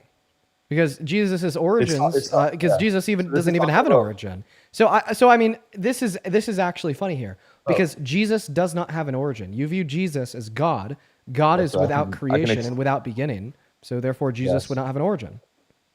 So in the time of like Adam and Eve, when they sinned, like the first like prophecy of like sending someone to redeem them, like Jesus, it's talking about that old ancient prophecy here of this person coming and being born in Israel. Or Bethlehem. I certainly didn't hear that. Yeah, it's called context. You hear of it? So I mean, I don't even know how the context that you just described related to the verse in the slightest. It does. It kind of sounds like you're trying to create a prophecy, all right? But I feel like what disputes it is, just rooted within the text that you read. You said, well, the origin of this person. This individual has origin, and I don't think that Jesus has origin, because the origin would imply a beginning, and God doesn't have a beginning. Again, I don't think it's talking about like the eternal character of Christ being from ancient times. It's talking about the prophecy of him coming into the earth. But like you can also see like Israel. Here. I mean, I think that this is like something that you're probably trying to create into a prophecy, using like interpretation, but I don't think it's clear. Like I wouldn't say that this verse would reasonably convince a non-believer to believe, right? Because it sounds like you have to interpret this verse in order to stretch it into a prophecy, compared to it being one that is obvious. I understand what you're saying, but like I'm really not here for like a theological like debate here. I'm here to talk about like policies. But see, the thing here is that a theological debate would be necessary in order for you to prove that Christianity is true with evidence, in order to use the basis of the accuracy of the scripture of the Bible in order to justify that we ought ban women and girls access to abortion. Right? And there's like other ways that we could like go about this as well. Like you also said that you're Catholic. So how do you respond to the Great Schism of 1054, when the Orthodoxy split from the Catholic Church, saying that the Catholic Church was wrong as they changed the Nicene Creed when the Nicene Creed was written to be infallible? Yeah, it's a schism. So they disagreed, so they separate, right? Okay, but you should agree with the Orthodoxy here, right? Because don't you agree that the ecumenical council that wrote the Nicene Creed was infallible? I think that you have councils like that were like that happened through the Catholic Church are infallible. Yes. Okay, so then the council that created the Nicene Creed created the Nicene Creed perfectly, right? Yes. So then you would never need to change the Nicene Creed, right? When are we changing the Nicene Creed? I think that it was officially changed by the Catholic Church in 900.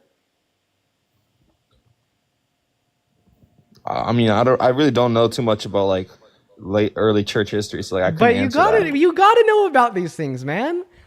Seriously. I think I am chill. I think I am being chill. I'm just being serious. Like you seriously have to be able to argue that God exists, that God is the Christian God, that the Bible is accurate, and that the magisterium of the Catholic Church is accurate and true. Okay? Because all of these complex parts play into the puzzle about why you think it's a good thing to ban abortion, right? So first Well, and foremost, I think you can argue it through like a secular like way too. Like I don't need mean, to you, like you use could try. abortion to argue. Yeah, feel free. Here's my argument. Here's my argument. Okay, I would say like what makes like a human valuable, not worthy to like kill, would be the fact that they're human. Okay. Yeah, I just simply don't think that it's our species classification that gives us moral value. I think that it's the experience in which we possess, more so being like subjective ones. I think that the existence of a mind and the ability to possess and actually experience subjective experiences is what creates the ability to possess a conflict of interests. And with the existence of a conflict of interests arises the existence of a well-being. And when you have a well-being, you can be harmed. And I'd say that the existence of harm is the wrong maker.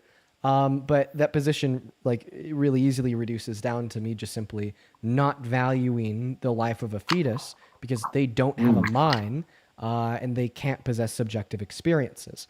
I would also say that there's a lot of larger issues with valuing us because of our species classification that just result in absurdities. Like, for instance, I think that it's absurd to grant the right to life to a zygote. I think that it's absurd to grant the right to life to a brain dead patient. And I think that that's also really understandable. And these two main reasons are the ones why I'd reject your view, which would be we should be granted the right to life predicated on our species classification. Wait, so then what would you define as someone like living not worthy to be killed? I'm confused on what you asked. Like what would you like say like you should not be killed like as a human? Like what classifies you not to be killed? Well, I mean, if you're listening to me, I just told you, I think that our value is rooted within the existence of a mind. So a mind? Yes, I think that a mind is what is morally valuable. And that you're human? Because like pigs have minds. So, I mean, I'm actually agnostic on vegan ethics. So this could extend to non-humans. I'm not sure yet. So you could say, so you don't have an opinion on like the killing the animals and stuff? Well, no, I said I'm agnostic on vegan ethics. So like I'm not practically vegan. I could be vegan in the future. But I mean, as it stands right now, I am just arguing for this level of moral value to constitute the right to life to be granted to humans with minds. But I think it's possible that this could extend beyond humans. I'm just not sure yet. Okay. So it's like a mind. Right, That's like what the gives you existence that. of a mind. I mean, I can make it a little bit easier for you to understand too. So we're not debating a mind, just subjective experiences, consciousness. I think that's what gives us value. And then if you go through one more time why it makes you valuable. I Why think that and not like just like living and growing. Because I think so. I think the reason why conscious experiences makes us valuable is because with conscious experiences we are able to experience harm. So if you can't experience that harm, then like it doesn't matter essentially. Well, technically, it gets a little bit more complicated than that. Kinda, sorta. Now, obviously, I feel like you may respond to that by saying, "Oh, well, if you cheat on your partner and you never tell him, your partner was never harmed." But was that wrong? Like, yes. I mean, my theory of harm gets a little bit more complicated than that. But I mean, on the surface level, I think what gives us value is the existence of subjective experiences and our ability to subjectively interact in the world around us. Wait, I agree with that though. I think that's right. I agree with that. Okay, well then you don't value a fetus because they don't have those until 20 through 24 weeks. They don't have it as 22 to 24 weeks? Yes. So anything after that's wrong then? Yeah, morally wrong. Elective abortions, under my view, are morally wrong after 20 through 24 weeks. Yes. Oh wait. So then just before they can feel the pain then it's wrong, right? It's not the ability to feel pain, it's the ability to deploy subjective experiences. But yeah, after that point, elective lethal abortions are wrong under my view. Yes. Wait, then we agree then. We agree.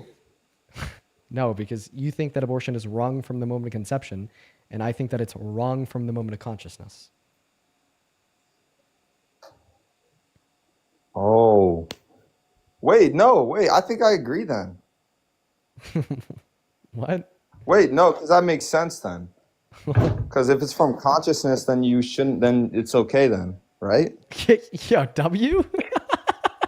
Okay, like the one debate of the day I'm not really trying on, just kind of hanging out, just chatting to Hold chat, on, not wait. really caring about Hold on, wait. Okay, all right, I'll take your Hold on. time. Now wait, let me think about this. Okay. So you're saying that. Hold on. Okay, because hold on though. Wait, the fetus. What about the fetus though? So it's not valuable? Well, I think what I'd say is it doesn't have enough value to have the right to life. Not valuable. But do you think that we should try to let the babies live if we can though? Let the babies live if we can. Like the fetuses. So maybe like we shouldn't just abort them. So maybe here's what I'd say. I'd say it is like the philosophical term here is probably not one I should use. Unless we have compelling reason to do otherwise, we should let fetuses live. However, we always have compelling reason to do otherwise. When a woman is pregnant and doesn't want to continue that pregnancy, that compelling reason to not let the fetus live would be an infringement on her right to bodily autonomy. But you would say like if the woman could, then they probably should try to have the baby then, right? No. I think that a woman or girl should be able to access elective abortion for any reason or no reason at all prior to this point. No reason? Yeah, I don't think that you need a reason to kill the fetus because you already have enough. That But like you're the fact that you want to be pregnant. But you're gonna stop them from it's like still could be a potential conscious in the future. Like they could have it potentially, right? Yeah, like in the future. But we just shouldn't care about consciousness until they actually have it. Like we don't say because a 12-year-old will potentially be 18 in the future, we should give them the right to consent to sex now. We're like, no, like you actually have to be 18 in order to get that right. So sure, a fetus could potentially be conscious in the future. We shouldn't give them the right to life now. We should wait until they're actually conscious before we give them that right. That's a good point. So it don't matter then. Exactly. It just doesn't really matter when a woman or girl gets an abortion. But it really matters to her because it makes her life a lot better. So that's why I'm pro-choice. Oh. Wait, you said 20 something weeks? Yeah, 20 through 24 weeks is like typically when a fetus gains the ability to deploy consciousness, yeah. And is that like policies that the Democrat? Because the reason I'm asking this is like I don't like one of the main reasons like I don't vote Democrat is because like abortion stuff. But like, do they also agree with that the 20 weeks? Because like, isn't it they support all the way up to birth? Actually, Roe v. Wade just protects access to abortion in elective lethal circumstances until around 21 weeks. And Roe v. Wade is what the Democratic Party supports. Don't states like California let it go to 9 months? Through their legislation, yeah. And there's actually kind of a good defense for that. I don't think I do. I'm agnostic on the issue. I don't think I do disagree. To 9 months? There's really good reason why. I promise. I know. Well, you just said consciousness, and you switched up. No, I'm not switching up because I still think you're switching up, Dean. No, I'm not switching up. Listen, morally, I think that elective lethal abortions become wrong at around 20 through 24 weeks. Legally, I'm not sure that we should legislate and prevent them from having them at that point, because point number one, Dean. I can tell you why. I have a really good reason. 9 months though, Dean. I can tell you why. I got a great reason. All right, go. Like super compelling reason. It's because once you're in that third trimester, once you're in that late term, women and girls aren't getting abortions because they want to. At that point, they're already beginning to build the crib. At that point, if they really don't want to be pregnant, there's life-saving alternatives like induction of pregnancy, C-section, so on and so forth. At that point, they already have the name picked out. At that point, they've likely already done a gender reveal party. And at that point, the only individuals that are getting lethal abortions are women who are dying. And if they don't get that abortion, they will die. And the thing is, once we implement these abortion restrictions for any or no reason, it causes women to die when they would have lived if they got a medical abortion due to the fact that the medical health professionals are too scared to perform that life-saving abortion because they're scared that the state will not classify it as a life-saving abortion and they will get prosecuted. A woman died in Texas because of this. A woman died in Georgia because of this. But you know what I've never heard about? You know what I've never heard a single story about is a fetus genuinely dying via an elective lethal abortion in the late term. I've been having these abortion debates for years. I've just never seen a woman ever get an elective and a lethal abortion at like 37 weeks.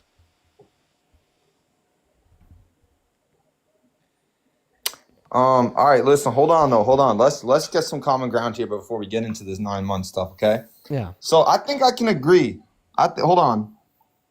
Okay, hold on. I need to think because I never thought about this before, okay?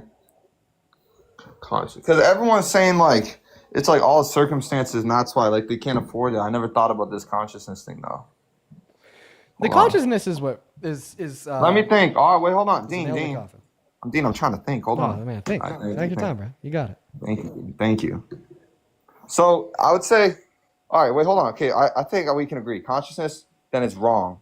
But yeah. Okay, wait, hold on. Become rocket consciousness, yeah. This just don't feel right though, because like they're still killing a baby though, even if it's before. Well, they're killing something that looks like a baby, but like really, it is. Really, when we use the word baby, like we're referring to the cute newborns that are goo goo gaga-ing. We're not referring to the. You know what fetus? You know what fetus means in Latin? You know what Charlie Kirk says? It means fetus. Fetus means fetus in Latin. Good job. Yeah, so that's what I'm saying. It's like it's still a baby though. You know what I'm saying? Okay, well listen, you could call it a baby. You could call it whatever you want. I don't really care. But it doesn't have a well-being. It can't experience any type of harm whatsoever. It is a goddamn clump of cells without a mind because it can't experience subjective experiences in the slightest, okay? I think when you kill that fetus, you're doing just as much harm as when you split a rock in half because a rock has the same mind. Don't feel it. Because it don't feel it. It don't got a mind. Yeah, a rock has just as much as a mind as an amoeba or a fetus. All right, that's a pretty solid point. I'm not gonna lie. That's solid. All right, so then, wait. So I don't think I could vote. Okay, listen. Because Democrats, though, they support up to 9 months, like in California. I don't support that part. Okay, well, actually, if you want to say that Democrats support legislation on the issue up to 9 months because Roe v. Wade only protects it up to 21 weeks and allows state to legislate on it after that point, you understand that Donald Trump's abortion policy also allows states to legalize abortion up until the 9-month point because he just thinks that's not. But here's the thing, though: it's like they leave that up to the states, though, right? Okay, under Roe v. Wade, it's also left up to the state. That's a good point, bro. Yeah, and just saying, like, even if we were to, like, okay, how about this? Yeah, I do give the fetus moral value at 20 through 24 weeks because it has consciousness. Okay, do I give it as much moral value as a pregnant woman? Fuck no. Fuck no. Okay? I think that the pregnant woman is about 1 billion times more valuable than the fetus. And because I can name, or I can think of, 2 pregnant women that have died in that 3rd trimester because a doctor was too scared to be performing a life-saving abortion on them because of bans on elective abortions under the threat and being scared of potential prosecution. And I can't really name a single woman that has ever aborted and killed a fetus in the 3rd trimester electively. It seems like allowing that to be legal, knowing that technically, a woman could go get an elective lethal abortion, but in all reality, they never do because at that point, they've already picked the name. At that point, they're like getting ready to give birth. And at that point, if they really want to stop the pregnancy, they could induce labor or get a C-section. And we could really name and think of women that have died because of these abortion bans. Like seemingly, these abortion bans in the 3rd trimester are like a net loss, right? Wait. So they generate more harm than they protect against. Listen. Okay, this is so. I don't think I could vote like Republican then, if they're gonna ban abortion like that. But I don't think I could vote Democrat because like they're on the other extreme as well. Well, so who would I vote for then? Well, see, the thing Dean, I'm in a crossroads, Dean. How about this? Let me see if I could get you over to the other side. What harm has this extreme of the left ever produced? Oh, well, my dad was out protesting one time, and they threw a rock at him and stuff, and they made like him have to get 4 stitches in his eyebrow. Okay, we'll never vote for them. I think personally. that was leftist. Those were because he went to one of them Republican. So, this was black. So then just never vote for the person that threw a rock at your dad's head. I'm talking about abortion legislation. You said the left though. So I thought that we were speaking in reference of abortion. Like states that have elective abortions legal all 9 months, what harm has that law ever produced? Can you give me a single circumstance of a woman getting an elective lethal late-term abortion? In a woman giving a late-term abortion? Yeah, an elective lethal one. Can you give me one circumstance of that ever happening? It's like 0.1. I couldn't give you like. I could give you an example. I know people that have had abortions and stuff. I don't think that you know anybody who's ever had an elective lethal late-term abortion. Not like, yeah, because that's like really rare. Dude, I can't think of one case. So you're basically saying that That's a good point. the policy of the left has like this, the potential. Wait, Dean. What's up? So then if well, that should make sense because if it's not as much on the left, like the late terms, but there's a lot more on the smaller ends though. Right. But think about it this way. You're saying that this extreme policy of the left of allowing elective lethal abortions to be legal all 9 months, right, has the potential to produce some harm, but it like rarely does. Like we both can't name a single scenario where that's ever happened. But then this extremist policy of the right ban abortion in all elective circumstances, and even in circumstances of rape in 10 of our 50 states, doesn't just have the potentiality to produce harm, but it does every day. Like right now, 66 million American women and girls do not have access to elective abortion, which is something we've already agreed is a good thing that they should have in the first 20 weeks. And there's 60 pregnant victims of rape denied access to abortion in 10 of our 50 states every 24 hours, right? We're like saying that the right is significantly more harmful than the left here. Therefore, we should vote for the left as a means for harm reduction. Okay, so I guess it makes sense if it causes less harm then. Yeah, significantly less harm. Oh, okay. I never thought of it like that. But what about like the immigration stuff though, with like the people coming in and stuff like this, like the undocumented immigrants? Yeah, because you have all these people that are like doing these, like if you have like drug dealers and like crime coming through, I feel like Trump's much more like against that. Well, actually, no, because he focuses on the deportation of all undocumented immigrants, even the innocent ones. Okay, much more of them are innocent than guilty of crimes. I mean, they're 2.5 times less likely to commit violent crimes in American soil compared to citizens. And then Democrats, you know, they still want to deport undocumented immigrants, but they put like a real big preface on those with prior criminal offenses, like the drug dealers, like the violent offenders. And that's why if you go to ice.gov/statistics, and even though Donald Trump has done something unprecedented by deporting 2 million undocumented immigrants in the last year alone, still yet the Biden-Harris administration deported undocumented immigrants with prior criminal convictions at higher rates than the Trump administration is today. Because the Trump administration is focusing on everyone. Meanwhile, the Biden administration was just focusing on those with those prior criminal convictions. So if the big thing that you care about here is removing individuals from the country that are guilty of these heinous crimes, the Democrats are actually better at achieving that goal than Trump. It's a good point, Dean. Yeah, I kind of listen. I'm gonna be honest with you. It's like I kind of like you know a lot more than me, right? And I don't really know how to respond to that. I don't even know. You're supposed to debate someone. You could find someone. I don't even know. Oh, you're actually the last guest of the day. And by the way, on top of that, you know, if we want to be like so far against crime and really stand against it with that red line, I feel like the last thing we should do is put somebody who was found guilty for raping a woman inside of a civil court, found guilty for 34 felonies inside of a criminal court, found guilty for lying about the valuation of his properties in New York. He was found guilty of raping someone? Yes. Really? Yeah, we should really like not put somebody like that in the presidency if we really care about like fighting crime. But that's all from hold on. That didn't happen because that's all from like those are just people accusing him because he's president. That didn't happen though. So he was found guilty on the felonies. Not in court though. She accused. It's just an accusation. So her name's E. Jean Carroll. E. Jean Carroll accused Trump of raping her, and then Donald Trump called her a liar and defamed her on TV. And then E. Jean Carroll's like, "Yo, fuck this guy! Like he's like calling me a liar. He fucking raped me." So then E. Jean Carroll took him to court, sued him, and he was found guilty of defamation and found guilty of raping her by a unanimous jury of 9. The court But case is nah, called Trump v. that's E. not Jean even Carroll. No way, because then he'd be in jail. Well, it was a civil court. So civil courts determine financial responsibility, meaning that he was just forced to pay her $87 million. Wait, so he could still do that and not go to jail? Yeah.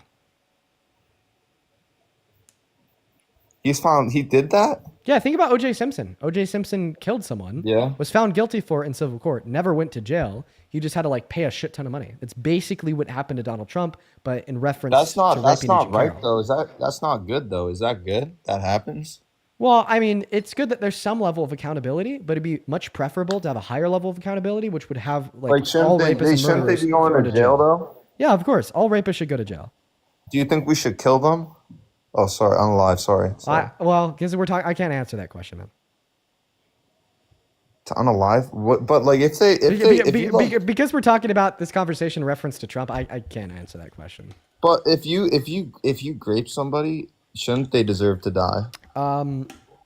Like I said, I cannot answer that question because we're speaking in reference to the president. Nah, so you're hiding right now, Dean. Dean, listen. Listen. Come on. Listen. Listen. Nah, Dean. Listen to what I'm saying. Because Dean, we're listen to me, talking Dean. about the president of the United States of America, I can't answer that question. Think about I'll it. answer. I know what you're saying now. Okay, I thought we had an issue, Dean. We're good though. I hate arguing with you like that. All right, so you do. I'm gonna say it to the audience, guys. Dean thinks that if you grape someone, you should die for it. I think that's a reasonable position, though, chat. So I want to say it, man. W's in the chat for this, man. He just can't say it. W's in the chat. Listen, so if they should die for it, then why would you ever elect one to be president? Well, I didn't know he did that, bro. Chill. Now you do. I think. Wait, hold on. I don't think I would vote for that then. But I can't even do it. I can't vote for him again. He's already in. I could give you okay. So it sounds like you're waking up to the light. I could even give you other terrible things he's done. He's also sexually exploited naked women and/or naked girls and boasted about it like it was a good thing. You're lying. No, I want to listen to him do it. Listen to this. Yeah, are you joking or are you serious? I'm being dead ass. This was a conversation that he had with Howard Stern in 2005. Well, you could also say, as the owner of the pageant, it's your obligation to do that. So you have done that. Now, I'll tell you the funniest is that I'll go backstage before a show. Yes. And everyone's getting dressed and ready and everything else, and no men are anywhere. And I'm allowed to go in because I'm the owner of the pageant, and therefore I'm inspecting it. I'm inspecting. I want to make sure that You're like a everything is doctor. good. You're there. Yeah, the dress. Is everyone okay? They're standing there with no clothes. Is everybody okay? And you see these incredible-looking women, and so I sort of get away with things like that. Yeah, that one. Yeah. That's disgusting, bro. That's disgusting. He said that. Why is that not talked about? That's the first time I'm hearing about this. Well, it was talked about a bunch back in 2015, and then he won the presidency, so people realized that other individuals just straight up didn't care. Oh, he also said that it's not bad for boys to get raped by their teachers because they like it. Here's that one. Is this not crazy? What is going on with their students? Is this not crazy? What is with their students? Is this not crazy? What is going on? Well, I don't think the male students have been hurt by it. In fact, they're going around bragging about it, as I understand it. So, it's I don't see a lot of damage done. Fair enough. But it's a very unusual situation. I would say her husband cannot be happy. Oh, you are bad. That is bad. You shouldn't say that. Yeah. I understand the joke he was trying to make. I joke around with stuff like that too, It's sometimes it's if you have a baddie teacher, it's the guy's dream to get with them. But you can't be saying that in a serious way, you know what I'm saying? Well, here's the thing. Because sometimes I think that's really wrong to joke about, because then when boys do get raped, society cares less. Yeah, it's a serious thing that happens. Right. I don't think that we should novelize such bad actions by trying to quote unquote joke about them, because then it legitimately has that impact on society, right? The more you joke about rape not being wrong, the less people care about rape being wrong. I gotta watch some of my jokes, then. Yes. I don't do those jokes though like that. But like sometimes I'll say to my buddies like, yo, that teacher's bad. Like Are I'm you gonna under go for Are it. you I under don't the age of actually do it. 18? I'm 21, bro. Oh, so So with that. you're in college? Yeah. Professors. Okay, I call well, them the same thing. I mean, you're an adult man. You're 21.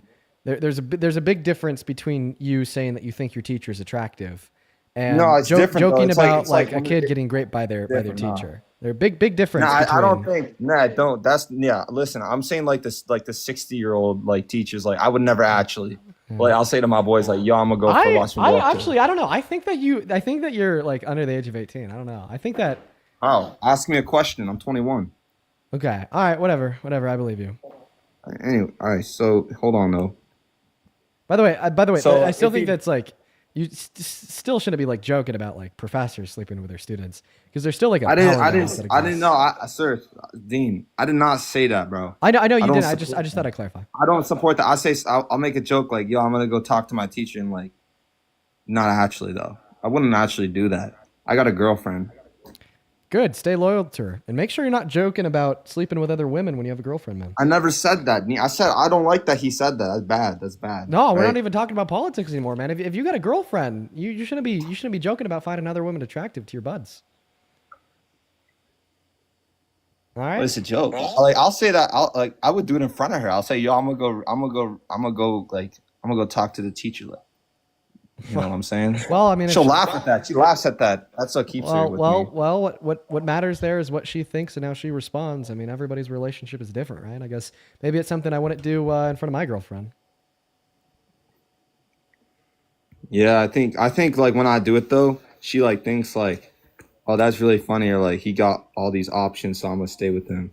Okay, And so I think it's our way of like. So I'm- the latter there, you got all these he has all these options, so I'm gonna stay with him. That's like a coercive technique to try to get your girlfriend to stay with you. That's also Nah, bad. but she does the same. She does the same to me. Okay, then it She'll- sounds like it's like- maybe there's it's a little bit of a it's toxic relationship consensual. there on both ends. But listen, Dean. Sometimes a little toxic don't do nothing. Not bad for you though. I don't know, man. I think it does. I don't know. No, because like look, Convince your girlfriend to stay with you because you're a good boyfriend. That's really nice to her and loves her and does a bunch of great things for her. Don't convince your girlfriend to stay with you because you have other she's options. a Democrat. My girlfriend's a Democrat. We always debate, but I always win them. And then why am I? I just don't think I did that good today. Yeah. But listen, I don't think I'm gonna vote Republican, but I still don't necessarily think I'm gonna vote Democrat. I just don't think I'll vote because like it's kind of messed up. Because like I don't think that the two-party thing is good. You know what I'm saying? Okay. Don't you think there should be more? Yes, I do think that there should be more than two parties, but unfortunately we don't have that. Josh, I appreciate you for coming up. I guess thanks for having a little bit of an open mind there. Got you off the MAGA train. Now, I was so focused on my debate with Mr. Josh there that I haven't thanked anybody for your love in like the last 30 or 40 minutes. So I'm going to quickly thank you guys. You guys have been very, very kind. To Boss, thank you so much for the $50 over on YouTube Super Chat. Thank you so much to Boss. I want to see 500 Boss W's down below in that comment section. As well, the Boss, I just read your message there. And yes, an argument from deterministic free will is a good one. There's a lot of Christian responses though, but thank you for the $50, Boss. As well as Jeremy, thank you for the $25 on Venmo, who says, hey Dean, just lost power. It's almost zero up here in Wisconsin. At least I could be hanging out with you guys on the phone. Well, Jeremy, man, I hope that you regain power before your house gets too cold. That's fucking terrible. Thank you for the $25, man. Same thing with Vanessa. Thank you so much for the $25 too on Venmo. He says, clock it. Keep fighting the good fight, nephew. Oh, Vanessa, it's good to see you. I appreciate you for the $25. Let's get 250 Vanessa W's, 250 Jeremy W's, and then Shannon, thank you for the $5. Trish, thank you for the $10. Who says, I pulled up in the Chick-fil-A drive-thru listening to this live, and the employee said, are you listening to Dean? He's my guy. Yo, W Chick-fil-A worker. Let's fucking go. Kirsten, thank you for the $5 over on Venmo. Joshua, thank you for the $10 on Venmo. Who says, Dean, I'm getting my girlfriend a pink Fender Mustang guitar and an amp for Christmas. We usually watch together, but she's at work tonight. If you remember us, it's Josh in Brooklyn from a few weeks ago. Yes, Josh! I do remember you, and she's going to love it. That is so cool. What a good boyfriend. What a good boyfriend. Cassandra, thank you for the $5 on Venmo, who says separation of church and state. Dead ass. Kelly, thank you for the $10. I really appreciate that. Thank you so much. Okay. And then Jody, thank you for the $10 as well. And Venmo says, I literally watch every day with my twin 12-year-old boys. We love you. They want a shout out. Miles and Maxwell. Well, Jody, that was sent through an hour ago. I really hope that you're still in here. If you are, shout out to your two children, Miles and Maxwell. Polly, thank you for the 5. And Lexi, thank you for the $15 on Venmo. Who says, Dean, I'm an avid music listener and decided to check out the Backseat Lovers. I think each song is my favorite until the next one plays. Yes, Lexi. The Backseat Lovers, in my mind, is the best band ever. I understand that's a little bit of a crazy claim. That's what I believe. I personally really, really like them. And you are absolutely spot on. They do not have one song that is a miss. Every single song they make is fucking fuego. Absolutely. Absolutely. Over on PayPal, there's a couple people I'd like to thank too, most notably Kathy. Thank you so much for the $50. Thank you so much, Kathy. Dude, show some love to Kathy down below in the comment section for the big 50 who says, please get rid of this guy. Kathy sent that through 30 minutes ago before we started to change his mind. But thank you so much for the $50. I think that you're awesome. Thank you so much for the $50, Kathy. Then Harold with the $10. Thank you so much for the love. Who says, did you change TikTok accounts for some reason? Yes, I did. I did change TikTok accounts. Right now we're banned on the main. I think that we should be back on it tomorrow though. And then Clara, thank you for the $15. Who says, hey there. I know you don't care, but I had my first therapy session a few years ago today. I'm going to go and read the rest of your message here, Clara. Oh, thank you for your kind words. Shout out to you, Clara. That's very, very kind of you. That's very, very kind of you. Thank you so much. I think that there's a couple other people that I want to thank here as well. Let me go ahead and open up PayPal so I could finish reading off all the other donos. Like I said, really appreciate you guys. You guys have been very, very kind today. Who else do we got here? Let's see. Lincoln, thank you for the $5. Who says thank you for what you do. Appreciate that, bro. Tyler with a 3. And Darius with a 5. All right, we're all caught up over there. Then we had one last super chat come through here from Laughing Out Leslie. Thank you for the $50 over on super chat. Who says, thanks again for standing up for rape victims. We need more men like you and Parker standing up for the rape apologists. Maybe one day we won't have to stay silent because of people like you. Listen, I really hope that society continues to progress in a positive direction. And rape apology goes down, down, down, down, down. And I think the only way to get there is just to continue the advocacy. I think it's important for everybody to be vocal. And Leslie, seriously, thank you for the $50. You are absolutely fantastic. All the love in the world to you, Leslie. All the love in the world to you. Now, we're getting reports here that apparently we struck another boat. Everybody in the chat is going, we struck another boat. Let's see.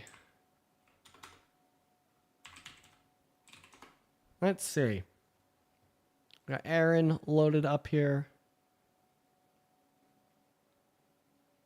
Yes, he did. We have breaking news at this hour. United States Southern boat strike in the Southern Caribbean has occurred. Despite all of the news about possible war crimes in the Southern Caribbean, despite the fact that many of these strikes are likely illegal based on military experts, they are continuing. And Pete Hegseth tonight ordered another strike in the Southern Caribbean. We don't know how many people were on this boat. The boat was destroyed like the previous strikes. We don't know how many strikes there were. We have some major news right now that all but confirms that what the United States military did was a war crime. CNN is now reporting that the two men clinging to the side of a boat in the Southern Caribbean on September 2nd literally did not have a radio or other communications devices. This is from Natasha Bertrand, a great reporter. And while the details of the strike are becoming even more sinister, let me break it down for you.